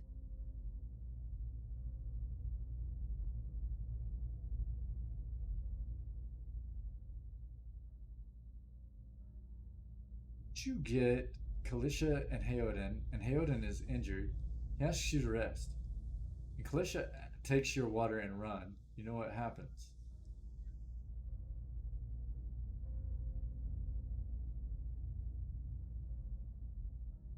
What? saying is that Heoden is the original Palagina?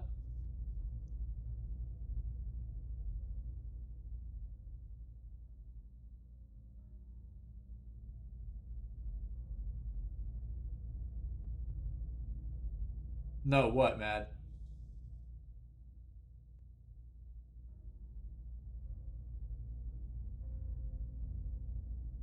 I love you guys. I cannot say for sure, but but you have been to Sun and Shadow before, and it came at a crossroads in your life when much of what you knew had been upended. I have to believe it will come to you there. Your concerns then were of loyalty and trust in the gods. Everything I told you seemed to send you further into doubt. His words mattered to you when you knew him then. After you and I spoke, you went immediately to seek him out. It's found dead Perhaps traps. you simply sought confirmation from the man you trusted. If something from that time still troubles you, it may be something he told you then, or refused to tell you. I don't know. He keeps secrets better than any in this world. Oh, crazy, dude. Oh, nuts, man. The more you know, man. That's very cool. That's very cool. Are you bound here till the end of time? In a matter of speaking, this is Braeth Yamen. Oh, I'm ready to Court fight. of the penitents. Ready to Souls send are it, chat. confined here until they repent. They must beg the forgiveness of a god, pledge their soul to them, and they will be lifted from this place to Those the spiders in world above. rest, found dead just In outside truth, Gilded Vale, killed by bandits. They receive leniency. Oh, but crazy, not man. true mercy. Wow. The spite of Whitaker is eternal. Yeah, sad They face linger for sure. above at the Sag, side of the bro. old court, Sag. and are not permitted to leave the island, forever severed from the cycle. This prison was full once in the days of the Inquisition, but time weathers all things, even will. I'm the only tenant who remains. Yet, I feel their presence strongly now, as it was in the beginning. Here we go. You have brought many of them here. They cry out for the judgment of Theos. You have struck some bargain with the gods, then. The other gods aid me because they want Theos destroyed. I owe them no debt. One. That's cool information, Mad. Thanks, buddy. That's really, really neat, dude. Yeah, I agree. But I think I like either number 1 or number 3 more.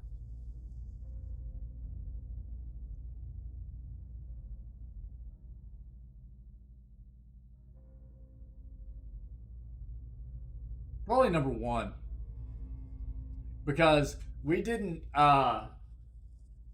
take any kind of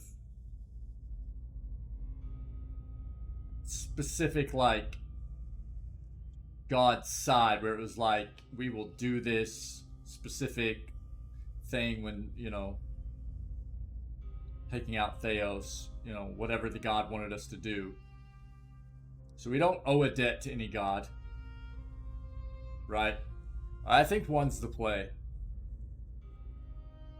Huh? 2's not bad either, but I mean, what are we feeling?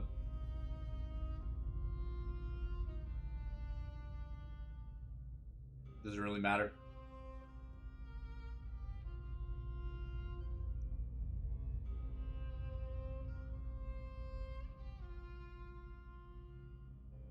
We didn't accept a boon. We're independent, baby. We are under the thumb of no god.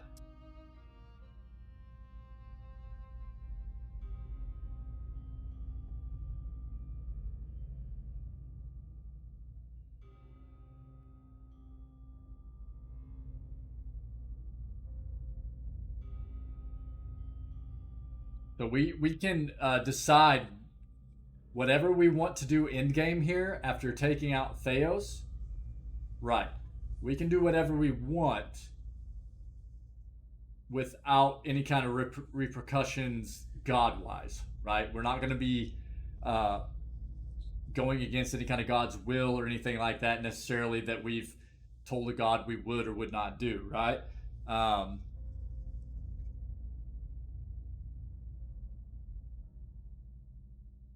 Yeah.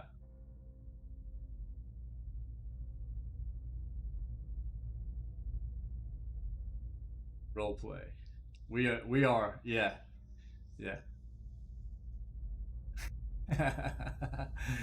Yeah.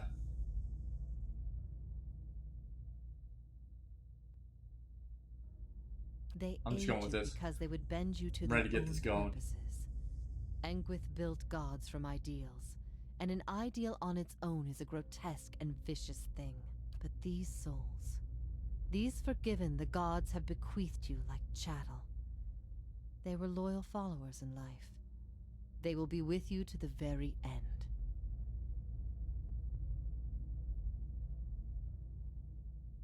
Was look at dialogue 1 just for funsies. Last time someone asked me that, I was bound to an iron wheel with a broken spine. At least you couldn't feel part of your There body, are many probably. things I've come to doubt about the choices I made in life. Bad. That trial was my Right? one moment of certainty. Yeah, man. Even without a chorus You of forgot gods fun, to tell too. me I had been right. You forgot fun with that emote. The gods need to be reminded that we have a spirit, and that spirit is proof against their power. They have the power to manipulate and confuse and ruin us, but not to change our will. I will remain here until the world crumbles and fades from existence, with joy in my heart, knowing I've shown them what they truly are. So you're stubborn. This place, Sun and Shadow, what is it? I can tell you what I believe, but again, it would be no proof. I have only what I have seen and what others have told me about it. There's only one man who can tell you now, who knows it to a certainty, and you shall face him soon enough. I'm mad. Yeah, dude. Yeah, imagine. Why, though? I will leave you to see it for yourself. Make your own judgments. Better for your soul than that way, I think. How's it you speak, Adiran? I speak no language now, but the wordless expressions of the spirit. It is through my connection to you that I am able to draw upon your words and form them as my own. How can I get Theos to tell me what I need to know? You will not find a more resolute being on all of Eora. There is no offer you could make, nor spell you could cast, nor pain you could inflict that would make him reveal what he hides. But I see you have become a watcher in this life. Perhaps in defeat, when he can no longer defend himself, you might learn something from him. Theos will not wait for you. If you do not catch up to him now, you may never find him again. Gods have given me the souls of their forgiven. If you repent, you could join with them, help me strike the final blow against Theos. Your defiance here is an illusion. You are a slave to the gods, bound to their rules, stuck in their system. Your continued existence is proof of the gods' dominion over all of us. If you hadn't planted doubt in my mind long ago, I'd be living a normal life right now. Before I go, I will repay you for this curse. Then I will waste no more time. Farewell.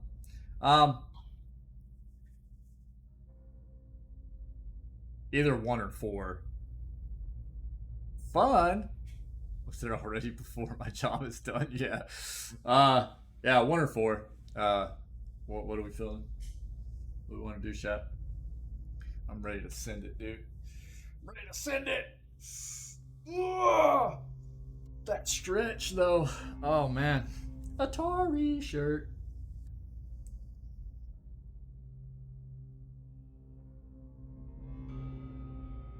Opinions?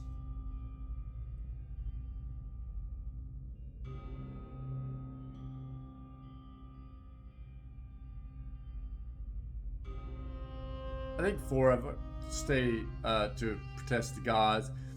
Yeah. I'm fine with that. I'm fine with that. It is a cruel fate to wait all this time to be reunited with my only brother, only to be forced to part soon after. But then, what is life but a series of brief encounters with those we love? Yeah, Matt's on board too. Cool. What is life but a series of brief encounters with those we love? If ever we should meet again. For sure. In this life. Life is short. Absolutely. I hope to find you in peace. Goes quickly. Goes quickly. Gross. If ever we should meet again in this life or any other, I hope to find you at peace. Oh my god. Unfortunately, sis, things are about to get really real for us. I'm here. Okay, God, I have to do a real hard save here. That was a lot of dialogue.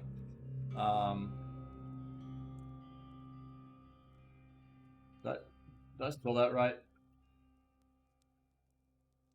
Vara, say it like that. I'm here. Let's go. Why are... Okay. Yeah, okay.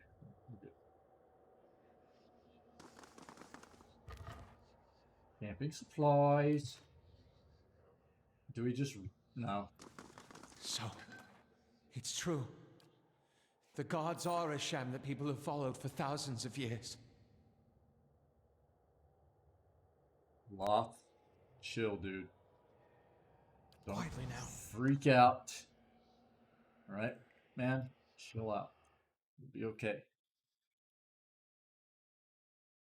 Oh, does he have Either has dialogue? God, of course. They both do?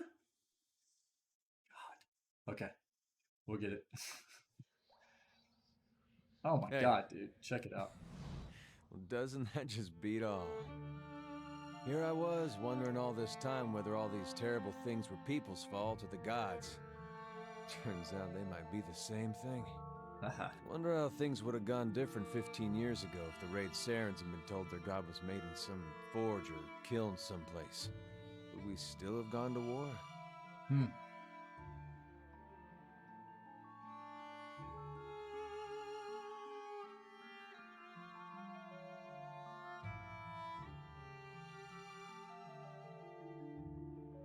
This music's good. I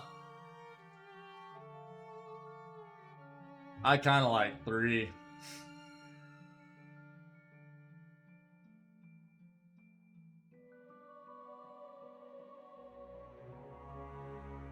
Yeah.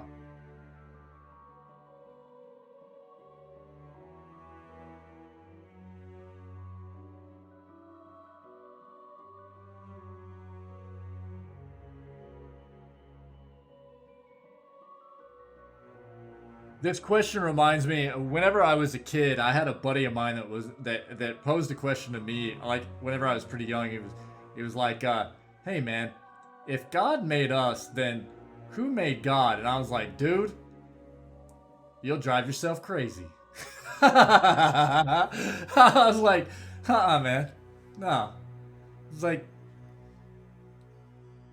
you drive yourself crazy thinking about stuff like that.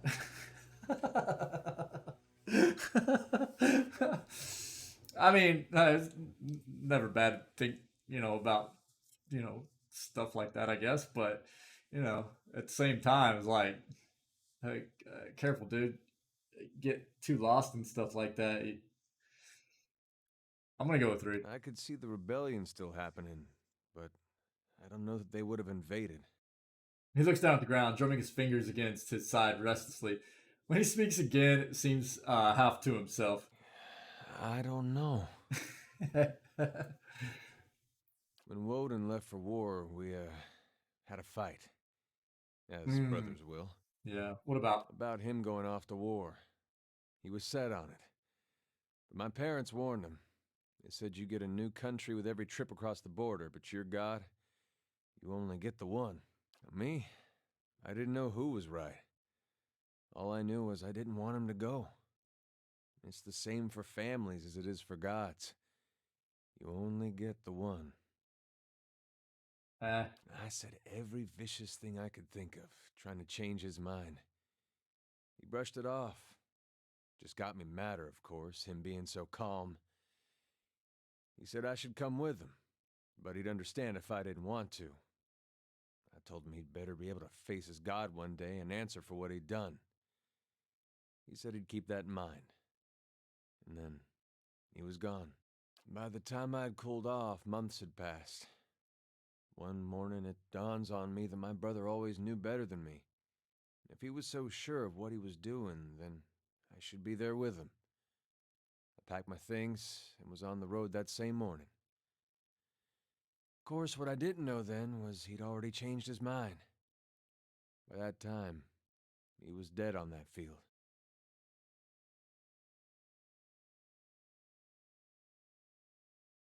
Do you think he went to Icewind because of what you said to him? So if you'd left with him, you'd have known why he changed his mind.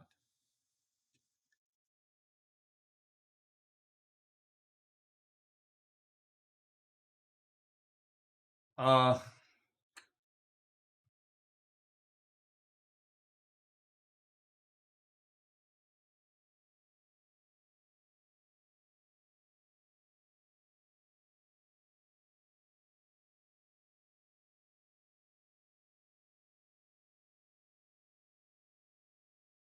I'll go with 2. If I'd have left with him, we'd both be dead, so... Yep. I don't know why I bothered thinking about it. He asked me to trust him the day he left. Said if I went with him, he'd make sure we were on the right path. And he deserved that. He deserved that trust from me. Raid Saris is a long way to walk on your own. I think I'd have liked to have been there with him on that journey. Even knowing how it ended. You think he went to Icewind because of what you said to him? Crossed my mind. You live in a place like Gilded Vale. You don't have a whole lot else to do other than think about things you don't want to think about. I hope that wasn't it. I hope he went there because it's what he thought was right. But it seems I'm not meant to know. This game is so deep, man. Still one more mess we gotta straighten out. Come on, then. I still owe you one. Alright. Yes? We've been lied to. Our whole lives, and many lives before that. And it's led us to put our faith in a pantheon of gods that never deserved it in the first place. Alright, so our options are, people need something to believe in. The gods, however they came to be, have served that purpose. Theos is wrong. Most people are fundamentally decent. Knowing the truth can only make them better. What difference does it make? People will be what they are, whether or not there are gods to believe in. It's an outrage. There's no excuse for misleading people like this. The Inquisitors were right. People are fools and can't be trusted without some kind of authority looming over them.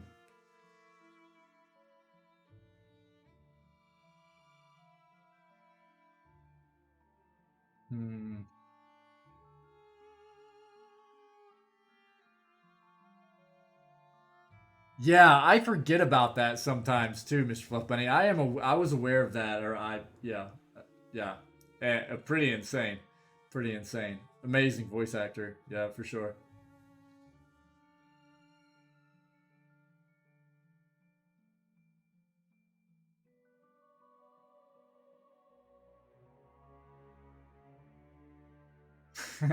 For sure, dude, for sure. Theos is wrong. Most people are fundamentally decent. I disagree with that statement.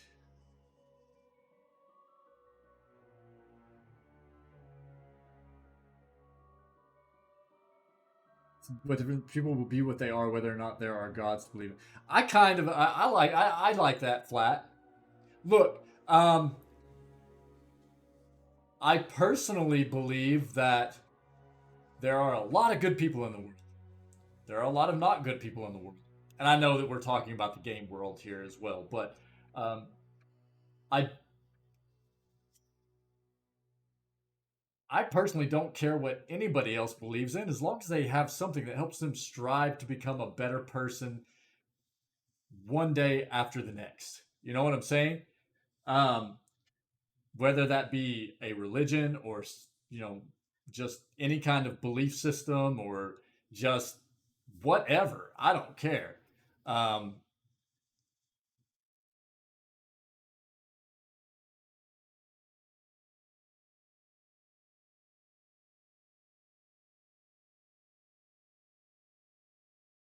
Unfortunately, quite often, there are a lot of belief systems in the world that people take to the extreme, I feel, and instead of it helping them to become better people, it tends to skew them the opposite way, right? Unfortunately. Three. I like three flat rice noodle. Thank you. How does everybody else feel about three? Or are there other opinions? Anybody else like another answer? Let's hear it, community. Man, we got so much philosophy, the pillars philosophy going on here in the end game, man.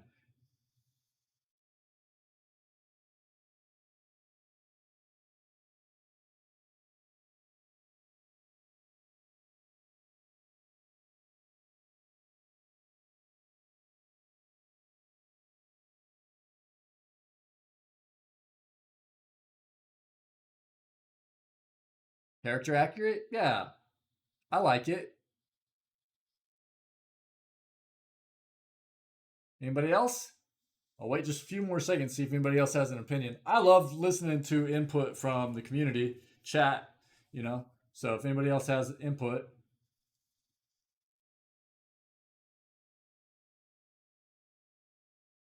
Three. Let's go. I'm surprised to hear you say this. It seems that much harm comes from imposing authority where perhaps none is needed.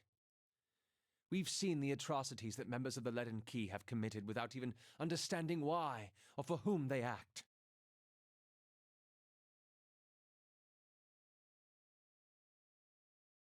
Hey, flat rice noodle. Uh-huh. We're all like all of us in this community are foodies, man. We've got a dedicated food channel set up in our Discord. Because we're always talking about food. I'm actually getting really hungry. As soon as we finish this battle, I'm getting some lunch going. Yeah, for sure. Yep. I might make like some breakfast sandwiches or something for lunch.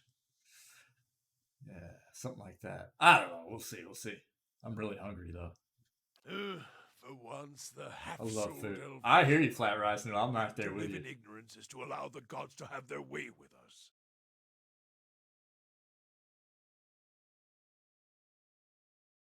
I don't know. As much as I love food, maybe I should become a pastafarian. For once, the half-souled elf is right. To live in ignorance is to allow the gods to have their way with us. I've also been thinking. There won't be much left of Theos by the time you're done with him, if I know how you operate. That will leave the Leaden Key headless. Perhaps it's best it stays that way. So actually, what I was thinking. Yes, we are mad. Yeah, as soon as we finish the PoE one, probably during lunch and everything, we're gonna actually watch some of your content, Mad. And but first, we will watch the Deadfire starting stuff. Yeah, yep, absolutely. And flat rice noodle. Actually, what I was thinking was like some scrambled egg on toast. I've got some sausage patties that I made last night, actually. Breakfast sausage patties. And I was going to put some Swiss cheese on there, too. You know what I'm saying? Probably a little bit of sriracha as well. You know? I love sriracha. Ooh, it's my jam. It's my jam. Oh, yeah. Yeah. I love food. We love talking food in here, too, so... Yeah, for sure, Idleville. Yeah, Mad does some awesome stuff. We're going to watch some of it during lunch. We'll get this going. That will leave the Leaden Key headless. Perhaps the best it stays that way.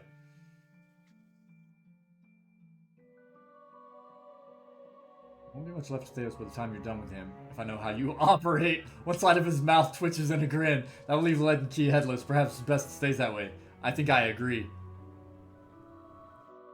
So Pog, cool man. I'm really excited. I'm really excited, man. Yeah, absolutely. Hey, can we? Is one good? We good with one here?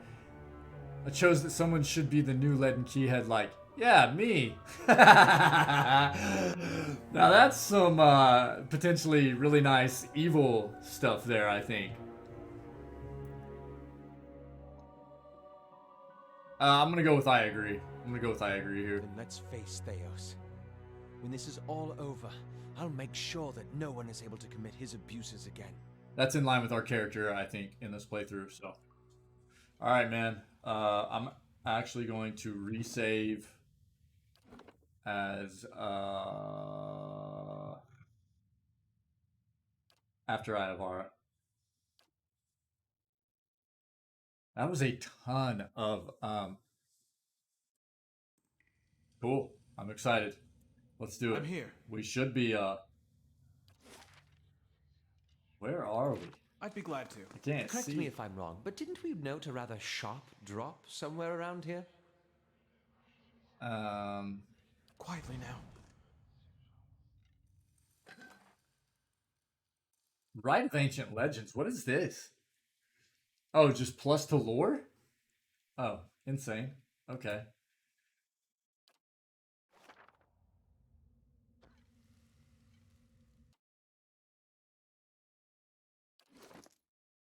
What? Combusting wounds? Meh. Okay.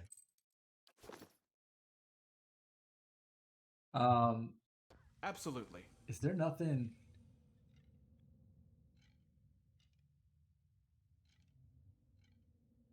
Just make sure.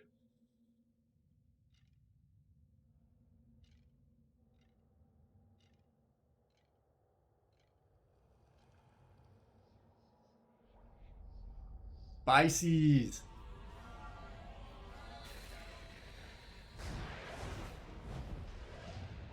Let's go. I'm so excited. Again, I know that I've spent like way more time in this playthrough than was actually needed, but I've had so much fun with it, and we've really focused on the RP of it and the lore behind all of it. I've done a ton of reading, and I've spent a lot of time also just like kind of chilling and interacting with chat and stuff, and it's felt really nice. I've had a great time, and I appreciate everybody being part of it. And long lost. We light our own path now, Watcher. Can you do that again? I had something in my eye. I missed most of it. Eater, dude. Yeah, Mad Timwin, can we just like slam through here? Anything we need to do in particular, or just get past it? I'd really rather just get to the end of this and hit some lunch and start chilling together for some lunch stuff. But if there is anything we need to get, I'll do it.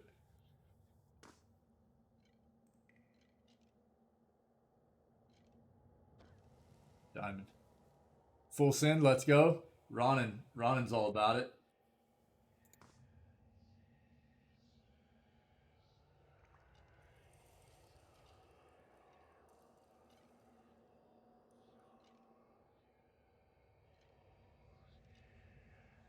I mean, even if we come across boost of speed, whatever. Alright, let's go. Where's Eater? That's not very helpful. Why did you not do what I told you to do, Dingle?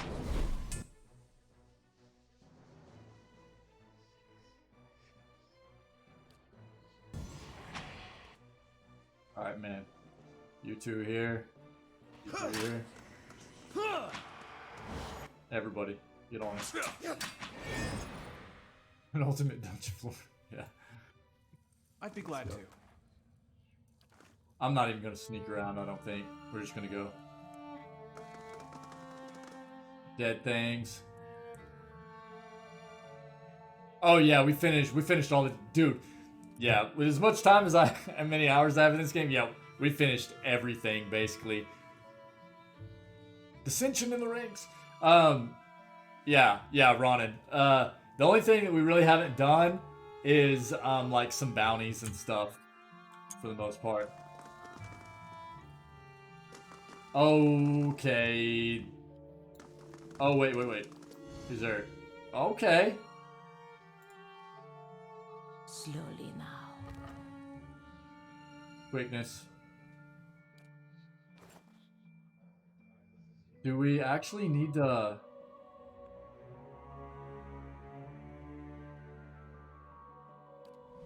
Go! Oh, what? Oh, what is this? Oh, our boy's tripping out. Is that a Drake or something? Shadow Drake. Fun. Okay. Loth. Go ahead, buddy. Do that.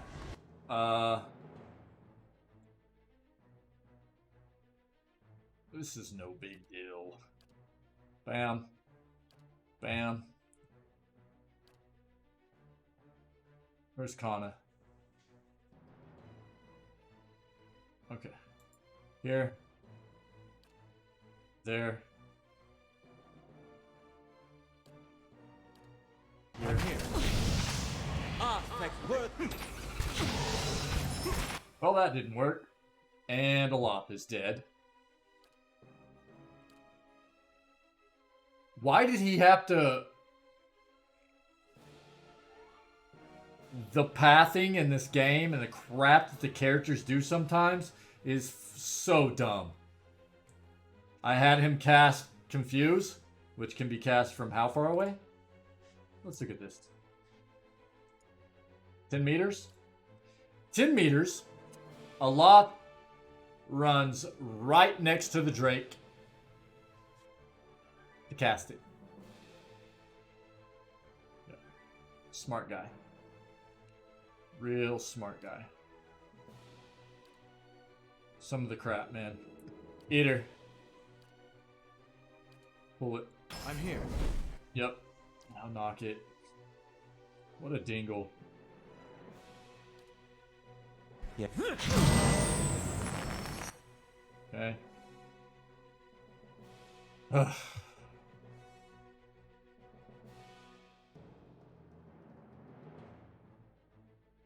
Not a huge deal. I mean, we're pretty overpowered for this content, but it feels so dumb so often, you know. Hit that. Rants. Here.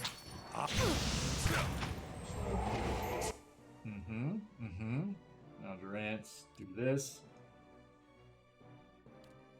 Loth. Right here. Oh, that's a bunch of deadness. That's good. Here. Eater. How long is he? 2.8 more seconds. Your aim could use some. There we go. You attack that. All of you. Improvement. Oh, what? Sir, what are you doing? Hey. Okay. Knock back down. Yep. Feels good. Everybody.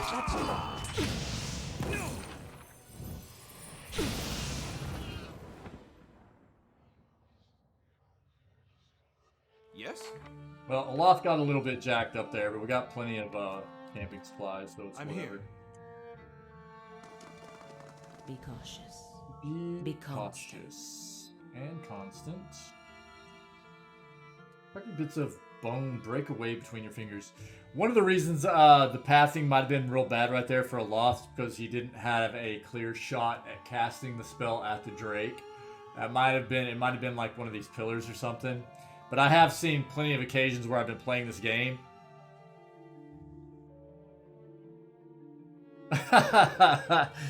Yo, Idavils, it's a great game.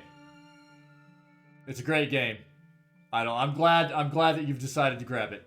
I highly recommend grabbing the game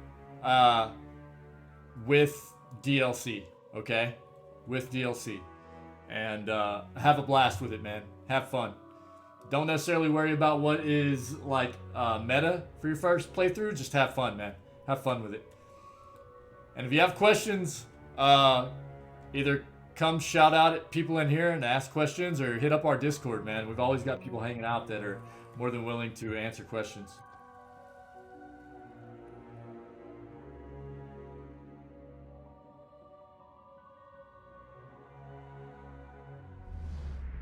The shadows in the cavern suddenly lengthen and swallow you. When your eyes adjust to the darkness, you find yourself in the midst of what must be another vision. You are surrounded by mist. The ground feels springy under your feet. You imagine that as soon as you take a step, the soil behind you will erase all traces of your passage. As if on cue, the mist before you cleared just enough for you to take a couple steps forward. You do, and the fog closes behind you. You continue You continue for several minutes in this manner, one step at a time, never seeing more than the ground right in front of you. Eventually, rays of light cut through the haze, and you find yourself facing a canyon wall. Eater's head twists suddenly, as though something had flown in front of his face. What's that?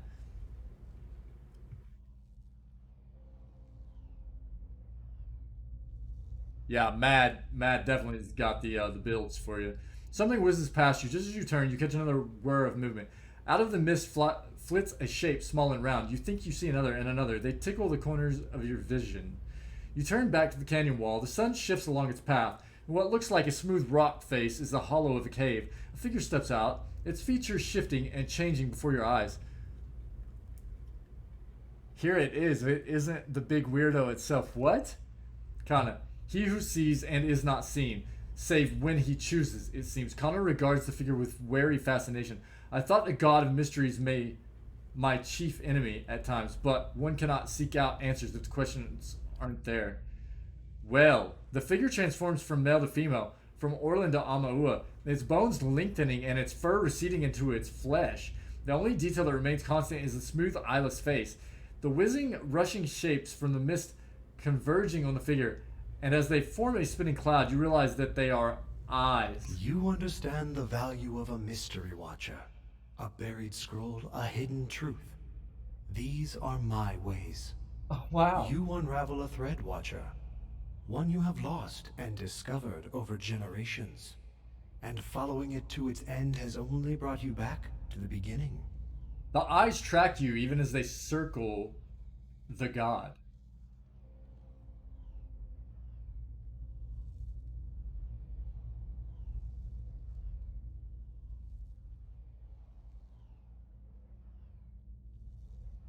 Three. Let's go three.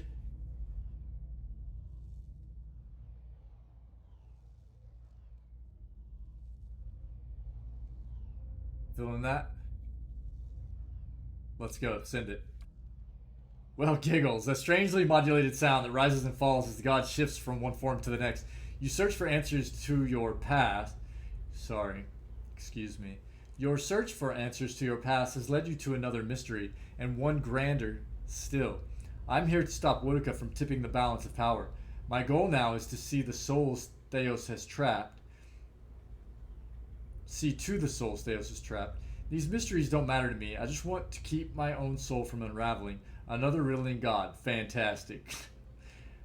Number 4 would be perfect for evil run.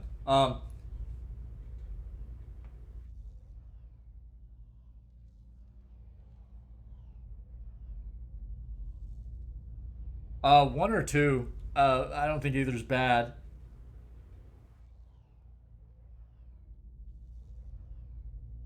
Which feels better, chat?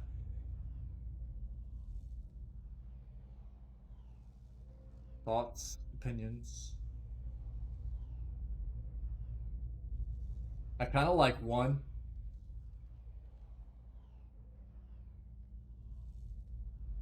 Since we're addressing a god. You like one too, Fluff? Let's go. Which means that you must scatter the very thing she seeks. A nebula of souls, blind and brimming with potential. The answer to Woodica's question and the beginning of yours. What would you do with them? Thunderclouds form overhead, casting shadows of movement across the canyon.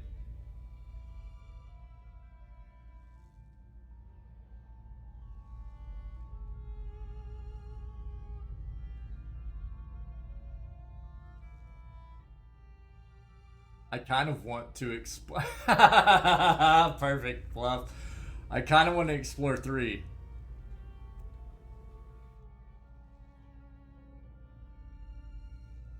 I want to. Yeah, let's go. I take it you have got something in mind. The clouds break and a torrent of rain washes Whale's features clean. His blank face molds itself again, taking on the shape of something you've never seen before. Do not consign the souls to the fate of some god's choosing. You have found them, now scatter them across existence. Their destination known to neither god nor mortal. Let them be lost again. New answers to new riddles. Behind him, the sudden downpour has carved new caves into the canyon.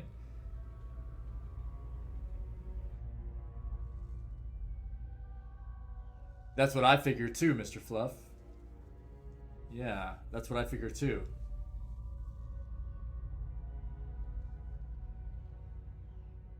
Let's see. What end would that serve? No end, Watcher.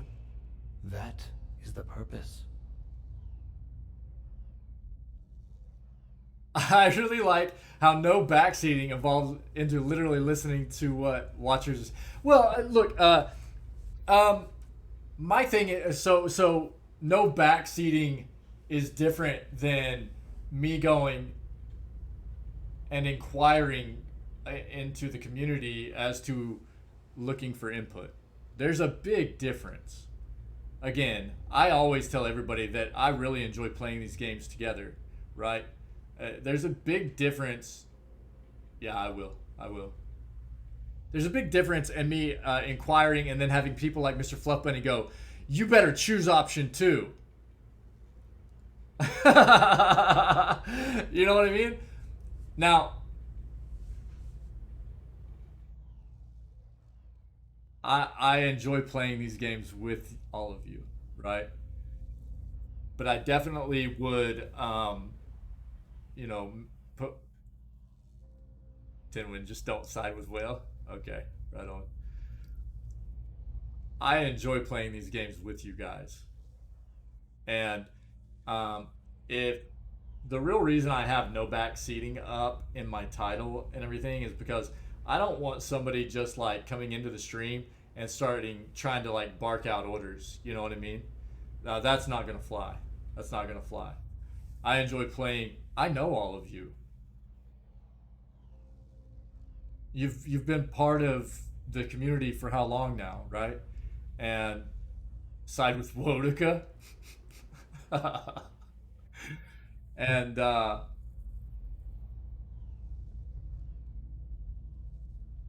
so I like to know what you guys think along with what I'm thinking and for us to make decisions together. And there's a difference between people coming in and trying to bark orders and say, you need to do this, you need to do this, you need to do this, apart from me inquiring as to what people are thinking. And Mr. Fluff, let's stick with heck. Let's stick with heck. Thanks, buddy. Yeah, I'm not against the more volatile words. Just a thing trying to make more people feel comfortable and welcome in the community. All right. What would happen to the souls? None know. They could end up anywhere in the realms of gods or mortals, whole or divided. Discovering them again and charting their course through the ether will be a new mystery. Maybe.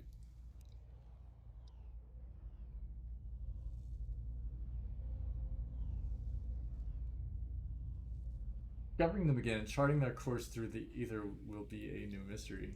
Farewell, well. That is a word for endings, and this is but a crossroads. Even I do not know what you would choose.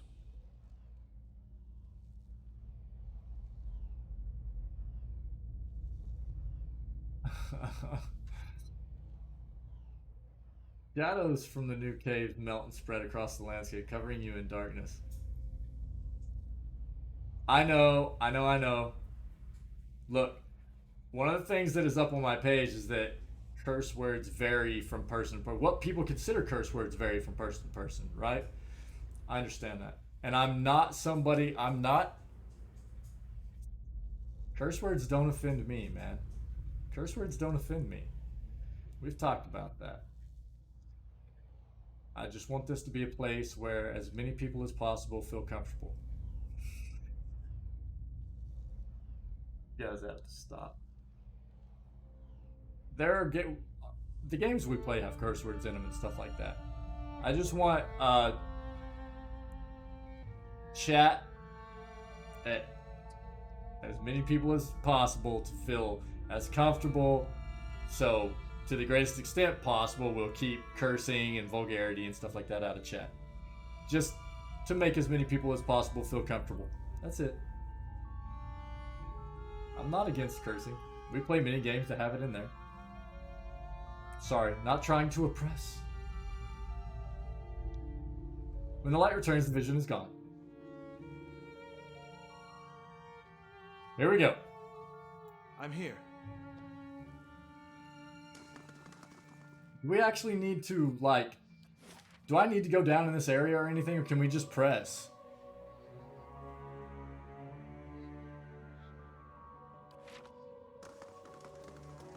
What is all this? No, I don't think I need to go there. Let's get this going.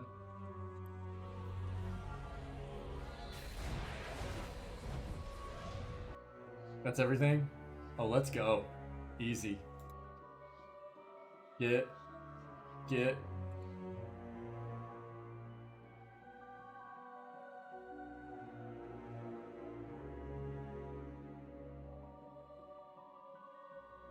I know, Mad.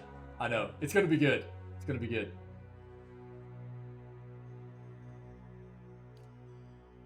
Bam. I'm ready.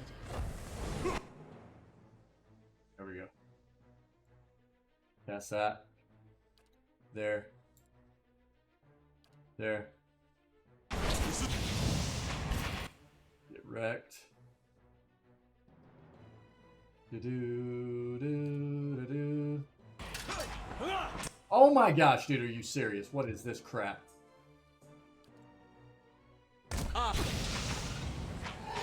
There we go. Easy. Now you heal him. How long are you? 4.5 seconds? Okay. Oh, we gotta heal up a lot. Olaf is always getting jacked up to be squishy. Okay. Get back on that. How long? 2.3?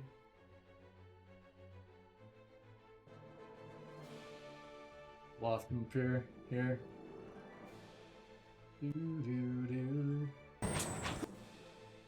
Take that.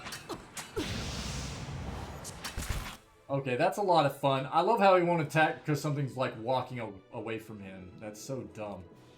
Yes. Right here. Okay, very nice.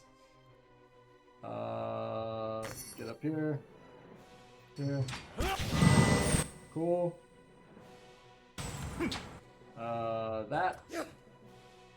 That. You come here. Okay. Keep going. Okay. Knock it down. Yep. Very nice. Very nice. What else do we have? I need to be casting this more often, that's for sure.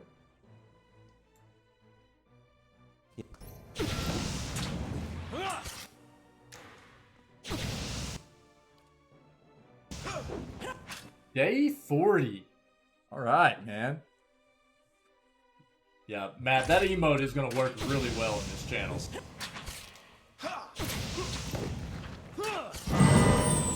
Get wrecked. That felt pretty good. Not that I need to pick up all this stuff, but my OCD will kill me if I don't. I'm here. Alright. Let's go. Alright. Let's get it. It's time to throttle Theos, hopefully. Hopefully.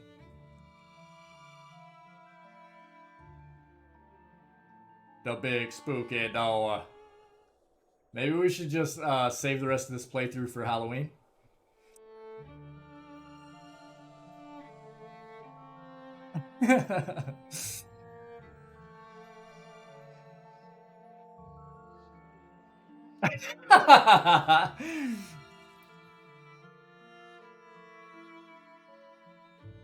Okay. Let's,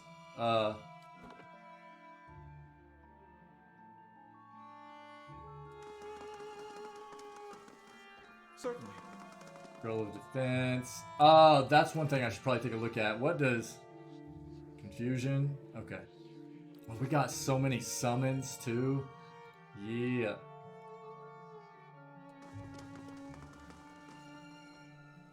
I'd be glad. Forward against the elements. Are you ready to take the oath? To spread the word of the gods to the lost and heathen? You about to die.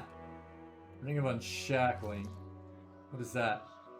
Suppress affliction. Okay.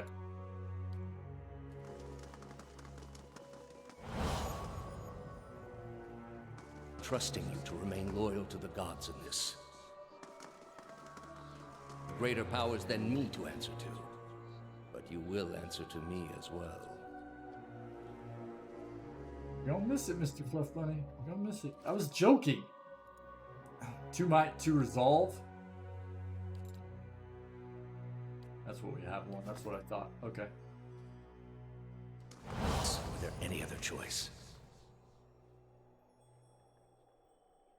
At once. Nothing there. I want to hard save.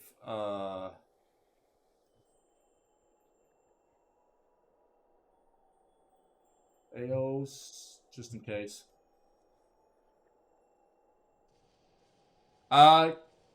Gamer, that's just a choice. Just a choice. I'm here. You need to make. Correct. Well, or not necessarily what you believe is right, but what you want to do for your playthrough, right? That's what's important. What do you want to do for your playthrough? Okay? That's what's important. Or what is right or correct for what you're trying to do for your playthrough, what you're trying to accomplish. This is a missionary, same as Believe I was. is right. Taught the wrong things as I was. Yeah. PTSD intensifies. Oh, dude, man. Oh, God. Many would-be invaders. Yeah. Sorry, brother. Are ready to give a confession? Confess a weapon through your head. I'm ready to hear one from you.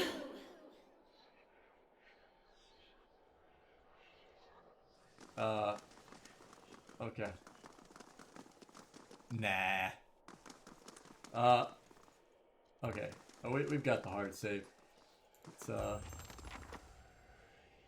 Memories of the Ancients, complete. I have done as the Delingen advised. I have been carried safely into the depths of Braith Aemon with the, blessings of the gods, who would have me stop Theos before he sends the souls of Deerwood's Hollowborn to be consumed by his goddess Wodka. Whether or not that happens, we would seem to have unfinished business, and I need to find him as soon as I can. The whispers in my mind are louder now, and no amount of rest is any relief. By the time I reach him, I may be as lost as Merwald was. I have reached the Ingwithin machine I saw in my dreams. Thousands of Deerwood souls have been drawn to it. Theos cannot be far.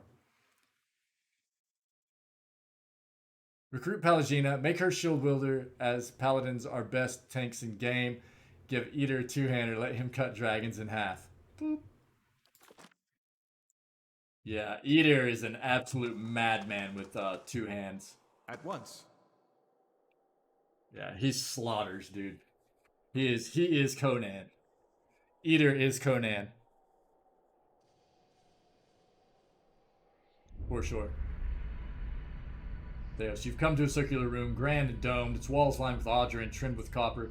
At the far end of a great pillar of Audra pierces the floor from below like a ragged spike, its shimmering texture giving the illusion of boundless depth. Your thoughts are yours and not yours, and they are all questions. At the base of the pillar stands Theos, a look of concern on his face as he notes your approach. You have something you want to ask him, one question above all others, spinning madly in your mind. But you don't dare ask it yet. You need some admission from him first, some hint of the veracity of your suspicions. You are far from your post, Inquisitor. What brings you here? Your mind races, weighing different angles of approach, your emotions barely in check.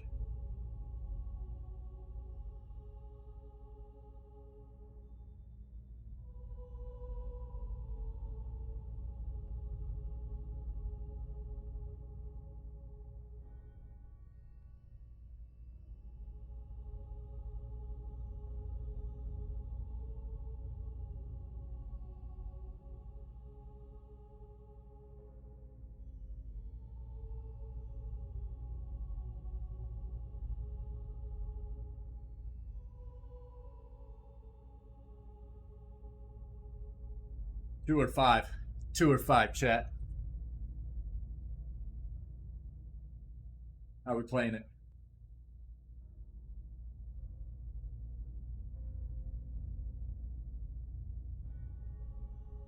Yeah. Yeah, it does. Mm-hmm. I'm good with that.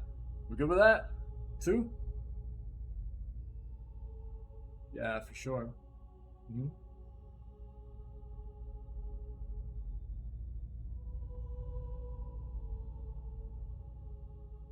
Let's go. Let's go.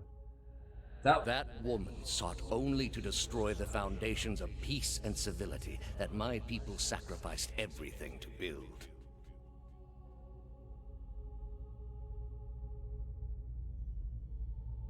Okay, I'm gonna go with 5. The Inquisition was based on the need to cut the flesh from a rotting wound.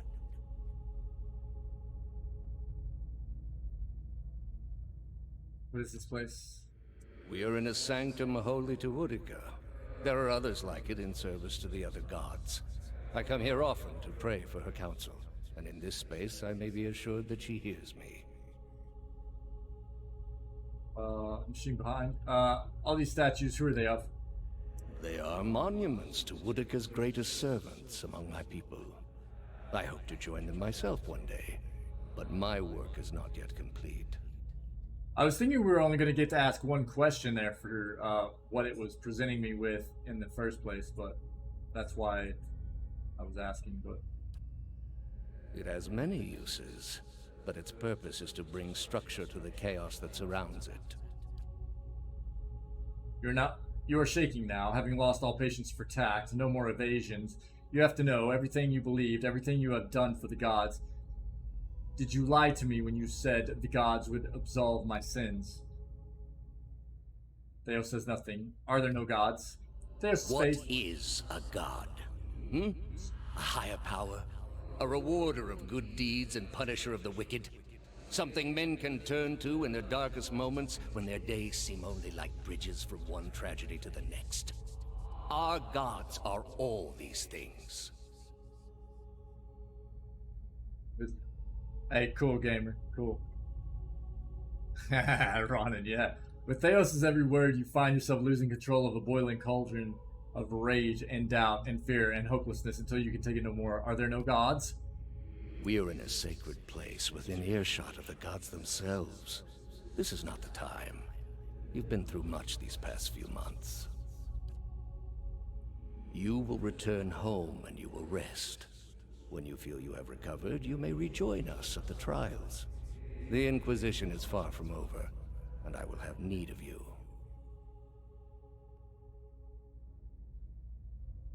To increase my might in order to help Eater, I think I need to increase my rep in the city. Okay. There are many who continue to spread the lies of the apostate.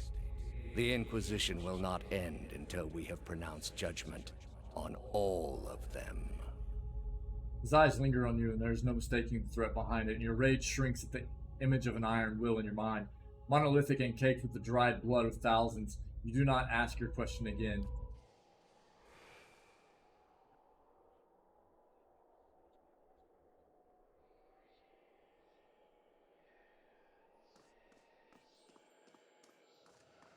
I'm doing my best, Matt. How did you find it? I'm not here to talk this time. Is that what you want me to do? Right on that. That's so funny, dude. I'm here to talk. Matt. I didn't. It was Lady Webb. Yeah, I gotta explore the dialogue here. I have to. Sorry, Matt. Another in a string of acts of petty defiance. For all her knowledge, she always preferred spite. I know what you're saying, though, Matt. Spite over reason.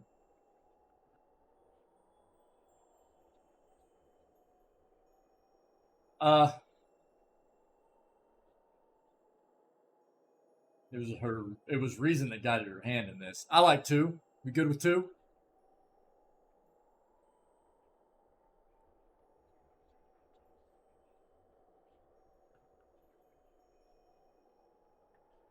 Yeah, let's go. Then she should have obeyed. Ship I it, asked send one it. thing of all my followers. She was incapable. A waste of rare talent and intellect.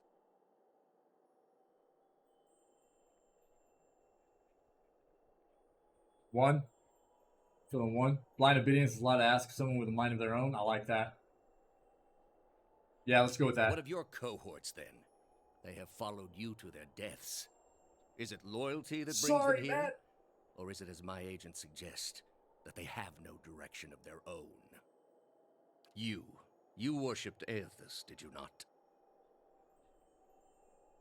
Your spies are good. What gave me away? The cape? Yet when your god needed you the most, you chose your country.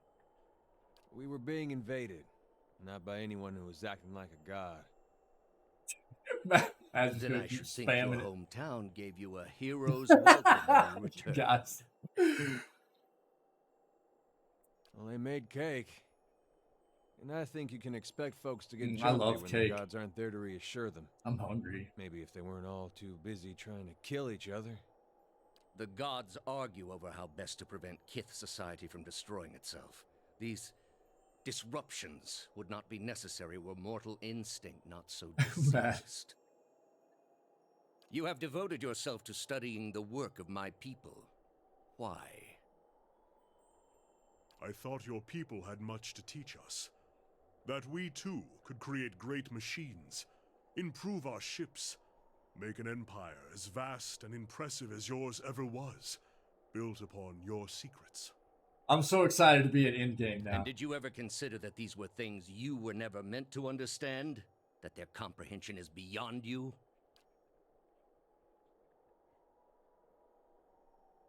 Okay, no voice acting. I know better. The Ingwithans weren't an infallible race. You were never gods. All your petty experiments, your heinous crimes, your glorious achievements, you were just people, and your time came and went. And Ingwith is a lesson now for those who remain. You are living in the time of my people, Amawa. You owe them more than you will ever comprehend. Amawa. So I've been pronouncing that wrong. Greater civilizations than yours have attempted to reclaim what we buried. The greater their successes, the worse their fates in the end. I have seen to it. Rance stares at Theos with a beast's snarl. Theos watches him calmly. You built a weapon that delivered exactly as promised. I served my goddess as you did yours. That flippin' eyeball, dude. Yet the other builders were slain. 11 of a dozen. Why not you? Were you somehow different? Redeemable in your god's sight? Whatever desire I had to be redeemed in her eyes was weakness, purged by the Watcher's sight.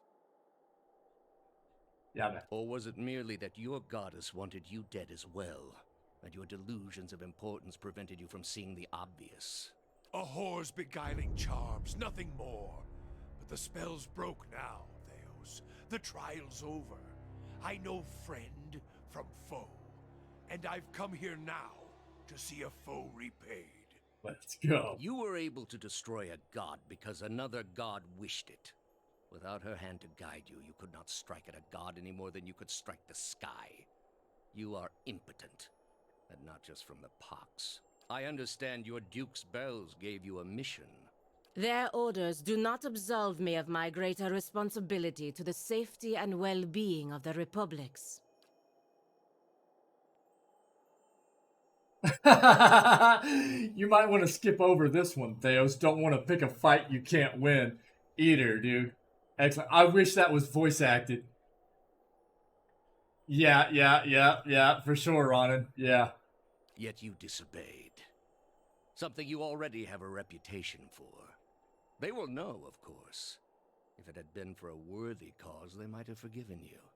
But I don't see them pursuing animancy after seeing what it's done here. They trusted you, and you disappointed, as you always have. And you will again be disowned. The parents scold, but the children are safe. Whether animancy research continues in the Republics or not, they will survive. For now, that's enough. In any case, I wouldn't be so smug about my fate, Theos. I imagine Woodaka responds to disappointment much more severely than even my dukes. State your name and purpose, young acolyte. This crap. My name belonged to the gods and my hand to their service. No more.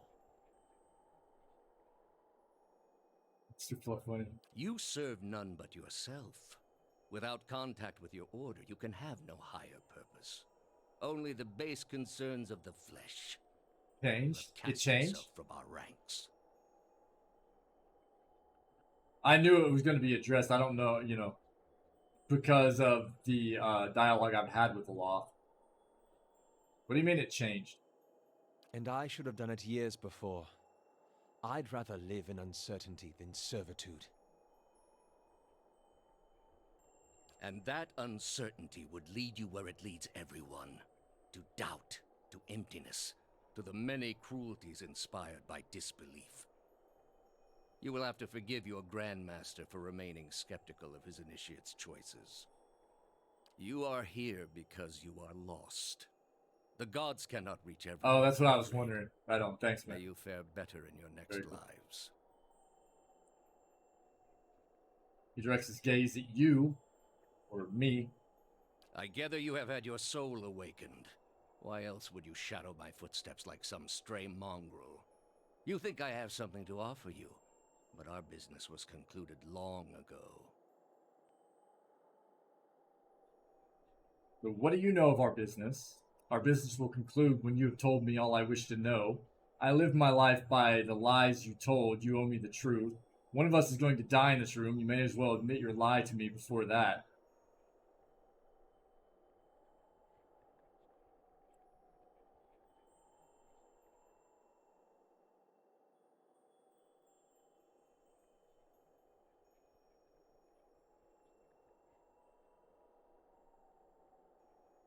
Five for Matt.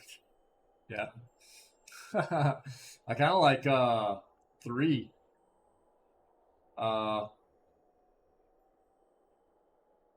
Two's not bad either.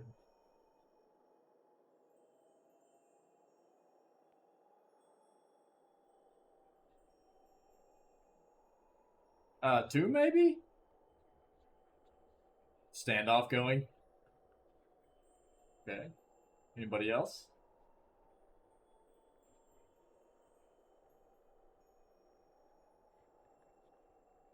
What do you know of our business? Okay. Sorry, chat.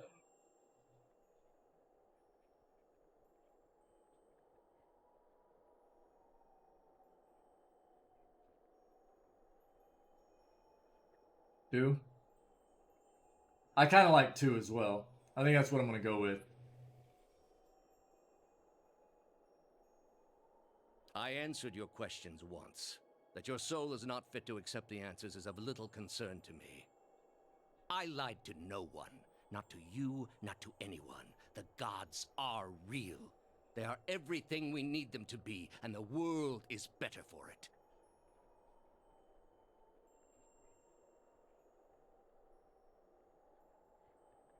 Oh, no, you're good. Yeah, I mean, everybody's got a bit of delay, Matt. It's not, I don't have a delay set up on the stream. It's just inevitable that everybody's going to be dealing with a bit of delay just inherently. That's the way it works, right? No worries.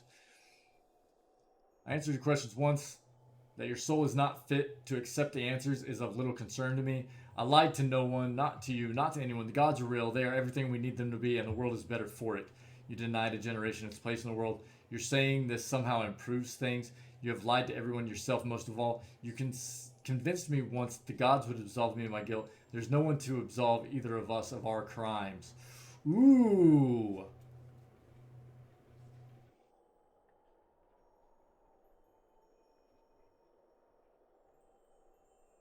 I like 4.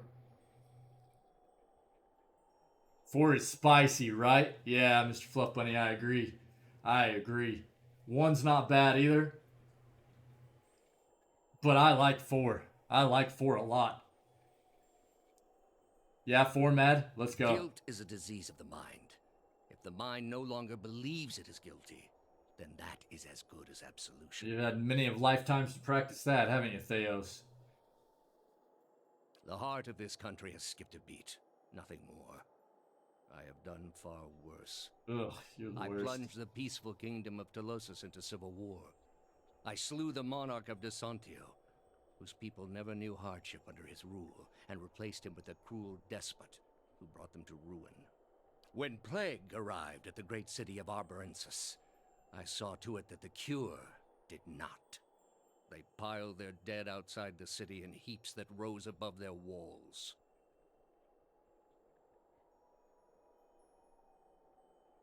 One? I think one is in line with our character here in this playthrough. They're all awful things. Yeah?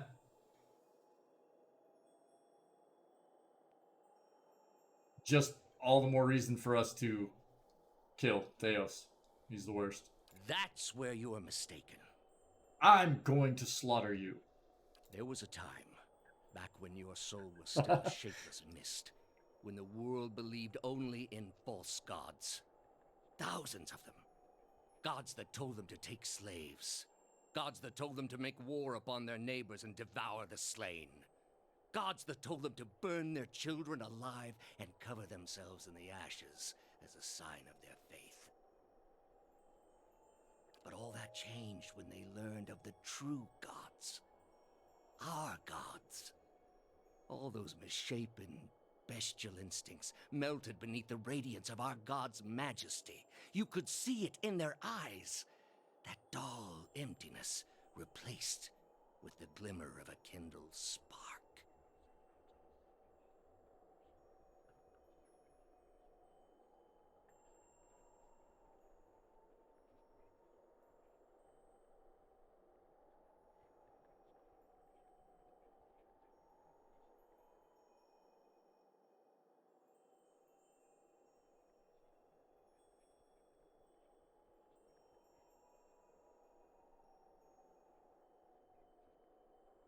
One? Yeah, I was feeling one as well, guys. Yep, let's go. And replaced it with one far worse. Have you imagined this existence? The one the apostate would have created. We are not all so virtuous as she. Man, I'm really Without ready our to just gods, cut his the tongue most out of his wicked, head, you the know what I most mean? Tyrannical, they would take Shut that vow up, for themselves. Theos. But more than that, it would be a hollow existence. All mysteries forever unanswered. All purposes constructed from meaninglessness. No endings to bring closure. Only yeah, turning yeah. without mercy. Grinding our spirits to dust.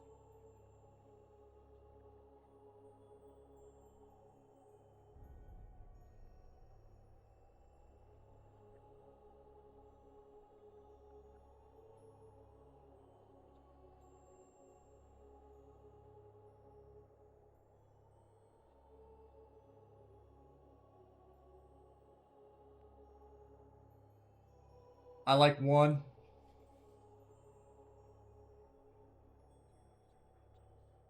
Four is in line with our character as well. Two?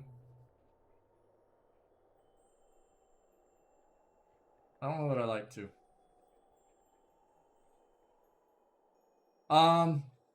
Wait.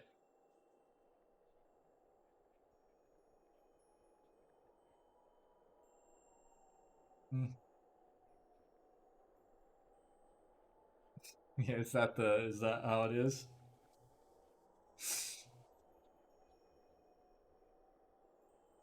We got one for one and one for two.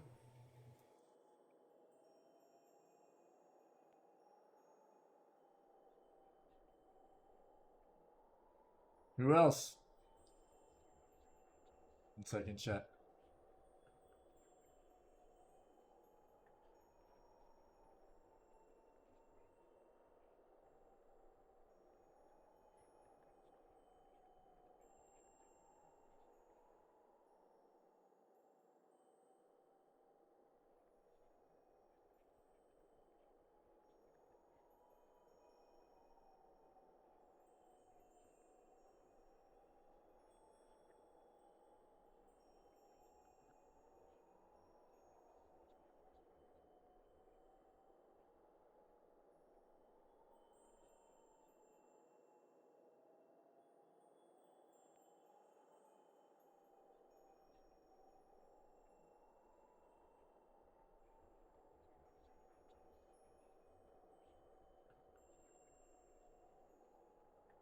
Gonna come back on break to watch trade. Cool, man. Cool. Guys,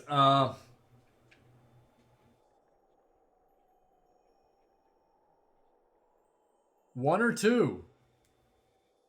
Wait for me? Wait for me? Yeah, I will, Matt. Matt, I'll wait for you, for us to watch the Deadfire stuff, okay? I know Mr. Fluff Buddy wants one. I know Ronan wants two. I need somebody to be a tiebreaker for us. I'm good with either. Matt, I will wait for you during lunch to watch the PoE 2 stuff. Guys, I'll probably stream a little bit late today. We'll do a long stream today. Cool. So, no big deal.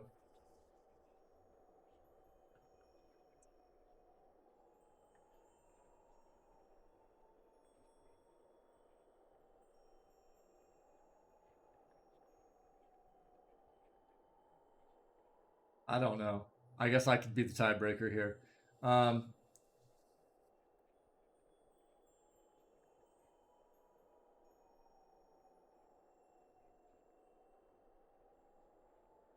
Ronan, I'll go with two. Mr. Fluff Bunny, I'm going to go with Ronan.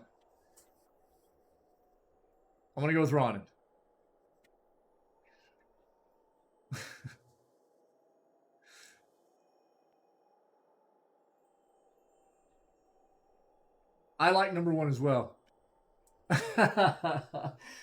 It's not meant to be a betrayal, buddy. Sorry. I think I need to clean my camera off, man. It keeps getting fuzzy on me. It is not meant to be a betrayal, my friend. How many of these other selections have I sided with you on? You can't do that. If you would welcome a wretched and lifeless existence, then by all means. But I will not see the rest of the world saddled with such a curse. All I have seen, the millennia of experience. I will not be dissuaded from this course. This is the only way.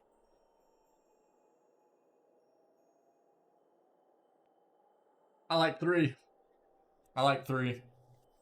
You're blinded to think yours is the only way. You're controlled by your own doubts. Two's not bad either. Then you must be stopped. 2 or 3. Either one, I think. I don't need to hear any of this gods are not true gods crap. I don't care. Either he must be stopped or he's controlled by his own doubts. How we feeling?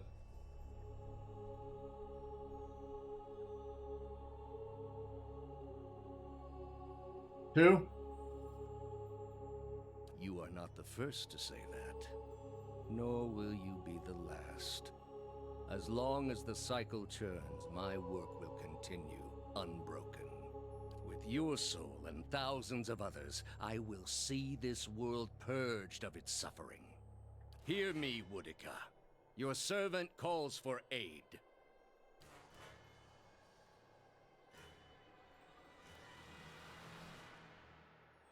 Croak 10!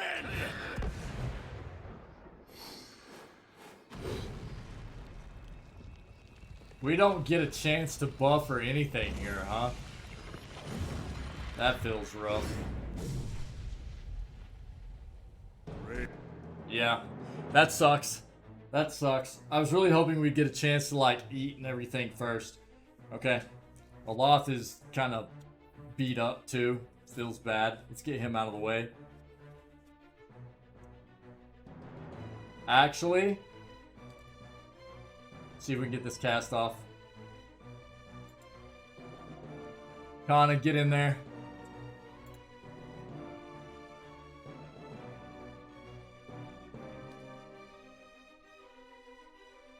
Here.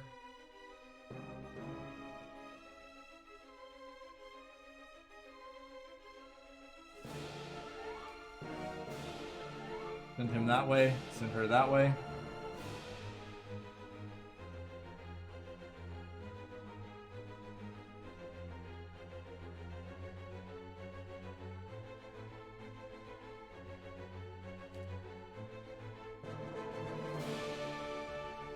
It's gonna be a bit brutal, I think. Okay, you've got to get out of the way down here now. Not. What can you do?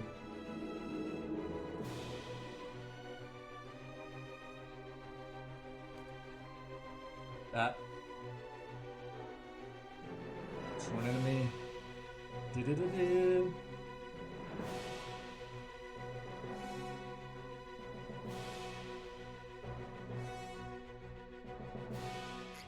Grass. Yeah, we're going to. We're about to. Yep. Bam.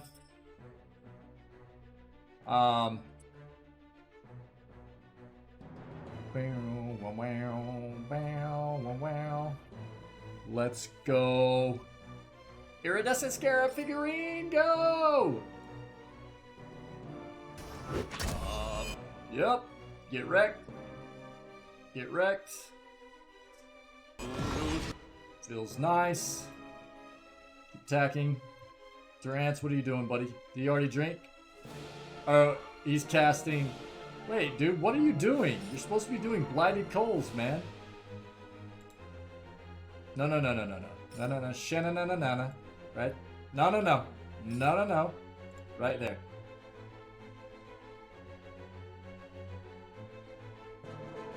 Bow. Bow, wow. Bow, wow. You. Cast that. You.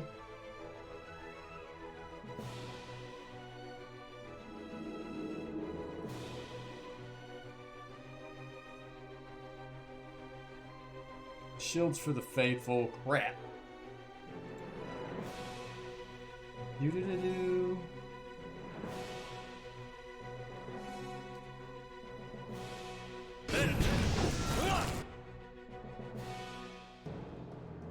Alright, can you, what we got?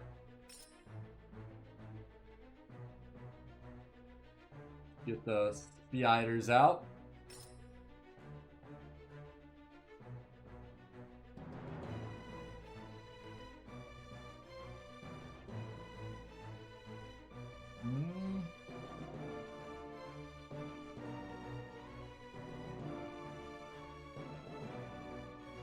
While it's down. Yeah. I kinda, yeah. Got you, Mad. Got you, buddy. Yep.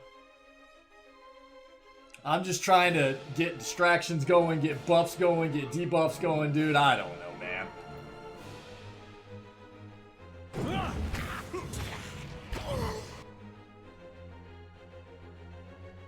On spring.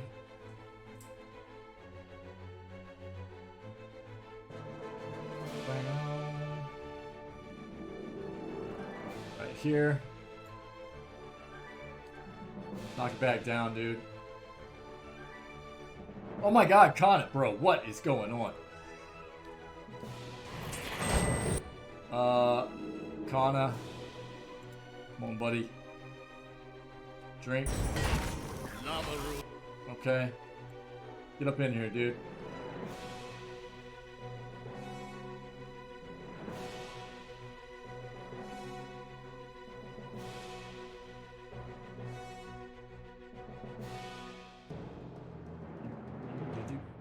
Dip.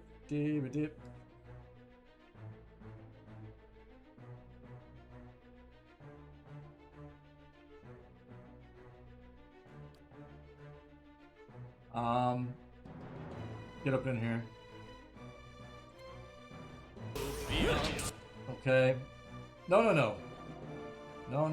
Stay right there. X that out. We gotta get some of this going. What are you doing, buddy?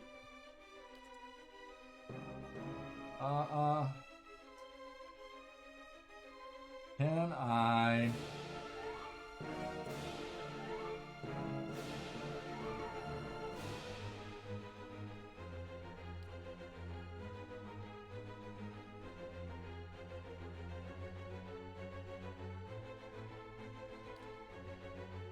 Let's just do this, see what happens.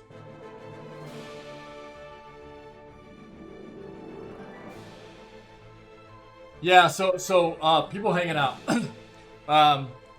This is not my first time doing this fight. There's very few parts of the game. So whenever we had finished Act 2, that's when I was talking about being very burnt out on the game. To get a bit of closure on the game, we sped basically straight through. We finished Act 2, we had finished White March 1. We sped straight through the end of Act 3 just to get some closure on the game and did this fight. That was it. So I have done this fight before. Yeah, Mr. Fluff Bunny. I mean, that's part of expert mode, though. So I have done this fight before, but this is really the only part of endgame that I've seen before. And we hadn't done, like, almost any of the companion quest lines, any of the endgame quest line stuff. So a lot of what we're going to be getting for this endgame is stuff that we haven't seen before. Or we just took a look at this because we took time away from Pillars to kind of get refreshed and play other games and stuff. And it was just to get a sense of closure, actually. I know it feels a bit weird, but it's kind of what we needed to do at the time. Is he... Do this, please. Yep, that hurts. Get knocked. Rants.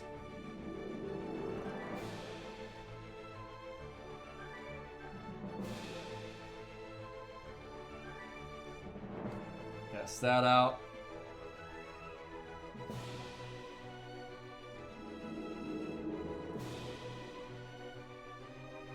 What you doing, buddy? Just keep attacking. Keep attacking.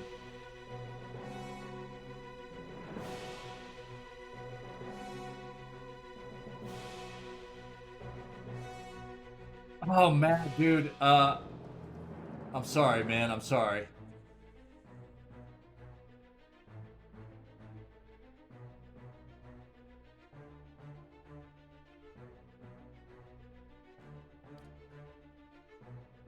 Do that. Come on. You gotta get this going.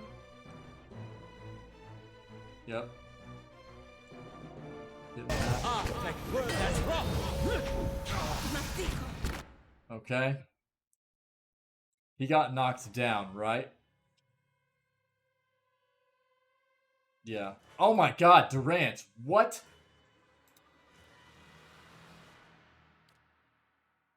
Durant, get out of the way. Okay.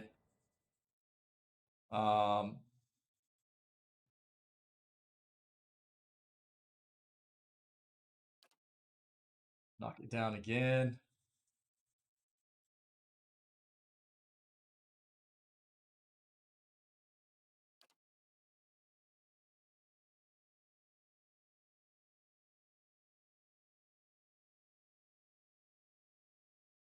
God, Durant took big damage there, man. Let's get some...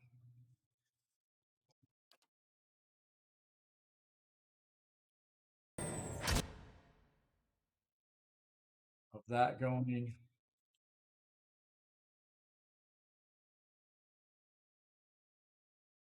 What are you doing, buddy?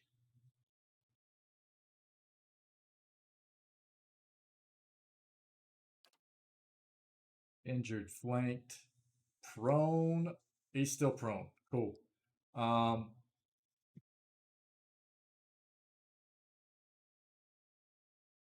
why can't we get that going? We're down one. Okay, that's nice.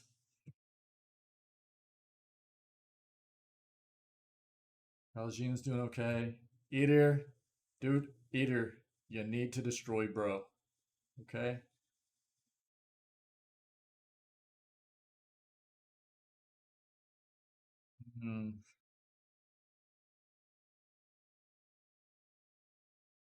Okay, we got to get more summons off in here. Get that. Rants. Dude, you got absolutely jacked, bro.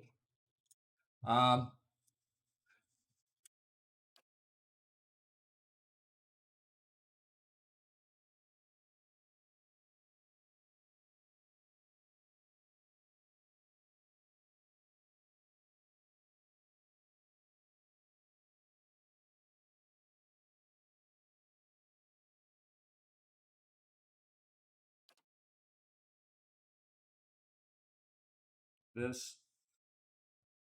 Legina. Cast.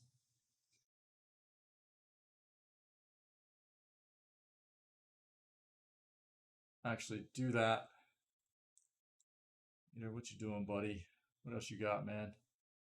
Might have to do clear out here in a moment. Yes.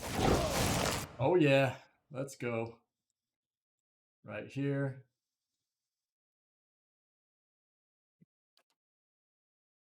There. Kana's got 6.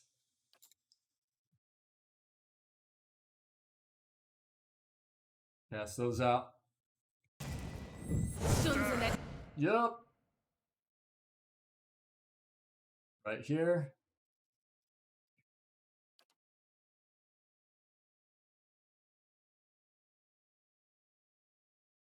Right here.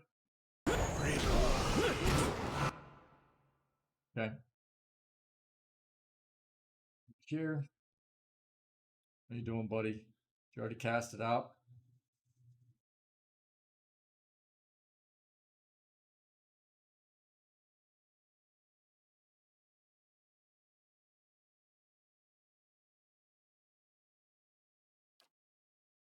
Cast that. Going. Grants. What are you doing, my man? Right here. These are on. You're going to...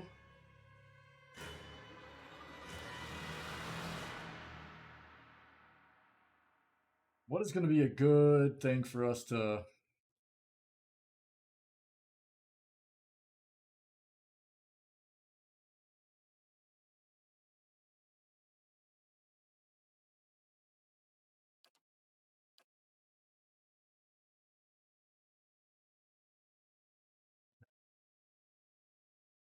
Here.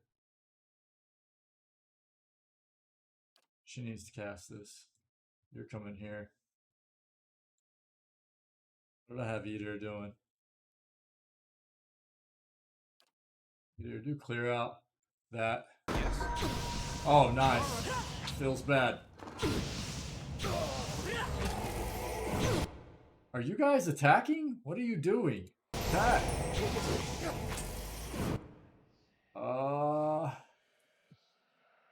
Dude, they got wrecked.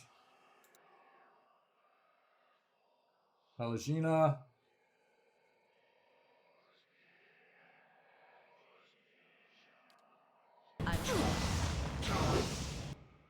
Eater's getting jacked. Holy crap.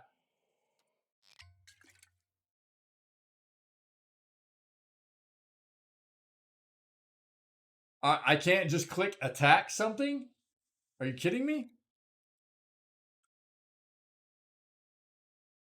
But I've been clicking on them and telling them to attack, so they just...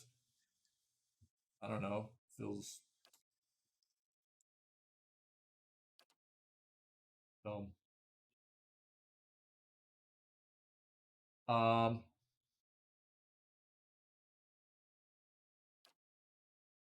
Yes?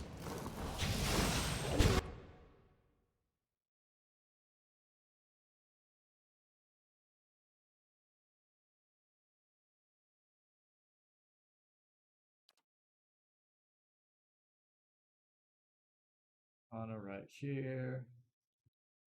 Did you get that cast off? What's he got on, dude? That shields for the faithful crap can suck it.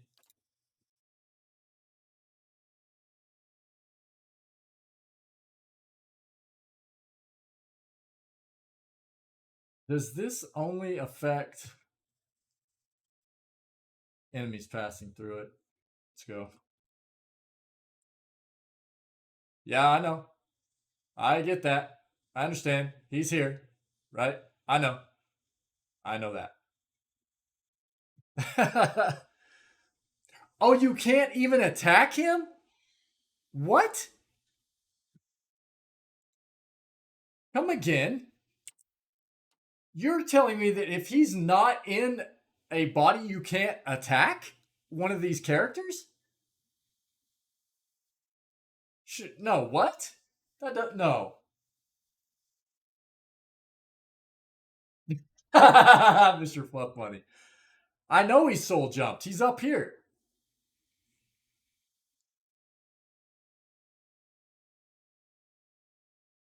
Okay, man. Let's go.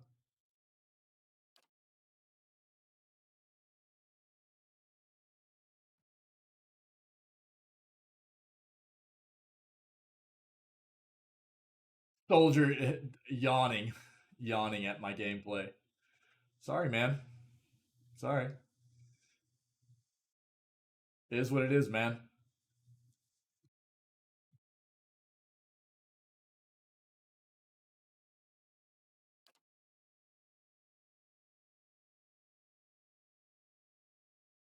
Mm-hmm. Yourself. Get up there. You are going to...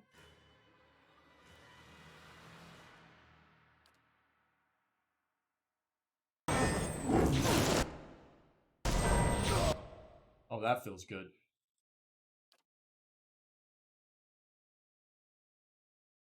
Everyone gets rocked. Palagina, who did I just... That feels real bad.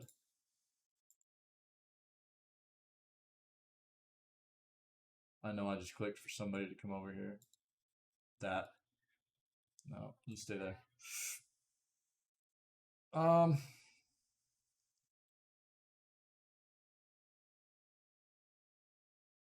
Just keep attacking.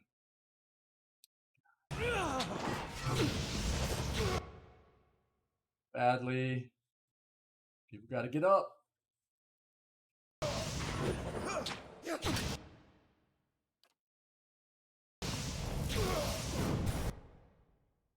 Okay, nice. Got knocked down. Very nice.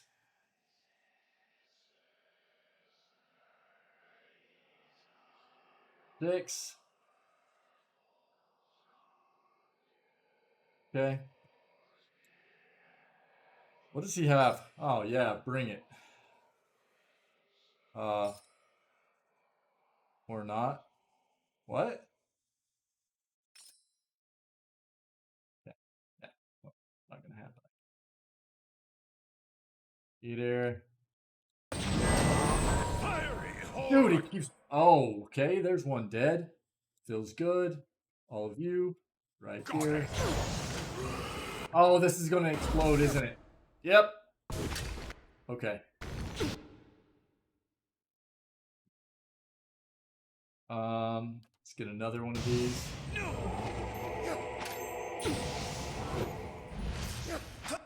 Okay, near death. This looks tough. Well, we get it. We get it.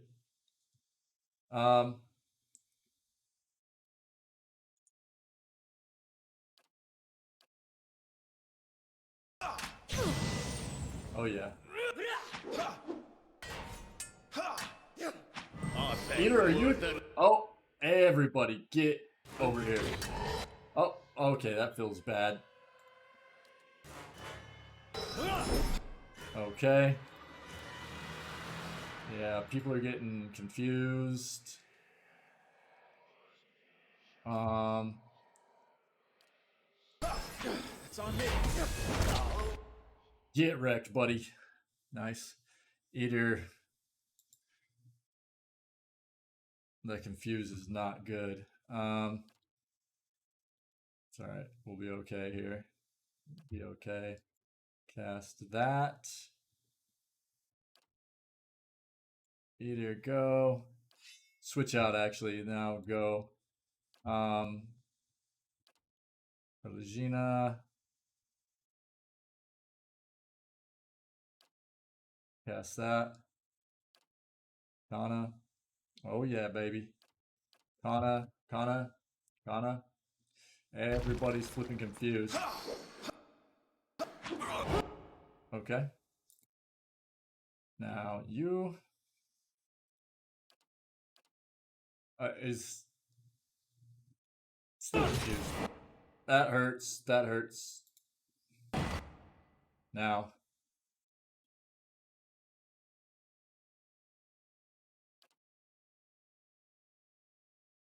There. Get up in there. How long are you confused for? Oh my god, dude. Okay, hold up. Check this out. Nice. Now. Right here. Where are you going, Pelagino? What is she doing? Oh my god, dude. Oh yes. Oh yes. Everybody's in on it. You.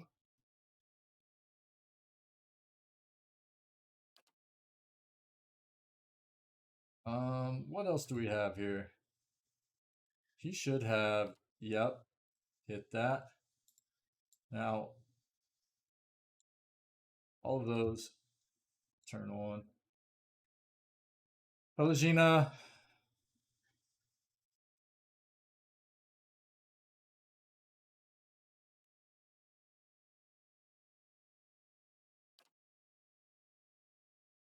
Okay. Where's the law? Are you kidding me? He's right up here in the mix. Get back. Oh yeah. Now, explain on that. Is everybody getting in on this? No. Who am I clicked on right now? Go ahead and do that. Okay, everybody.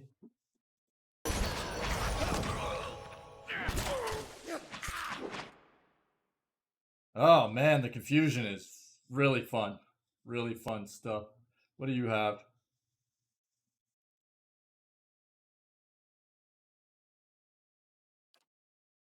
That. Eater. Just do that, dude. She will.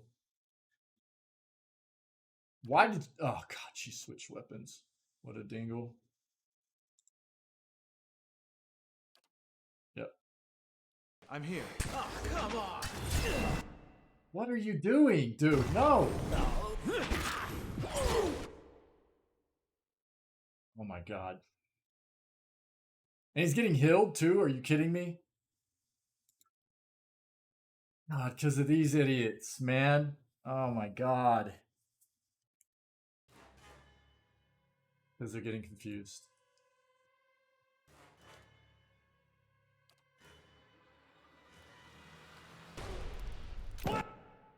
Will you stop? See, the AI is killing me on it. I don't think the AI needs to be on. They just have to do what I tell them to do.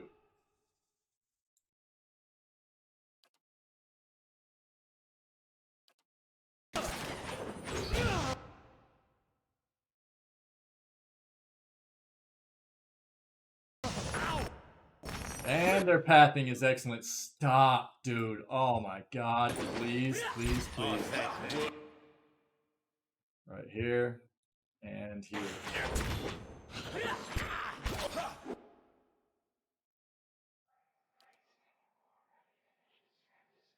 Come on. How long is he confused? Dominant. Sick. Fantastic.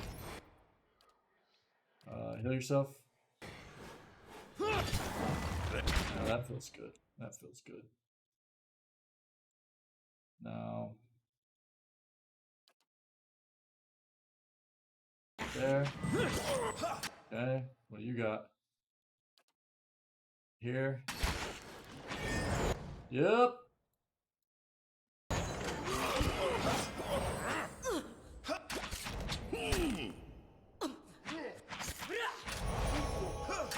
Okay. I think we're gonna get it. Come on. Attack. Attack. Everybody attack.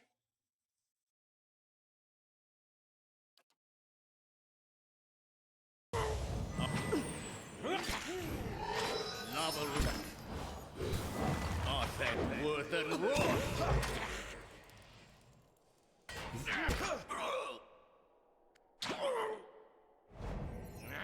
Come on, man. I need stuff.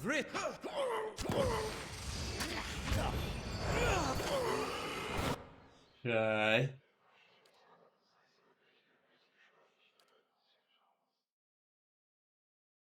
I actually kind of like the ogre.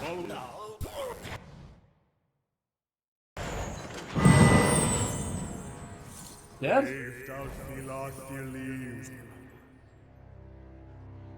Oh yeah, I forgot I had one of those left, Mad. Good call, dude. I forgot that I had one of these suspends left. Good call. My bad. We got it. Hey, thanks, Matt. Yeah. We should have. That fight... Dude, I don't think we procced a single kill with Destroy Vessel, did we? Crazy.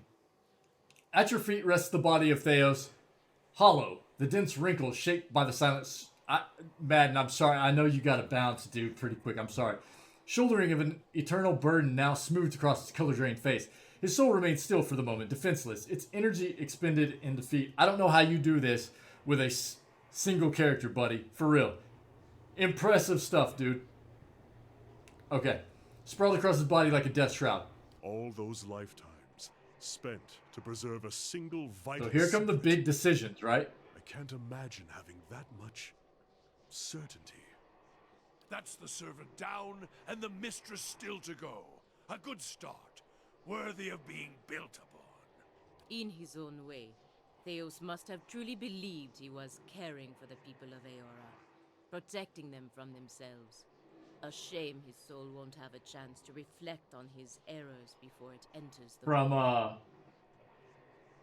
Eater's, St. Icewind.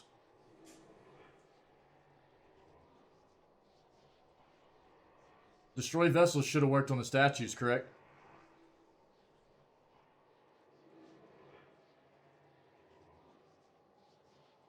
Or am I mistaken?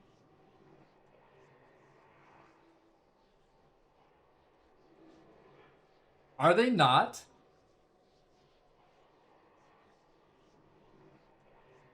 No way. Okay. I mean, makes sense. It makes sense that they wouldn't let that happen. I just assumed. That's what I get for assuming. In his own way, Theos must have truly believed he was caring for the people of Aeora, protecting them from the stealth. Thanks for letting me know, Matt. A piteous soul won't have a chance to reflect on his errors before it enters the will. He was good at serving his god, I give him that. Yeah? He should have picked a better one. He spent Yeah? his lives, more than any of us will ever know. For what? Binding the world to a lie. Could a man like that ever be redeemed? Explore Theos' soul.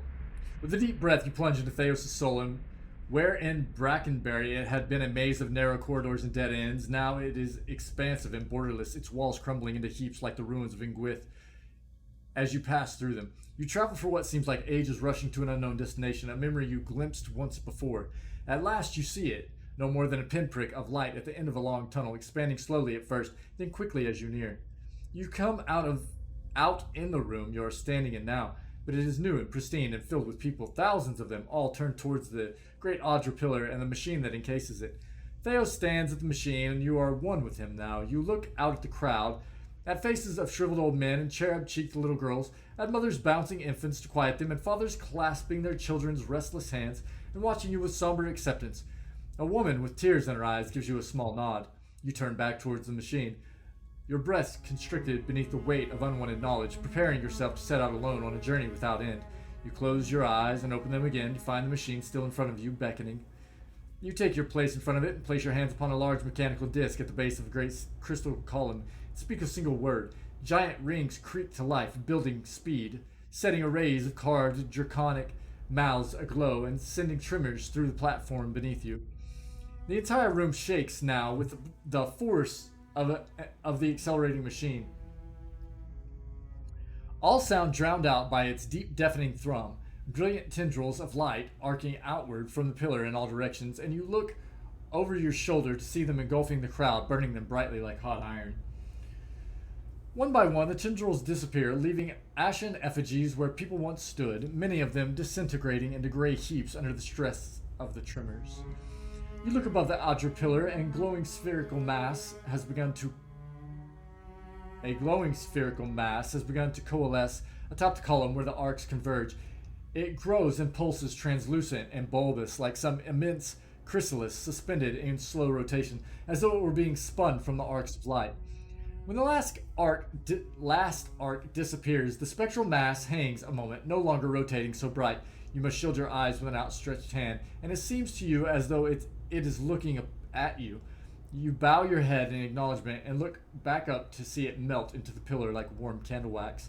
The pillar flares with a flash of light, bright as the sun itself, then fades to darkness. The machine slows down to an abrupt halt, and when the last echo of its grinding cogs has passed, the chamber is still and you are alone. From all sides, reality begins to bleed in through the memory, and you find yourself in your own skin once more, looking down on Theos' lifeless body. You sense a listlessness to Theos' soul, an overwhelming fatigue that hinders its immediate escape and makes it vulnerable to manipulation. You feel as though your victory has given you some kind of hold over it, and you are able to do with it as you please. Alright, here we go, everyone. So, ultimately, we return it to the cycle, tear his soul apart, banish his soul to Braith Aemon, or destroy all memories contained within. Okay, we have two options of tearing his soul apart. I'll read everything, and we'll decide as a community here. Return it to the cycle. You will remember this, Theos. Remember that no man can hide the truth forever, and all you've done was done in futility. Your memory shall be your penance. 2. Tear his soul apart. I do not envy you, Theos. I of all people realize the sway memories can hold. It is time you were granted peace. 3. Banish his soul to Braith Aemon. Theos, there can be no forgiveness for your deeds, only justice. You shall escape judgment no longer. 4. Destroy all memories contained within. Your memory makes you a slave to your own past. Perhaps it can't be undone, but it can be forgotten. It shall trouble neither of us any longer. 5. Tear his soul apart.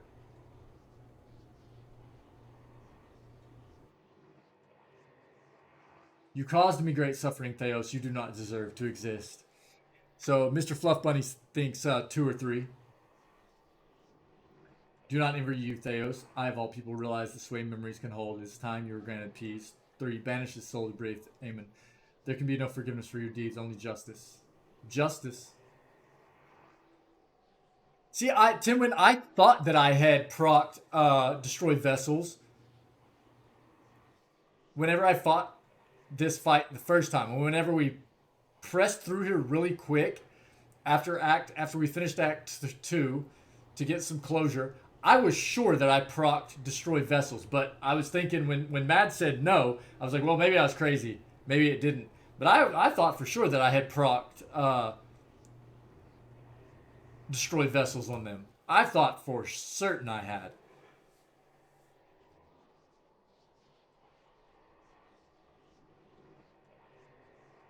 That's why I was assuming it could be done this time, until Mad said no.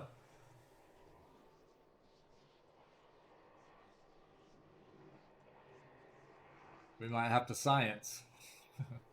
Not right now, but we might have to do some science. 3 is very poetic, yes.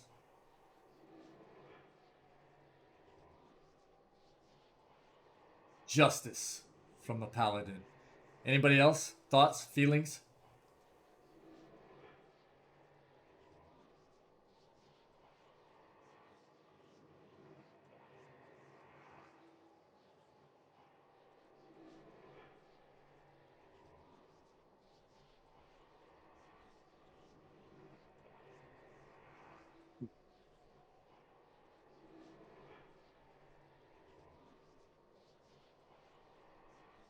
Maybe the good nature in us decides to have a bit of mercy on an individual as well. And just say, destroy all memories contained within.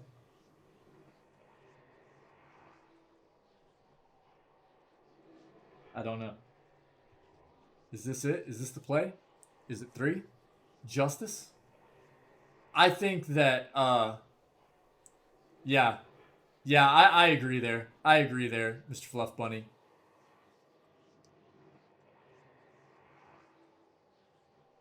He has done some very, very kind of unforgivable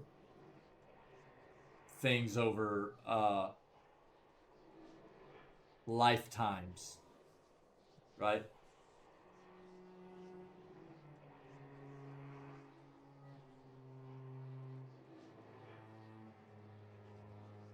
But is it going to be okay to just banish his soul? That's what I was getting ready to say. Do we just banish his soul to Braith Aemon? Or do we tear his soul apart? I'm not worried about what he's done to me necessarily. Or for him to have... Yeah, let's go 3. I kind of like 3. I'm not necessarily worried about him having peace for what he's done to everybody else.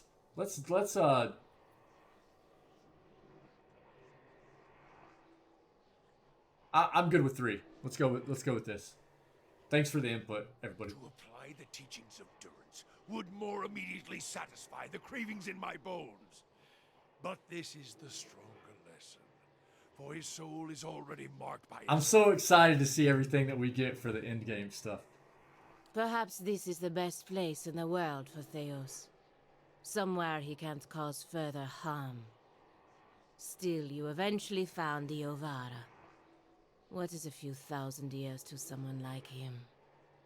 True. You regard Theos' soul still and subdued, and your pronouncement seems to empower your spirit. Yeah, it's kind of what I was thinking too, but I don't know. Your will seems to you now a thick chain, and you wind it around Theos, constraining all movement, eliminating any possible last means of resistance. I mean, we took him out once, right? Maybe they just, maybe our soul comes back to take him out again thousands of years from now.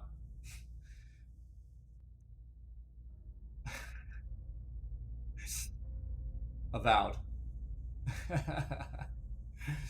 You call to mind the eternal prison, the vast empty cavern and its cells Vajra, vacated by souls that choose to betray themselves in order to escape an infinite abyss of hopeless self-reflection. You choose a vacant pillar and pour your consciousness into it, creating a perfect, inescapable hollow with space for one. And now you gather up Theos' soul and bear it to the pillar, like some bodiless jailer conjured by justice itself. You can feel its resistance now, the abject terror radiating from it, but your bindings will not be broken. When at last distill away and you begin to recede back to your center, you could almost swear you hear a distant, wordless cry for mercy. Ah, that's sick. In the stillness that follows, a single word echoes through your mind, a word you spoke when you were one with Theos in an ancient memory. You realize this is a word that activates the machine.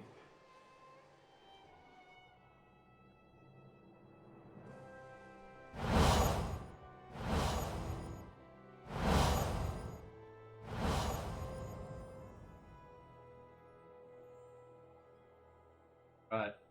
Oh my god, dude, they all have... Theos, he had hold of your soul from a long time back, seems like. You get what you needed from him?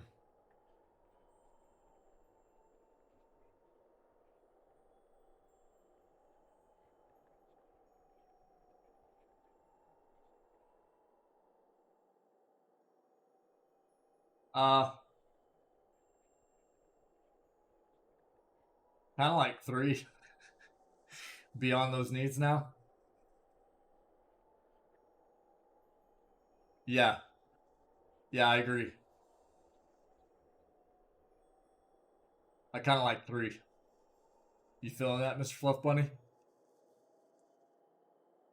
Let's go. More than most can say. Country's still full of people who are dangerous when they're scared. Anybody's dangerous when they're scared. You'll be feeling better soon then. Good.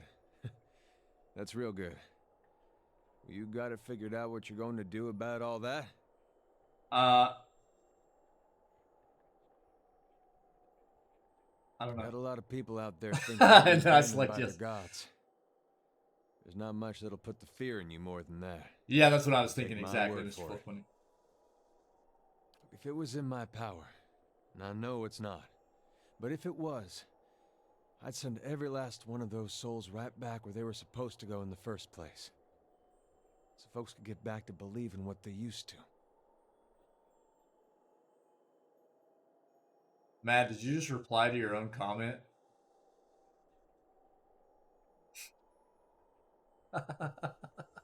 After what you've been through, though, I'm sure you got your own ideas. Better make it good.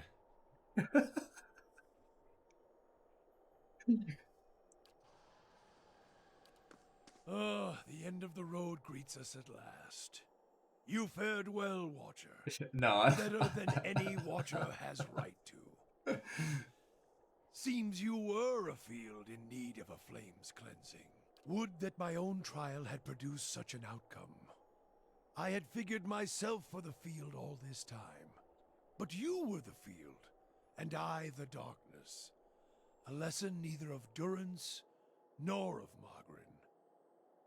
But with that trial's end, a new one begins. A god's trial. And I will stand in judgment without mercy. Okay. So much for Theos, then. The membranes of Palagina's golden eyes sweep out and retract as she gazes into the great Now machine. you have a chance to set things right, back to the proper order of things. It will take the Deerwood generations to recover, but at least these souls will find their way back to the wheel, as it should be. Okay. We've come to the end of it, my friend. It has been an honor to walk this road with you, and I will regret our parting. Hana, you're good peeps. We'll not stay in Raptai long, I think. If it means to change, I see there is nothing I can do to stop it, but there are many places yet to see, mysteries to unravel. Kana inclines his head. And while I cannot say I aspire to match your fierceness, I cannot deny it saved us on many occasions. I thank you. Very cool. Astounding. I always knew the Leaden Key stood for something big, but I didn't quite realize what I'd gotten myself into. And now, you're in the middle of something even bigger. With a decision that will affect millions. But even if you send the souls somewhere specific now, who knows what the next turn of the wheel will make of them? We can't really control what happens to them. Nor should we try.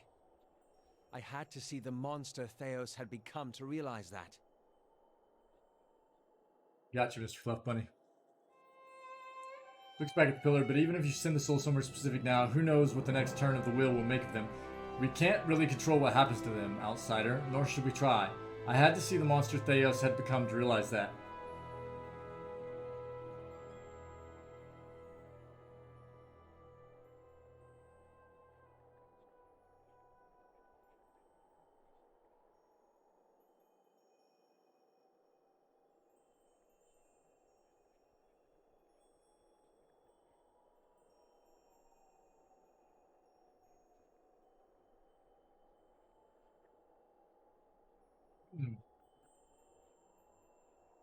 This choice.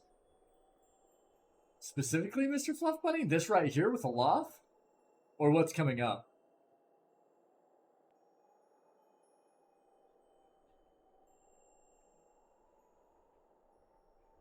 Oh, okay, yeah, I was gonna say.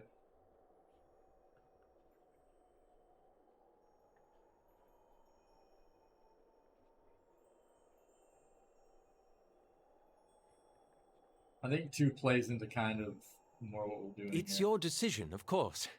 And whatever you decide, I'm glad our paths crossed in Gilded Vale. Alright. I'm here. I'm gonna do another hard save here. Theos dead.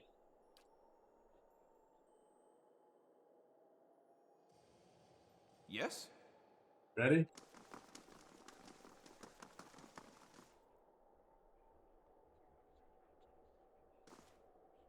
With your companions bearing witness, you step up to the place where Theos once stood before his people long ago. The great machine lies in front of you, idle, ready. You've seen this machine and others like it in operation. You understand how it works. It is a device for directing souls. As a watcher, it would be a simple matter to influence that direction. Though as big as the machine is, it may be the last thing you ever do.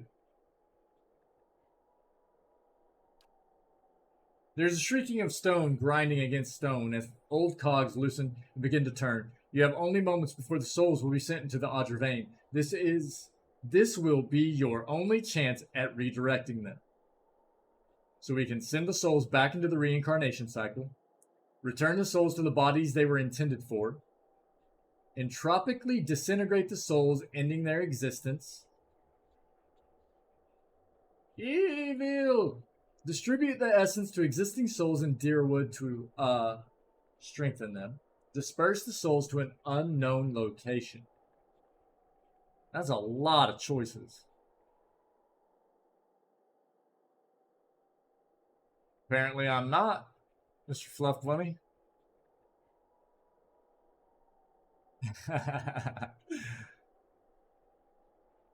Oh, okay. Right on. Yeah.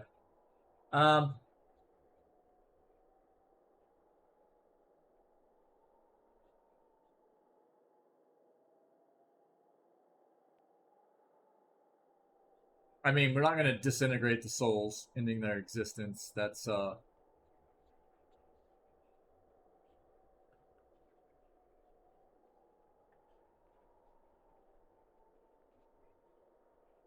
Okay, cool. Yeah, thanks, Mr. Fluff Bunny. Awesome. I also don't think I want to do number 4 or 5. Mad 2 for you. I think for our playthrough here, it's either going to be number 1 or number 2. And I think I'm kind of leaning towards number 2. Okay. Is everybody feeling number 2? Or are there objections to us selecting number 2?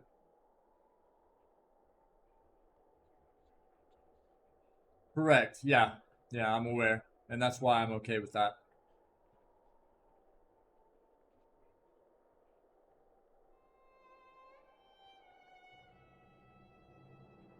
Yeah, no spoilers, so. I'll give it just a second here to see if anybody has anything else to add. Ooh! A stretch. Late lunch today. Late lunch. Let's go 2. I'm good with it. Return the souls to the bodies they were intended for.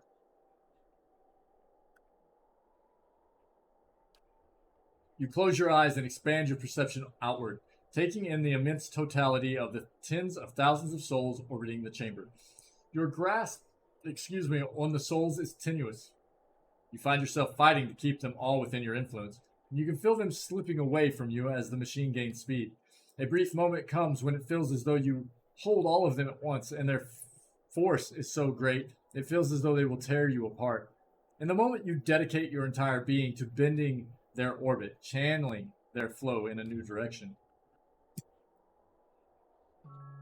At your command, the ancient device became your instrument, spinning to life with deafening resonance and gathering up the swirling essence like thread on a great spindle. There, in the pale pulsing glow of the machine that set you on this path long ago, you summoned all your strength, focusing on your objective and blocking out all else. With a single concussive blast that rocked the chamber and sent you tumbling to the ground, you freed the souls from their stasis. Exhausted, your consciousness slipping away, your last sight was of the machine, dark and dormant. Then your eyes closed, and sleep welcomed you at long last. After coming to and searching for some time, you discovered the route Theos used to enter Sun and Shadow, and embarked on a long and arduous ascent back to the surface. You emerged in Terra Evron after days of tunneling through the rubble Theos had left behind, and when you stepped into the daylight, you were faced with a different Deerwood than the one you had left. At your direction, the souls diverted by Theos were guided back to the vessels originally meant for them. For the first time, parents of hollow-born children woke to the cries of their infants and looked into their eyes to see them staring back. People fell to their knees where they stood, thanking Helia or Mogren, or even Aethys for their forgiveness of whatever guilt they felt they bore. But for all the relief that had come to some parents, others only found new grief. For many thousands of Hollowborn had died during Widewind's legacy, many by their parents' own hands. For those children, there would be no homecoming. Yet the last Hollow birth was in the past now, and those parents willing to risk trying for a new child were frequently rewarded, often with twins. Many felt they saw Helia's hand in it, and the year would be remembered as the year of Helia's splendor. Lord Radric's zeal had brought him back to life once, but it would not do so again. Radric's destruction at your hands spelled the end of his suffocating rule over Gilded Vale and the surrounding area. In his absence, the village prospered, becoming a popular destination for new settlers anxious to leave Defiance Bay after the riots. Without a nearby ruler, it also grew more wild, with many settlers moving on as soon as they'd arrived, turned off by lawlessness that was excessive even by Deerwooden standards. Nevertheless, despite the challenges of living there, Gilded Vale had survived, and would continue to survive for the foreseeable future. Following the assassinations of Duke Avar Wolfgren and Lady Webb, Defiance Bay was thrown into political upheaval. In the ensuing weeks, the streets had become the domain of looters and blackguards. Few dared to step outside their own doors alone or unarmed. But order was soon re-established by the Knights of the Crucible, who, despite their depleted numbers, had gained favor in the public eye for their role in the unraveling of the conspiracy surrounding Widewind's legacy, and were quickly reinforced by returning forces from Fleetbreaker Castle. For the Knights, their resurgence marked a return to the tradition as well. Having seen firsthand the dangers presented by dabblers in animancy, the Order quickly abolished the practice internally, preferring the familiarity of their hammers and forges to the uncertainties of Essence and Adra. Their identity rediscovered, the Knights suppressed their political aspirations and began once again to train their recruits in the art of blacksmithing, recapturing the post-revolutionary ideals of Deerwood and regaining the respect of its citizens as a result. Though the machine atop Ter Noaneth had been disabled, it had not seen its last use. Heritage Hill was rebuilt, and no sooner had the first families moved in to resettle the district than members of the Leaden Key, acting under standing orders from their Grand Master, climbed the tower and reactivated the machine. The initiates slew a handful of the new settlers under cover of night and watched as history repeated itself, the victims reanimating and devouring the survivors. After this second incident, the district would remain abandoned. The Duke's assassination at the apparent hands of an Animancer had caused catastrophic rioting in the streets of Defiance Bay, and few Animancers survived the first day.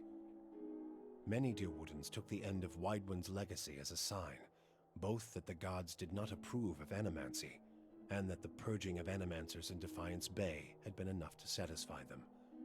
In time, their rage would subside, and a number of surviving Animancers remained in and around Defiance Bay, often taking to the wilds to practice their science without repercussions. Abidun's renewal brought new vigor and purpose to a god long known for quiet, steady labor. Handicraft saw a revival in the Deerwood, and no smith wanted for an apprentice.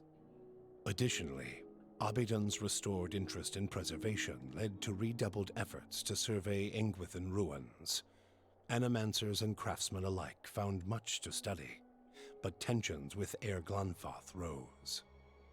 As for Stalwart, the Battle of Caeron's Scar only strengthened their resolve to unlock the mysteries of Durgan steel and build new marvels with the White Forge. However, Stalwart's ambitions brought them into further conflict with the Red Serens, as more and more impoverished communities gathered at the border and vowed to finish the work of the Iron Flail. It would be many generations before the region saw peace. The Flames That Whisper clan found a cautious peace with Stalwart, particularly once the villagers heard of the aid the ogres had offered against the Eyeless. The clan moved back into the Russet Wood, and as Stalwart grew in prestige, the villagers formed a tighter alliance with their ogre neighbors. Within a generation, ogre traders visited Stalwart, and village hunters were welcome in the Russet Wood. Awesome. Harmka's death had brought the Devil of Carrick little satisfaction. In time, Yeah. her taste for vengeance soured. What replaced it was a hunger to feel something, anything, new. Summer had thinned the snowpack twice over when she felt the joint at her elbow first begin to stiffen. She turned her back on the hopes of animancy and civilization and walked east. She pushed through the mountains, past Raid Ceres, and into the broad plains of Ishamiddle. She had forgotten what it was like to simply journey, no goal or destination in mind. Though she felt nothing more than the steady thump of her feet on the road, the endless horizons and grassy meadows were new to her. She measured her time in the gradual rusting of her body and was satisfied. Her movements slowed, but so did the world around her. Waist-high grasses undulated and tacked in the wind, as gradual as the tides. Sparrows and blackjays made steady pilgrimages across the sky, each flap of their wings a solemn salute. She could hardly move when she found something she had never seen before, the ocean.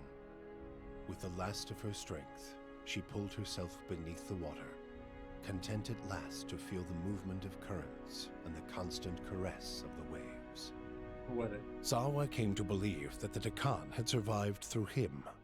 He returned to Ishamiddle, where he united a number of small, vulnerable tribes under the beliefs of his people. He called them Takanakin, kin of Takan, and under his tutelage, they became strong enough to resist would-be conquerors. Zawa taught his secrets not to one chosen person, but to all, that the line of knowledge might never be broken. Awesome. Free from the burden of her memory, Maneha soon left the gift-bearers and resumed adventuring. Now that she had a taste for the world, she wanted to experience it anew. Maneha rediscovered her zest for battle, extravagance, and romance. She kept her gaze on the horizon, looking from one journey to another more distant, from the lover in her arms to another more fervent. Hers was a life of excitement, violence, and passion. She moved too quickly for regret to catch up with her, and she hoped only that she might outpace it in the next life as well. The fortress of Cadnua emerged as a bastion of security in the midst of an untamed land, becoming the envy of every thane and earl in Deerwood. That's right. Legend grew over time of its impregnability, and stories of formidable invaders easily scattered by the keep's defenses became popular around the hearths of Deerwoodinians.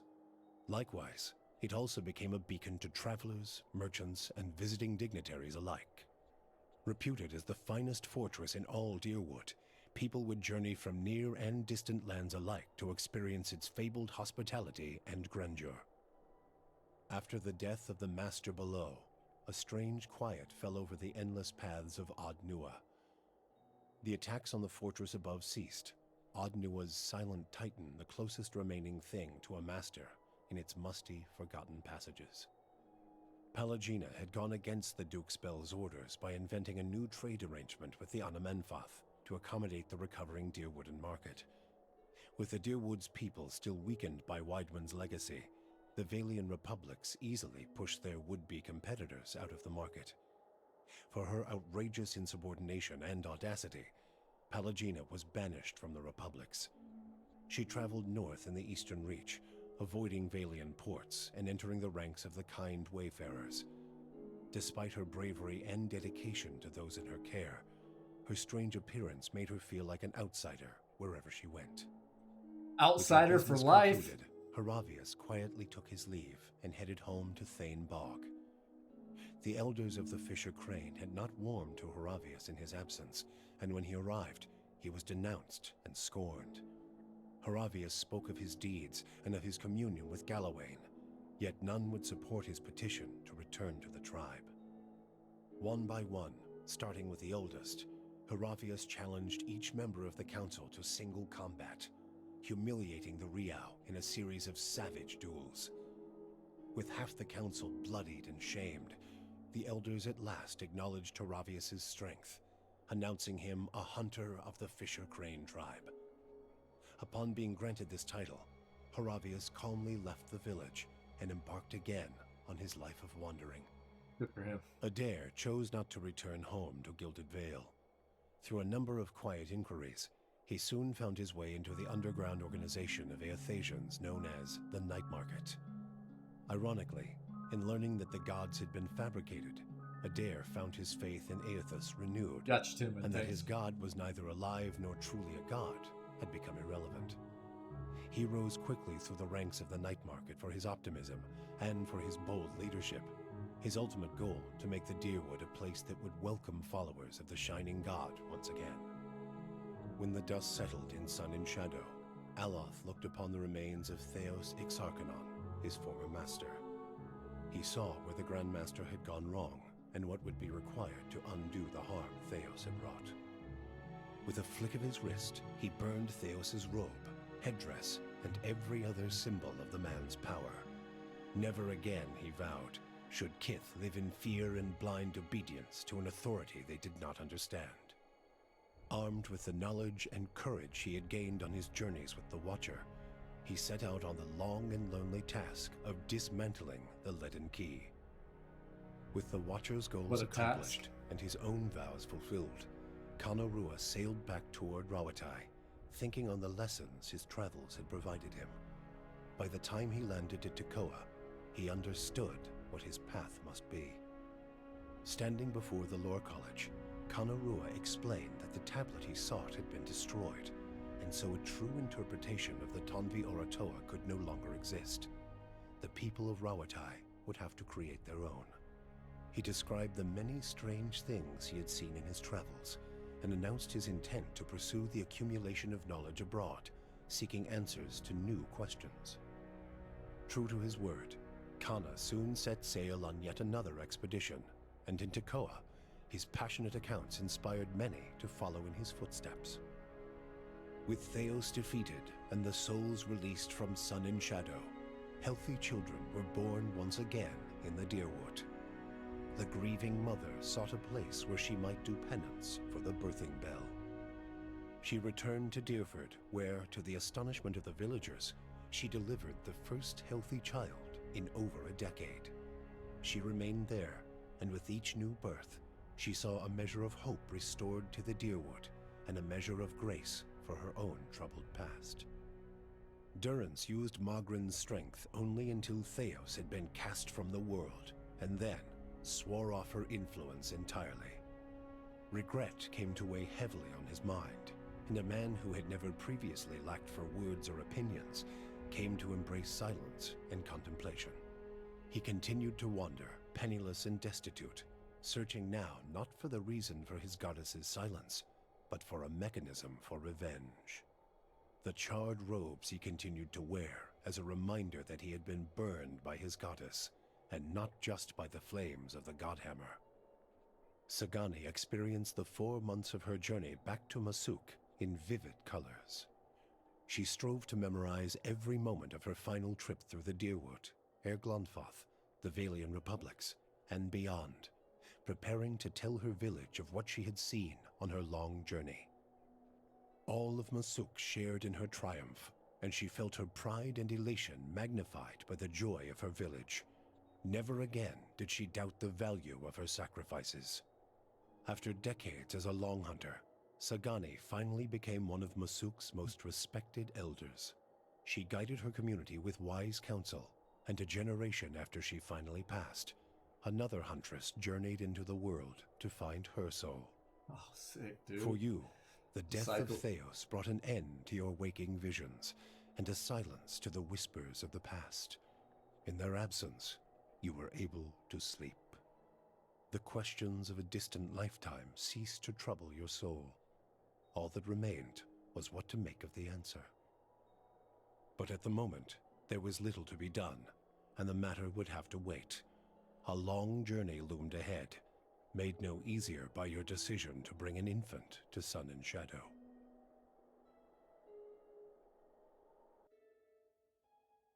What?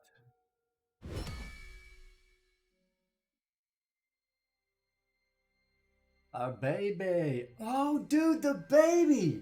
What the crap? Oh, wow. Yo, Tinwin, big props for making sure that I grabbed the baby. Yeah. Yo, what a game, dude. And again, I know that I slow played so much of this playthrough, but God, it was so much fun, dude. And so much, you know, that, yeah, so much props is, goes out to so many of you in our community here for helping me out with decision making and the knowledge you have of, you know, this world and this game and everything. You know, I took the kid with you. Right. I was like, what? At first, but yeah, very cool. Yeah. Thank you all so much. Yeah, no. Well, the baby's just been riding around in my stash. You know what I mean? It's right. Yeah, I know, right? Thanks again, everybody. Yo, we'll let the credits roll here for a moment. I'll let them 2 times here for a moment. I am gonna have to. It's a bit past lunchtime for me, but I didn't want to stop. I'm gonna fix something real quick once these. Oh, okay, cool, Mr. Fluff Bunny. Thanks so much. I'll actually go ahead and pull it up.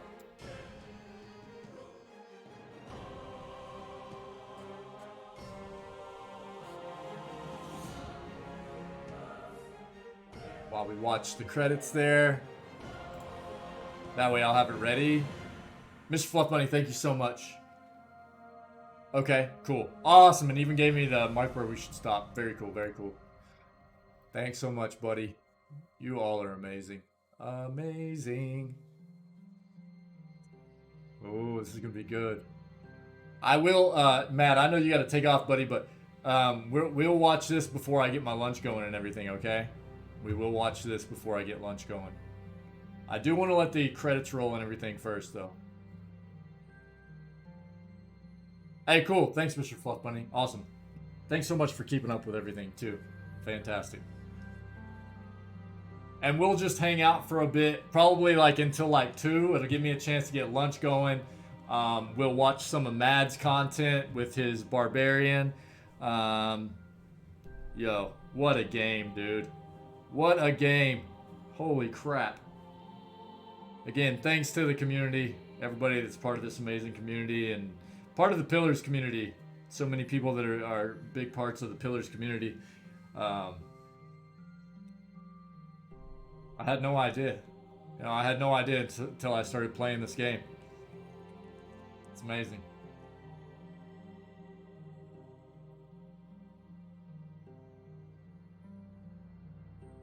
Blown away, man. Blown away. It's fantastic. I've already got the yeah, Mr. Fluff Bunny. Thank you so much. To do another run? Yeah? Alright. Do you know what kind of character you want to do?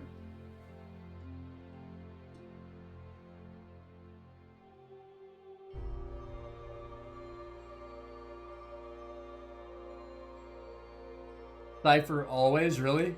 Never try anything different? There's nothing wrong with that. Just legit question. Cypher always. Cypher for life. A slifer.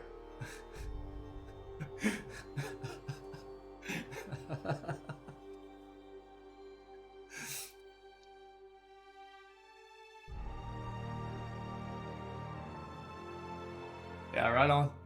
Yeah.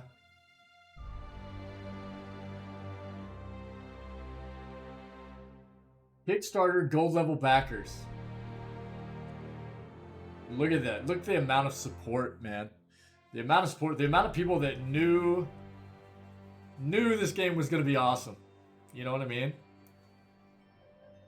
Not that they knew, but they knew, right?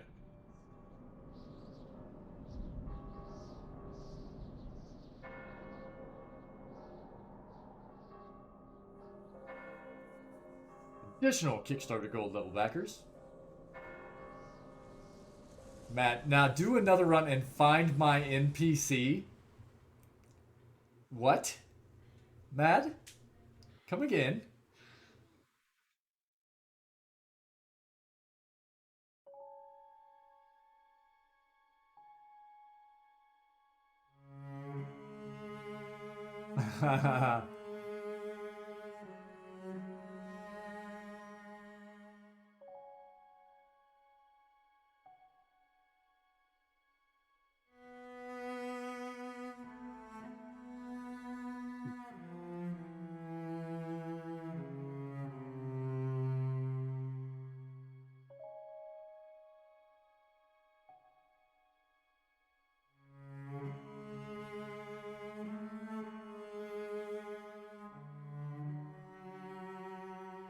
Is that really all you're going to say about that?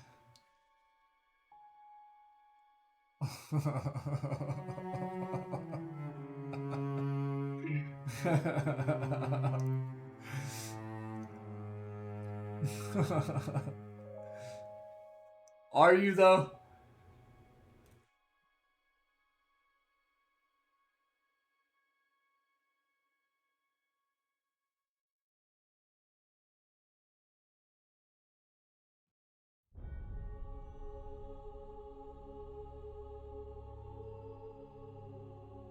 Yeah, I don't know.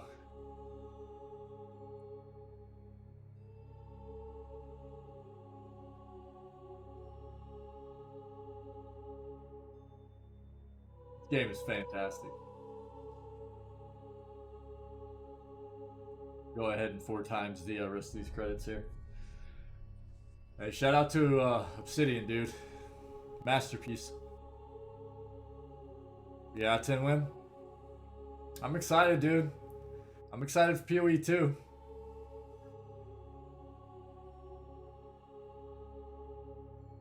Gonna be good stuff.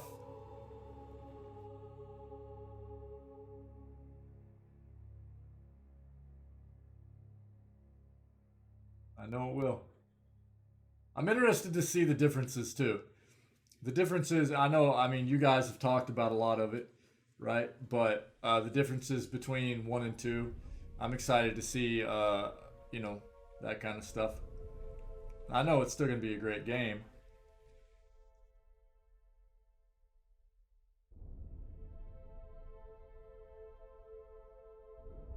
I know this isn't the funnest thing to watch through right here, but credit where credit is due, right? So it's important to me that we watch through credits. A lot of people spent a lot of time developing these amazing games that we play, that we love, and it's important to me that we at least spend a bit of time giving them their due, letting credits roll. Oh yeah, Nox, for sure. Nox, what's up, buddy? Yeah, absolutely. I mean, not only in the credits, they put the backers all the way through the game and everything, right? Good on Obsidian, man. Good devs. Good devs. Absolutely, buddy.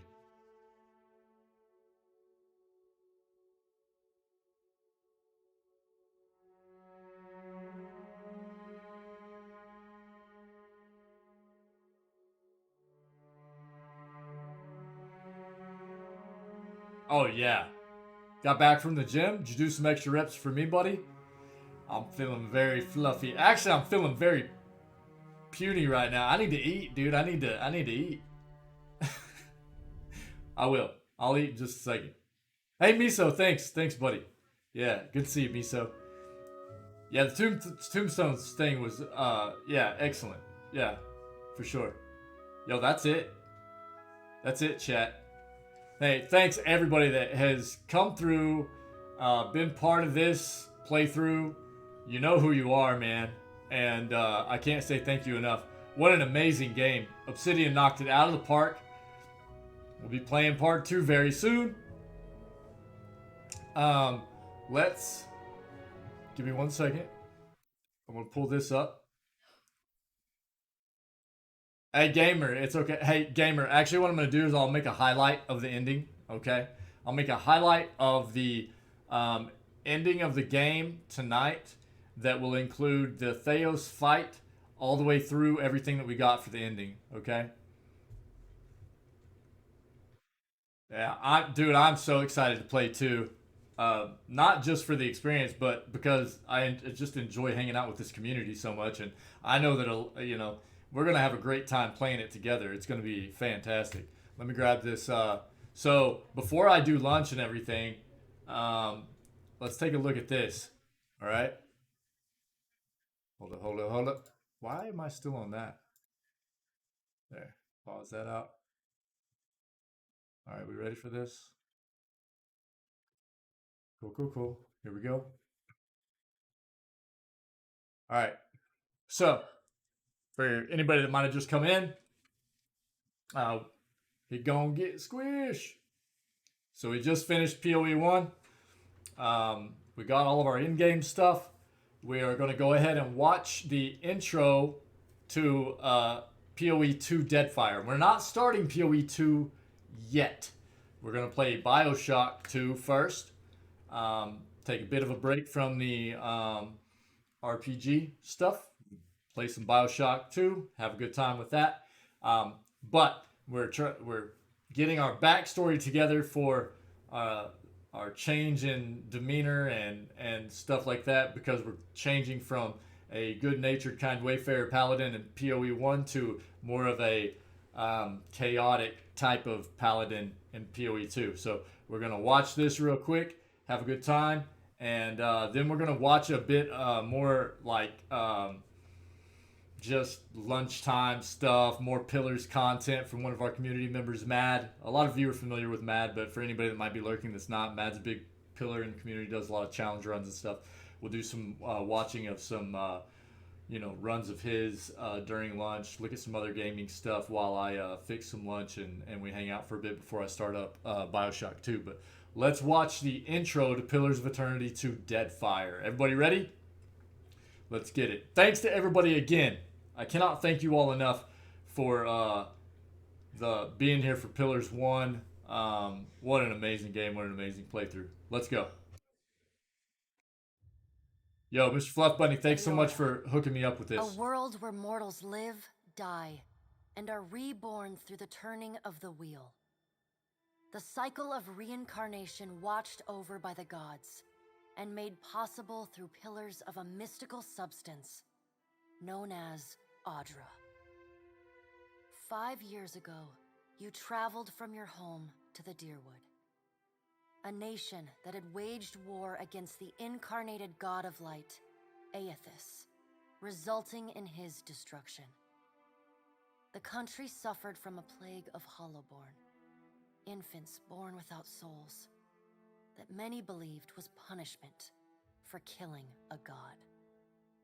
In an ancient, secluded ruin, you witnessed a secret ritual that inadvertently transformed you into a watcher. One who can see and speak with souls. The ritual also gave you horrible visions, waking nightmares of a past life that threatened your sanity.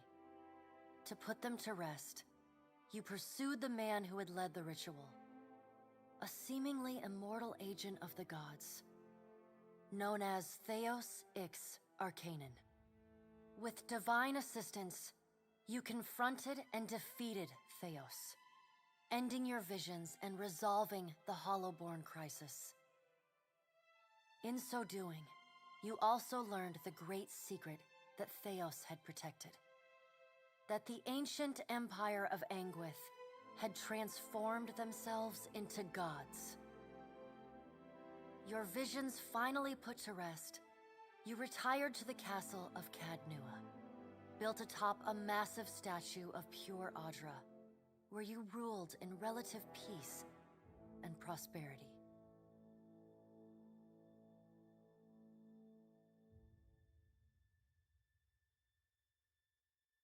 We became Skeletor.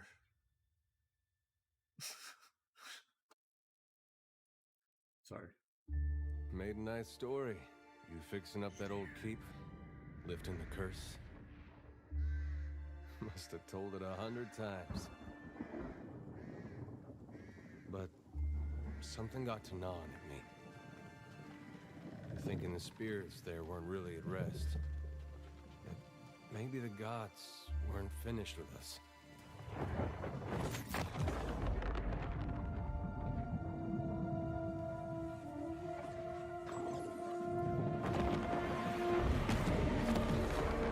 I used to dream that when my god came back, he would forgive us.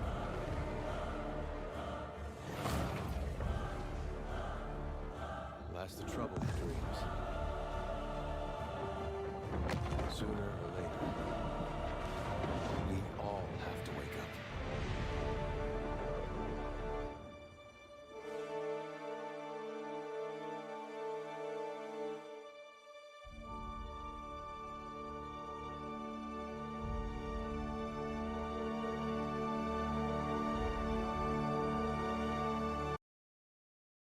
Now, Mr. Fluff Bunny told me to stop it right there.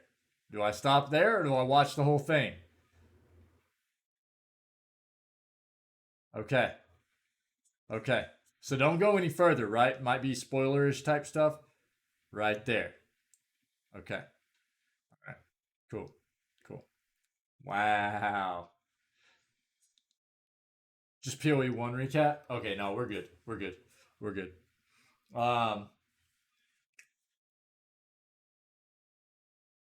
Or, I mean, I can run it while I start making food and stuff. It doesn't matter. Hey, Mr. Fluff Bunny, thanks for the link. Awesome. Cool. Cool. All right, man. Very exciting. I'm so stoked for PoE 2. Doesn't really matter. Yeah.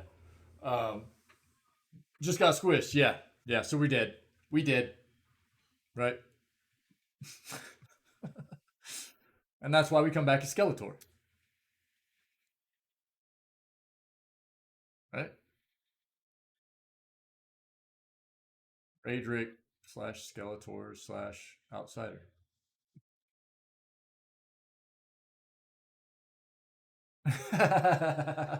Yeah. Uh-huh. Yeah, absolutely. Here, I'll play the rest of this. Give me just a second. I'll be right back. I'm going to see when I can start getting ready for some lunch. Late lunch. We'll start Bioshock 2 at 2 o'clock. But we'll take a bit of a break here while we do lunch together and everything. Again, thanks for everybody for hanging out, being a part of such a great PoE 1 run. I could not be more appreciative of you amazing people being part of such a great playthrough. Fantastic. I had such a great time. I'll be right back.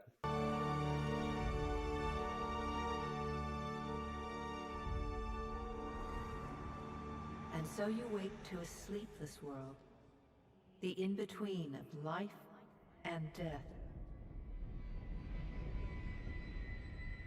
Follow your memories. You have been here before. You have seen past the shroud. You are a watcher now, and a watcher you will stay. A watcher sees souls, knows their pasts, and the souls see them back.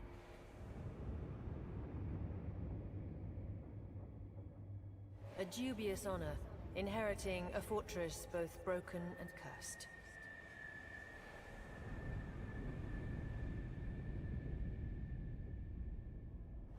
What is a god? A higher power? A rewarder of good deeds and punisher of the wicked?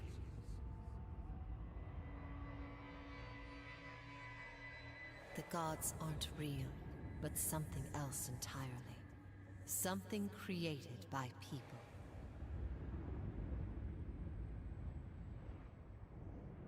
And did you ever consider that these were things you were never meant to understand?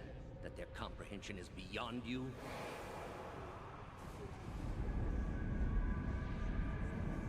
Let the world see. Let them decide what to do.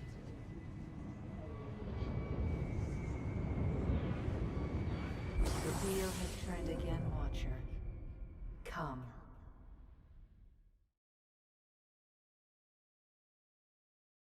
Okay. Cancel that. Give me 1 second here. Very cool, very cool. What? Mr. Fluff Bunny. What did I do? What did I screw up?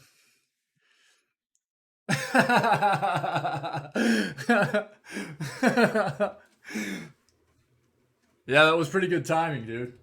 Yeah. Perfect.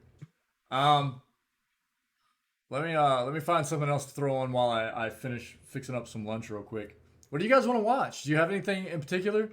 I want to watch the Mad stuff, so I don't want to turn on Mad's Barbarian stuff until...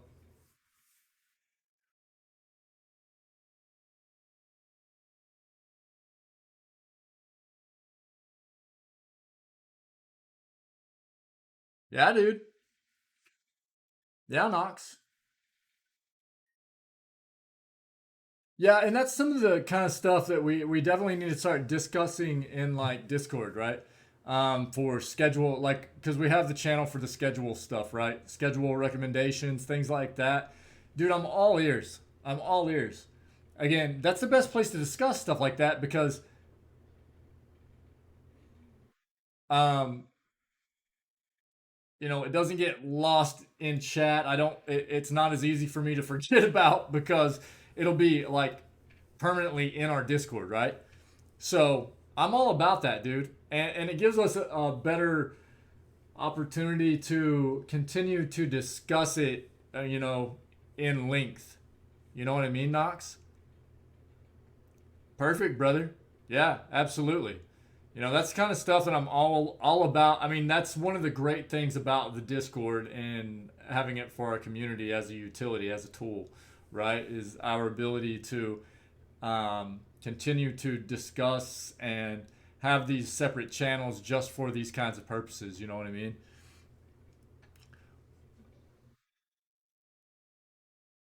Oh, you tested it, Mad.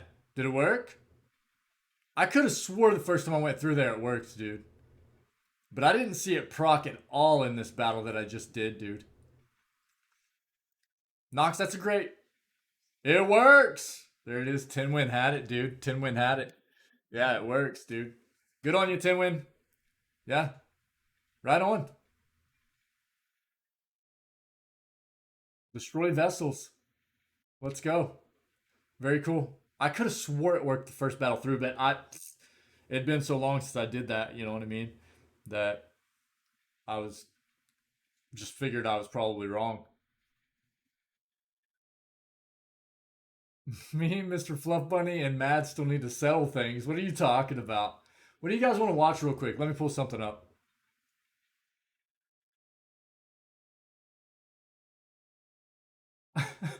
You guys are hilarious, dude.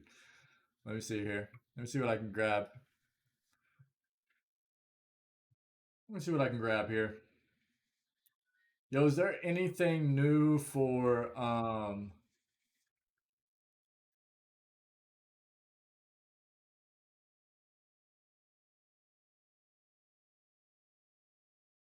let's just see if I can throw something like this on for a bit.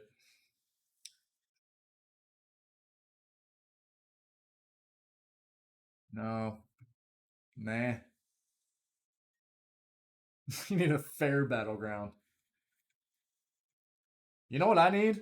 Speaking of fairs, funnel cake. You guys know what funnel cake is, right?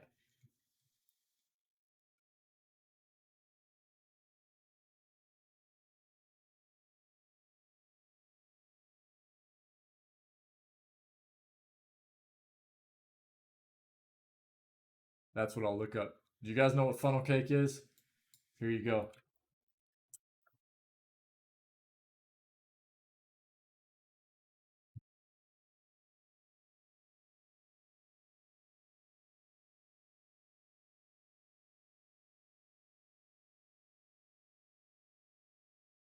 You ready? Here you go, chat. I've never... Let me see.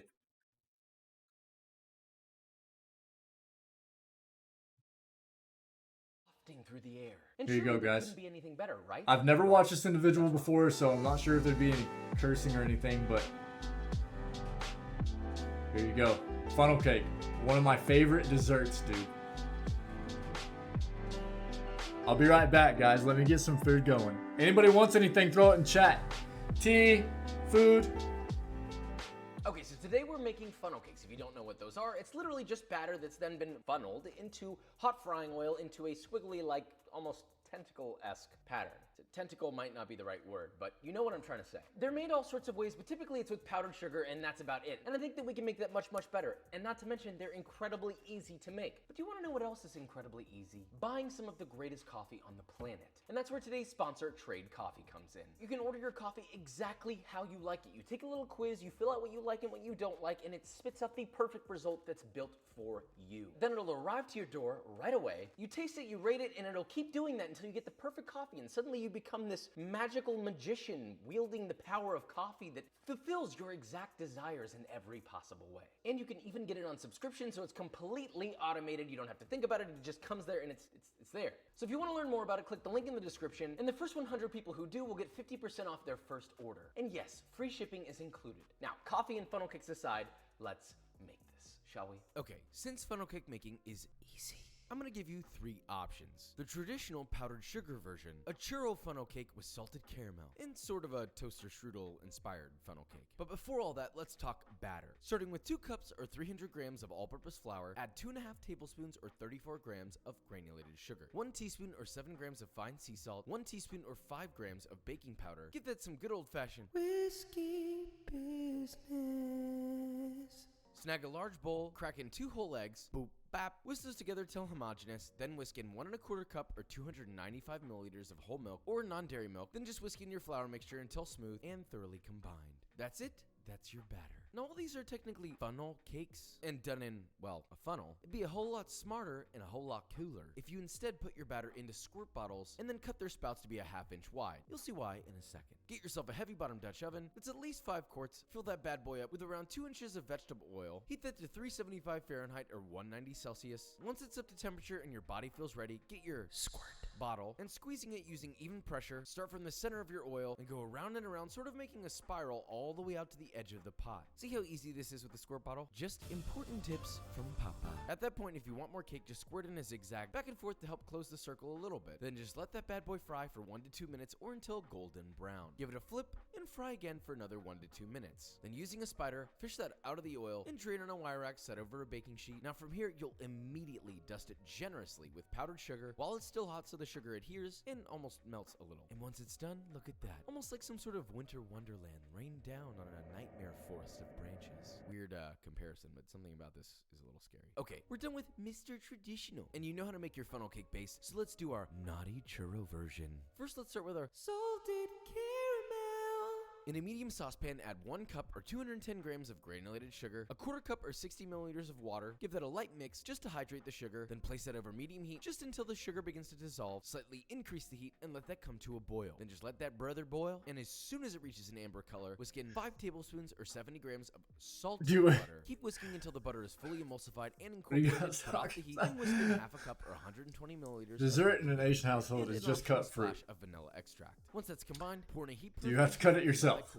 I hate to be the one to tell you, but if you have to cut your own fruit, that means no one loves you. Asian people express their love in cut fruit and asking if you've eaten yet. That's why I don't eat fruit, so I don't let my brain realize I am alone. I'll cut fruit for it. Aww. And by magic dust, I mean it makes things magical, okay? Don't get it twisted. All right, assembly time. You know what to do. Spiral and fry your funnel cakes. Flip and fry on the other side. Oh Now, my get god. close Guys, to have the you sugar. ever had a The funnel cake is cake? ready. Fish it out and let it drain sort of mid-air nicely. Then immediately toss it into a large bowl with the cinnamon sugar and toss to coat generously while it's still piping hot. If it's not hot, the sugar won't stick and Papa will be disappointed. Now just pop that little churro man onto a plate. Optional, hit it with some whipped cream, followed by a nice drizzle of your salted caramel sauce, as much or as little as you like. And isn't she lovely? Seeing this churro funnel cake is like seeing the love of your life waiting for you at a park bench on a beautiful day in Switzerland or something. Next up, we have our toaster strudel inspired one. Elementary school? This might Right be on. the best of the three. Dude, Who knows? I don't have them very often. Strawberry jam. It's not something that's like strawberries. Then cut all of them in half, some in quarters if they're monstrous in size. Like I never make them at home, right? Because we don't fry food really in our house, right? We don't really fry food. Toss that to coat and let that sit for 5 minutes until it starts to get. But like if you go to like an event like a fair or anything like that, then they'll have them like places like that sometimes. And cook and reduce for about 15 minutes, dude, mashing occasionally with a masher. And once that's reduced nicely and has they are unreal. when spread on a plate, yeah, I mean really it's just like fried like pancake dough kind of stuff, you know what I mean? But they always do different stuff, like you put chocolate and whipped cream all over them, or like he's doing, you know? So good, dude. Of full-fat cream cheese and good for you. Begin beating healthy. at high speed with a handheld blender until smooth. Then beat in half a cup of unsalted, fully softened butter until beautifully combined and emulsified. Then beat in 3 cups or 350 grams of confectioner sugar, a little at a time because this stuff is very annoying to work with. Then once your sugar is added and you've beaten it until very smooth, add 1 teaspoon or 4 grams of vanilla extract and an optional small pinch of fine sea salt if needed. Then beat until beautifully smooth and voluptuous. I'm so hungry. So creamy. Okay, back to the drill. Fry your funnel cake, flip, fry the other side, drain and let it cool slightly, then place it on a plate, dress it beautifully in your strawberry jam yes, to your heart's desire. very good And for finally, jogging. pipe on Yes, a nice, generous I'm actually about to have some and a totally optional chicken chili strawberry powder, and probably throw some sriracha in there and some tortilla chips. Actually, it's gonna be good stuff. Yes, it makes a huge visual and flavor. What else? Anybody else have any? We're gonna watch Mad stuff. We'll watch Mad stuff. We have our traditional powdered sugar woogie, a churro version. I mean, come on. I think we had another Marewall video to watch from The Worst Man. We can turn that on as well. It's got some crunch, instant nostalgia. Yeah, it tastes traditional. It is. It's like crunchy on the outside, but really soft on the inside. This I'm very excited. God, they're so good, dude. I have no words. Every funnel cake should be this. Funnel cake homies. Whoever makes funnel cakes anywhere. This is the new funnel cake. You got the caramel and the cream. It all sort of becomes an amalgamation in your mouth of flavor and texture. Cinnamony, sweet, creamy. This is an eating experience. I haven't tried this yet. Hold up. Holy shit.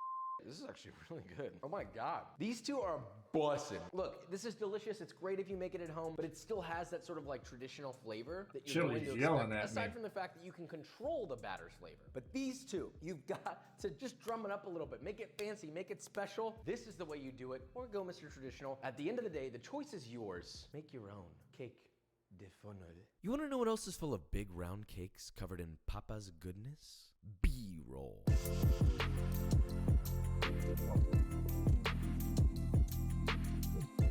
No. Grab back chat.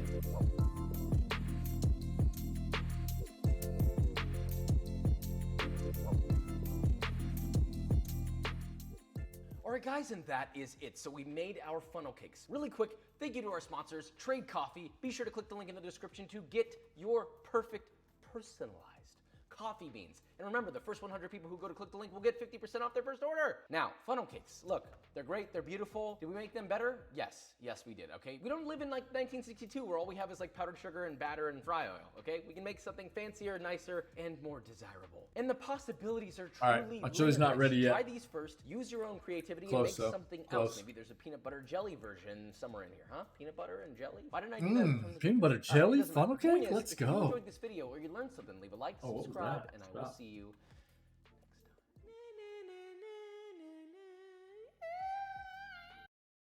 That was some singing right there. All right. Let's see here.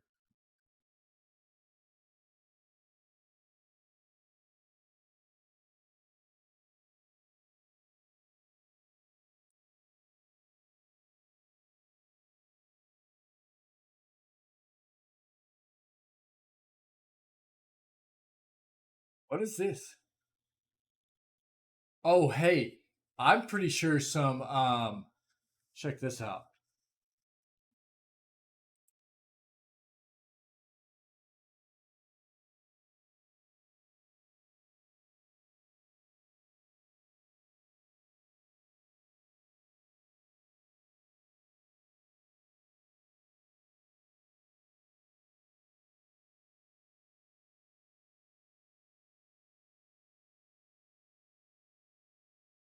Hold on.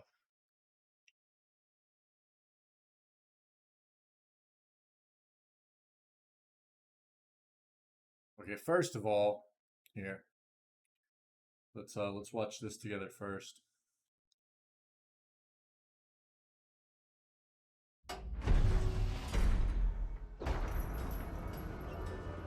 We're probably gonna have to play all the Dead Space games in October, by the way.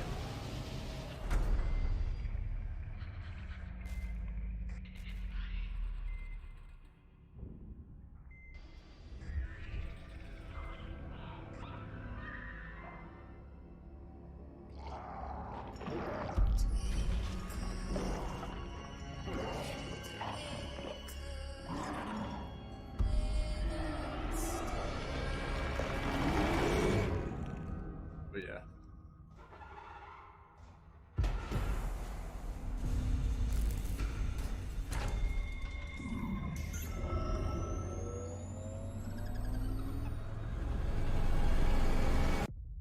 Oh yeah, man. Yep, absolutely, buddy. I was just trying to wait for my food to get done, but let's do it, man. Let's do it. Sorry, man. I forgot that you were getting ready to have to bounce. Pull it up right now, my friend. Sorry, bud.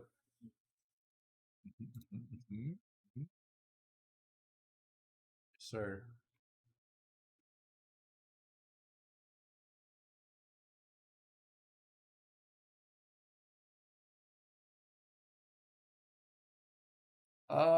Is this it? Uh-huh. Here we go. Here we go, chat. Mad the Mad Lad. All right. No. We're good, buddy. We're good. Sorry, man. I just forgot that you were getting ready to have to bounce, dude. I was just wasting time till my food was ready. But we're all good, man. I'll grab it in just a second. I really appreciate it. We got this, dude. We got this. Here we go.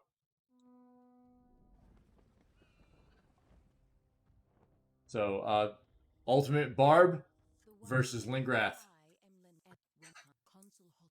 Our boy Mad.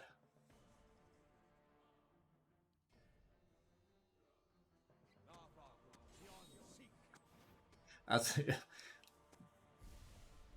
yeah, man. I know, man. Sorry, buddy. A bit different, not quite as fast as the Rogue, eh? Yeah. I know what you meant, bud.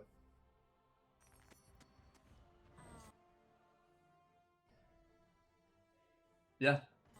Yeah, it's on auto. It might be kind of going back and forth between quality just because I'm streaming right now and stuff too. Yeah, it's in HD, bud. Are you like O-facing because you didn't know that? Or what?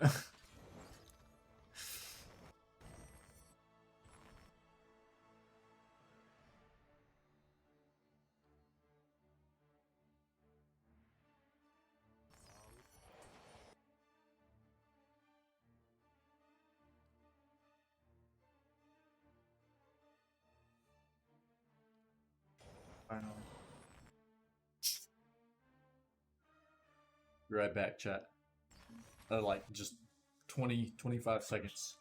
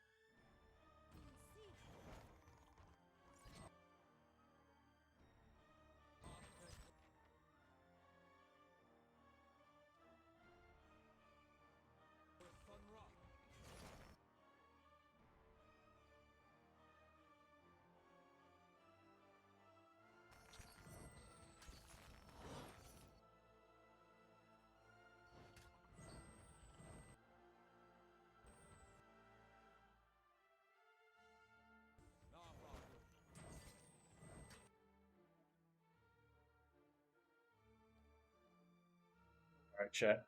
Sorry. Maybe that was a bit longer. Forgot. Okay.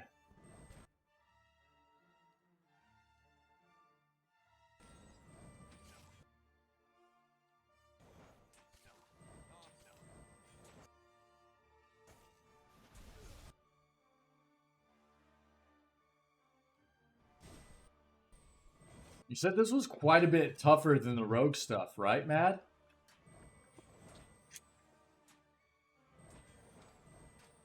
If I remember correctly, you said the rogue was actually pretty surprising. You were expecting the rogue to be a bit more difficult than it was, correct?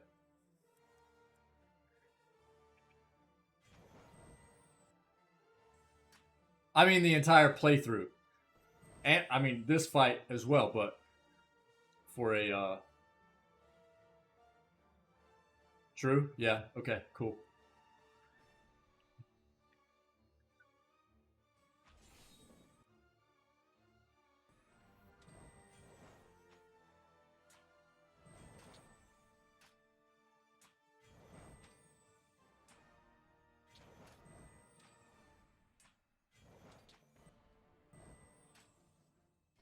I'll have to come back and watch this again at some point. It's where I can watch the entire first, so pay a little more attention. Sorry, I had to grab my lunch. I don't want everybody waiting around all day. We're going to play a little bit of BioShock 2 this afternoon, too.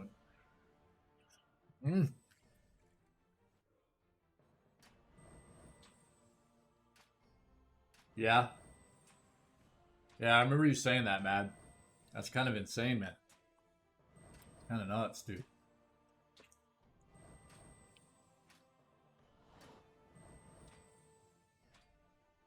Yeah.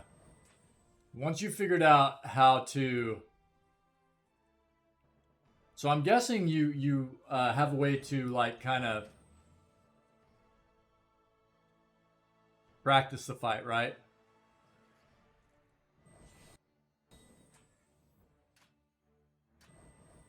And in that regard, whenever you actually come in and finally play it in your playthrough, does it usually tend to go about the same way as practicing it, or when you theory craft it and stuff?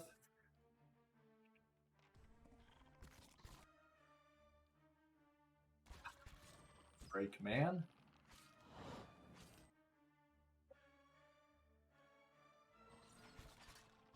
I mean, there's always going to be an amount of RNG, right? That's inevitable.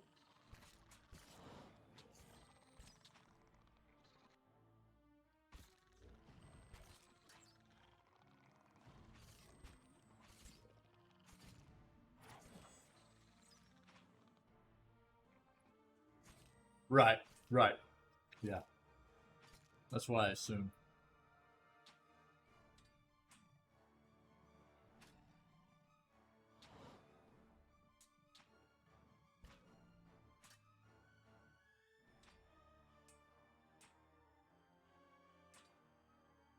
Matt, thanks so much for the video, buddy. Really sorry about the run, dude.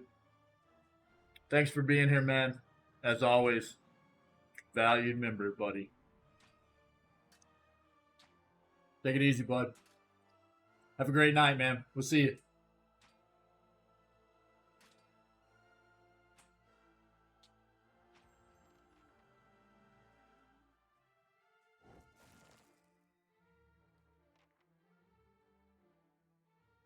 Look at that perception, dude. 48 interrupt. Name's Barbie. I love it.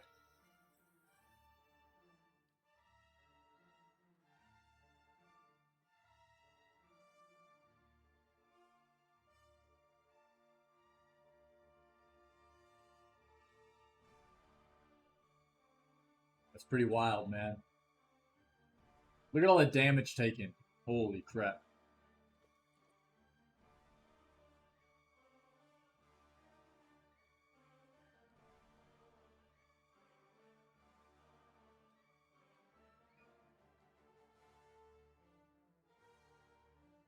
Kind of nuts, dude.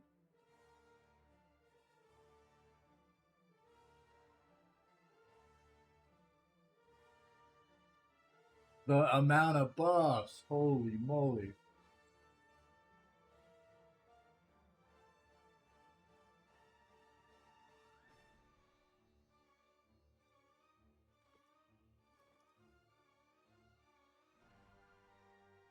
Good call right there. Facing dragons.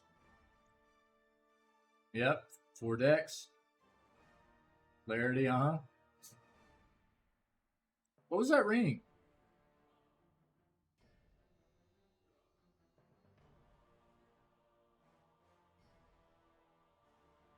Uh-huh.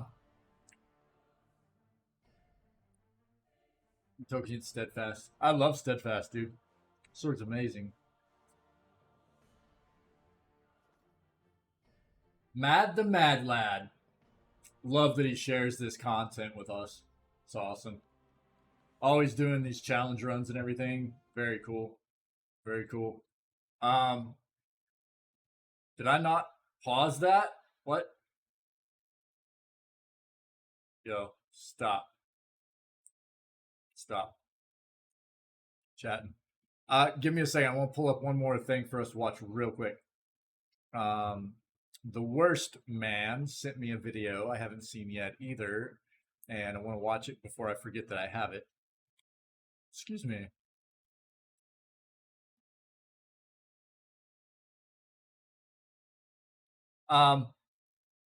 Solo Merwald using a little cheese. Using a little cheese.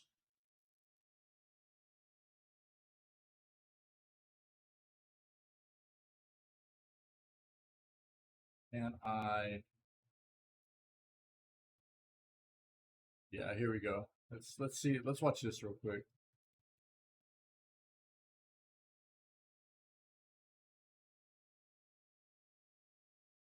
Got going on here.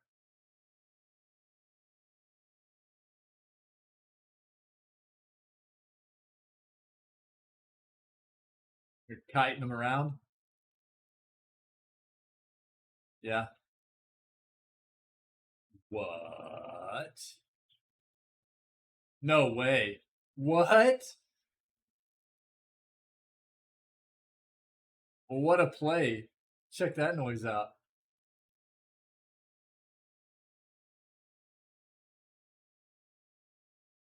What is this?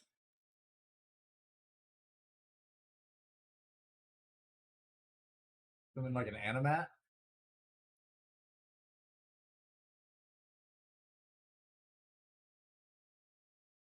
Oh, dude. Oh, my God.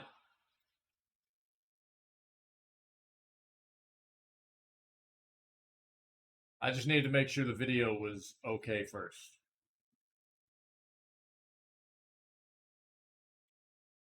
Here you go. All right, check it out.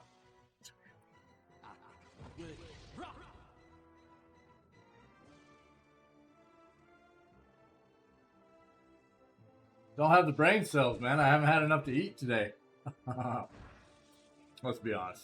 I don't have enough brain cells, even when I have eaten. Thanks, Fluff.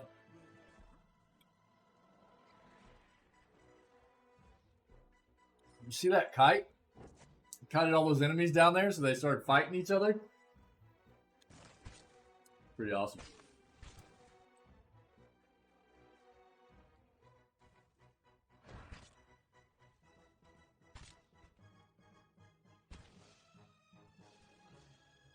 I actually haven't seen this yet. There's another Pillars. He hangs out in here every once in a while.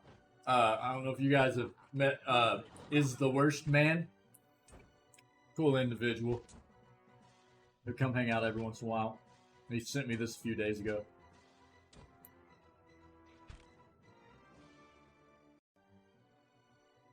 Check that out. That's pretty crazy. Huh. Pretty nuts, man.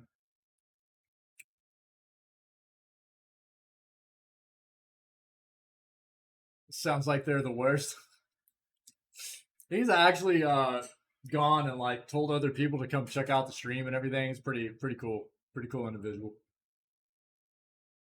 Let's go back here. Take this down. Let's finish this Dead Space thing up.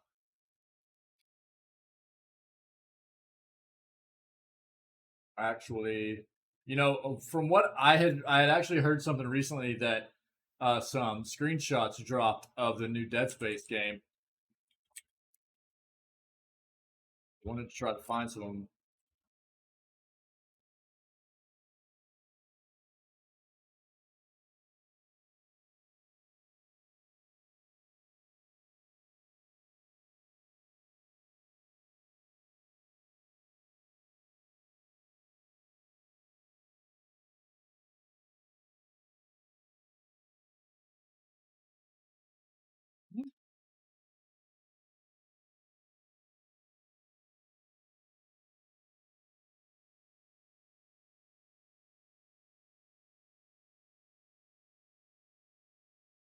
Sorry.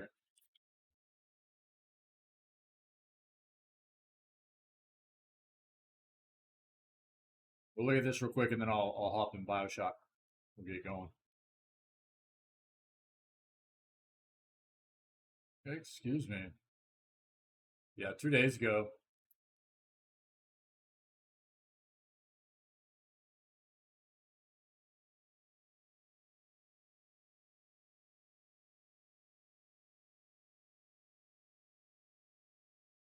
Oh my gosh. Yo, check this noise out.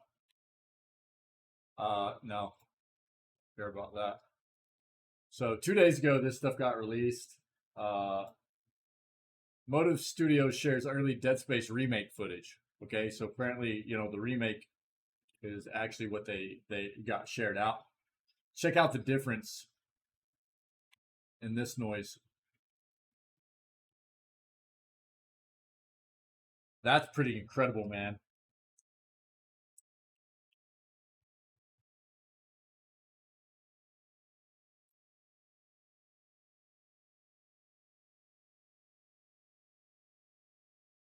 This game was already creepy the way it looks up here. It's going to be really nasty, all remade.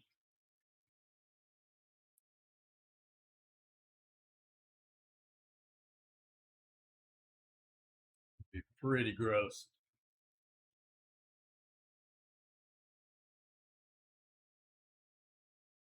Um,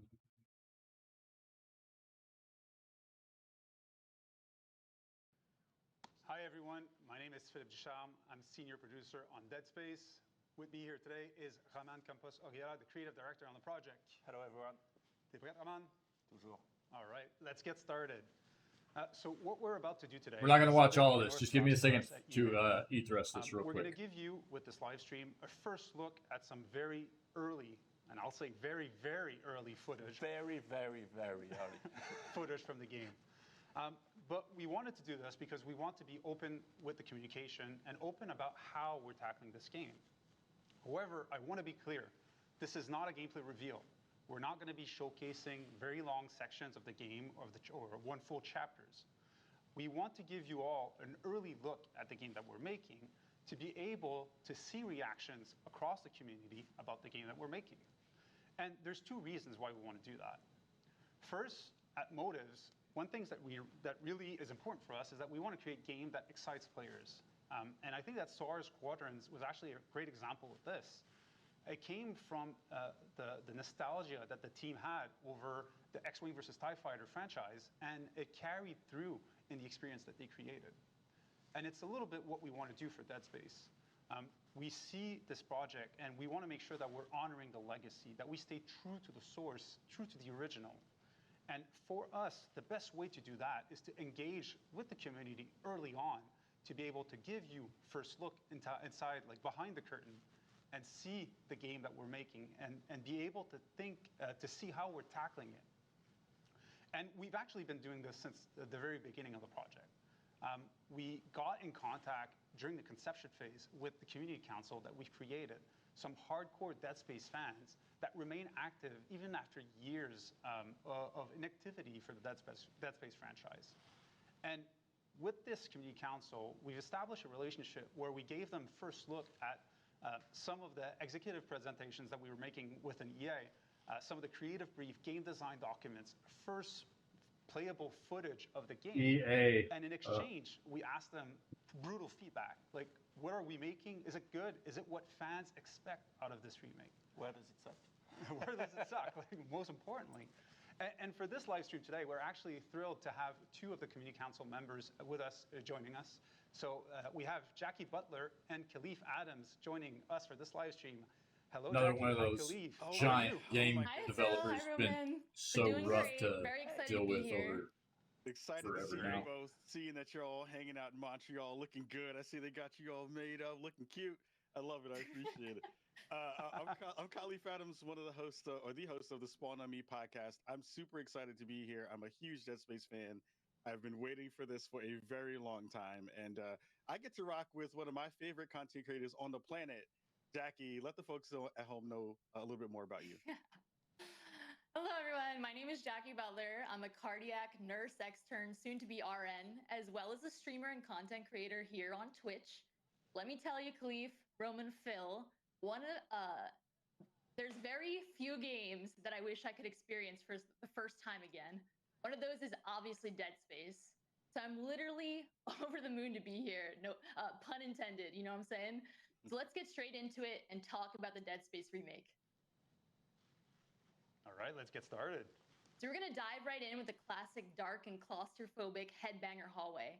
Shown here on the screen is what Dead Space looks like. Headbanger hallway. Although revolutionary for its time, All right. Let's see the design process and how it looks now. Roman and Phil, can you show us more?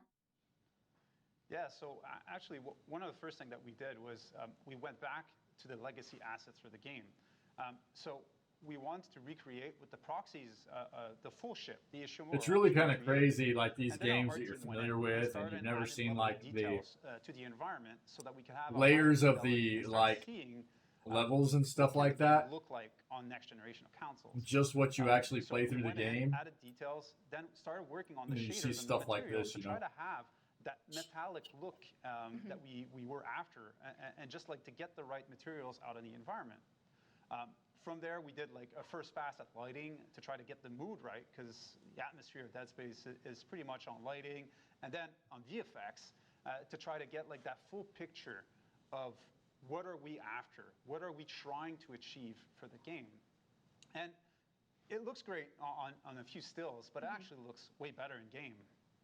So what type of engine did you guys use to create this? And what graphics are you aiming for? So great question, Jackie. We're using Frostbite as our dev engine, and we're going for obviously IN graphics, IN fidelity, and our focus is on lighting, VFX, and just overall audio experience to make sure that we would deliver the right atmosphere, something that was key in the original game. Yeah, so I know we have a real live functional build currently. Can you bring that up? And this again is a work in progress. So yes, that's super early. Like it's end of pre-production build. We are just starting production, so it's really far from being done. But one thing we really wanted, and you touched about it, it's really wanted to make sure that we nail the ambience. And there's gonna be a lot of gamers going nuts over this remake. But also nail that ambience. Hopefully they nail it. That you're in the Ishimura, you're inside those dark corridors. And not only it's in engine, it's actually in game. Here's the dealio, yo. Here is the dealio. Actually, do that, do that, do that. There. No.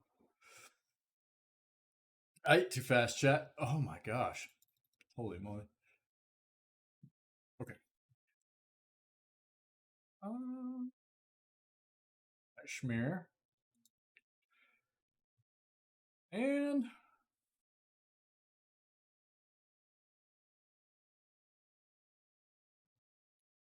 ooh.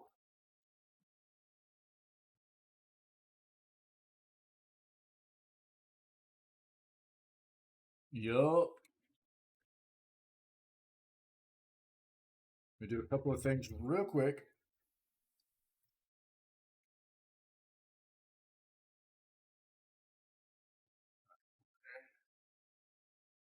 Doing this, you guys. Just keep watching for a moment. Forgot that I needed to do some other stuff.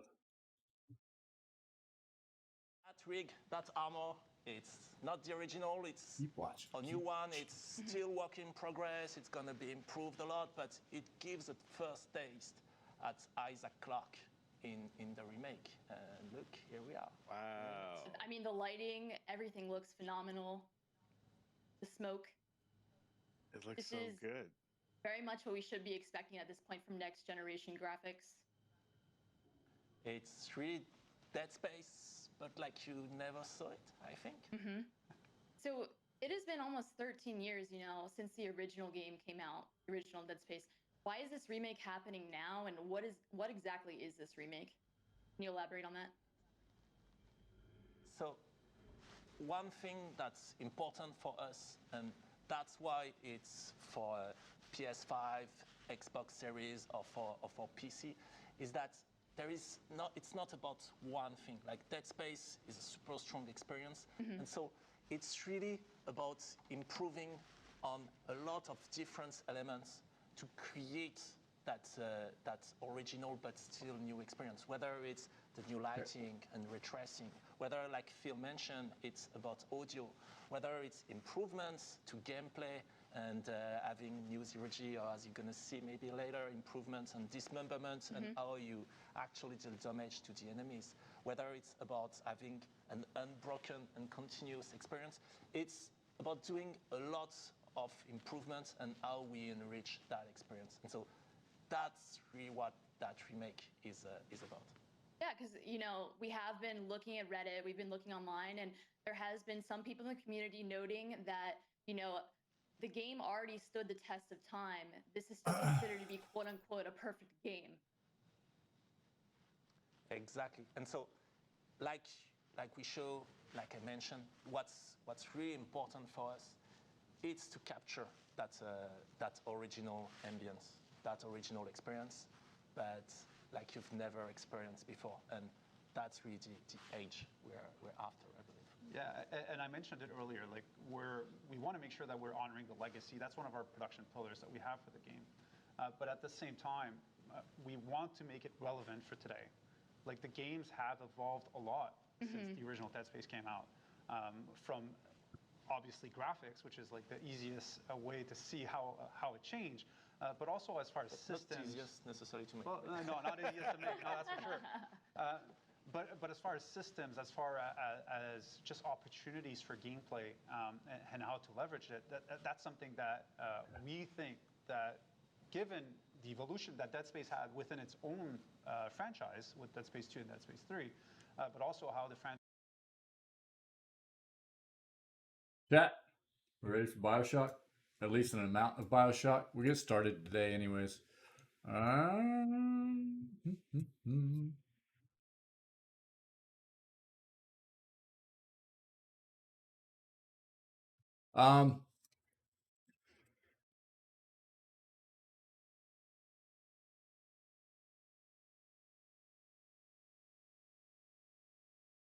Yeah. I think we'll probably get a little bit over an hour worth in.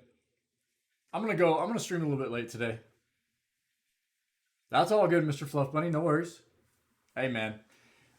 I appreciate people being here, whether, just being here is appreciated. So no worries. I very much appreciate people just hanging out, even if what I'm playing is not necessarily your cup of tea, so to speak. Okay? So I very much appreciate the fact that people will come and hang out, even though the game I'm playing isn't necessarily what you're interested in. Okay, that means a lot to me. So that's very much appreciated. Now, what I'm going to do real quick is actually, for the sake of being able to separate my VODs in Twitch and ease of upload into YouTube and things like that, just because of how much stuff I have going on right now and not having to download stuff and chop it up and make editing easier on myself, I'm going to stop the stream real quick, start it right back up with a new stream title and all that stuff. It just makes things a bit easier on me on the back end, especially with how much I tend to stream every single day. I need to save myself as much time as I can with editing and things like that. I'm going to stop the stream, start it right back up. Everybody, you should be able to just like refresh within the next 10 to 20 seconds. You'll be right back into the stream, and we're going to be playing BioShock 2 for about the next hour, a little bit over an hour, okay? Thanks everybody for being here. We're going to be right back into BioShock 2. You should just be able to refresh. You'll be right back into the channel. Thanks for understanding. Thanks for sticking with me. Be right back at it, all right? Thanks everybody.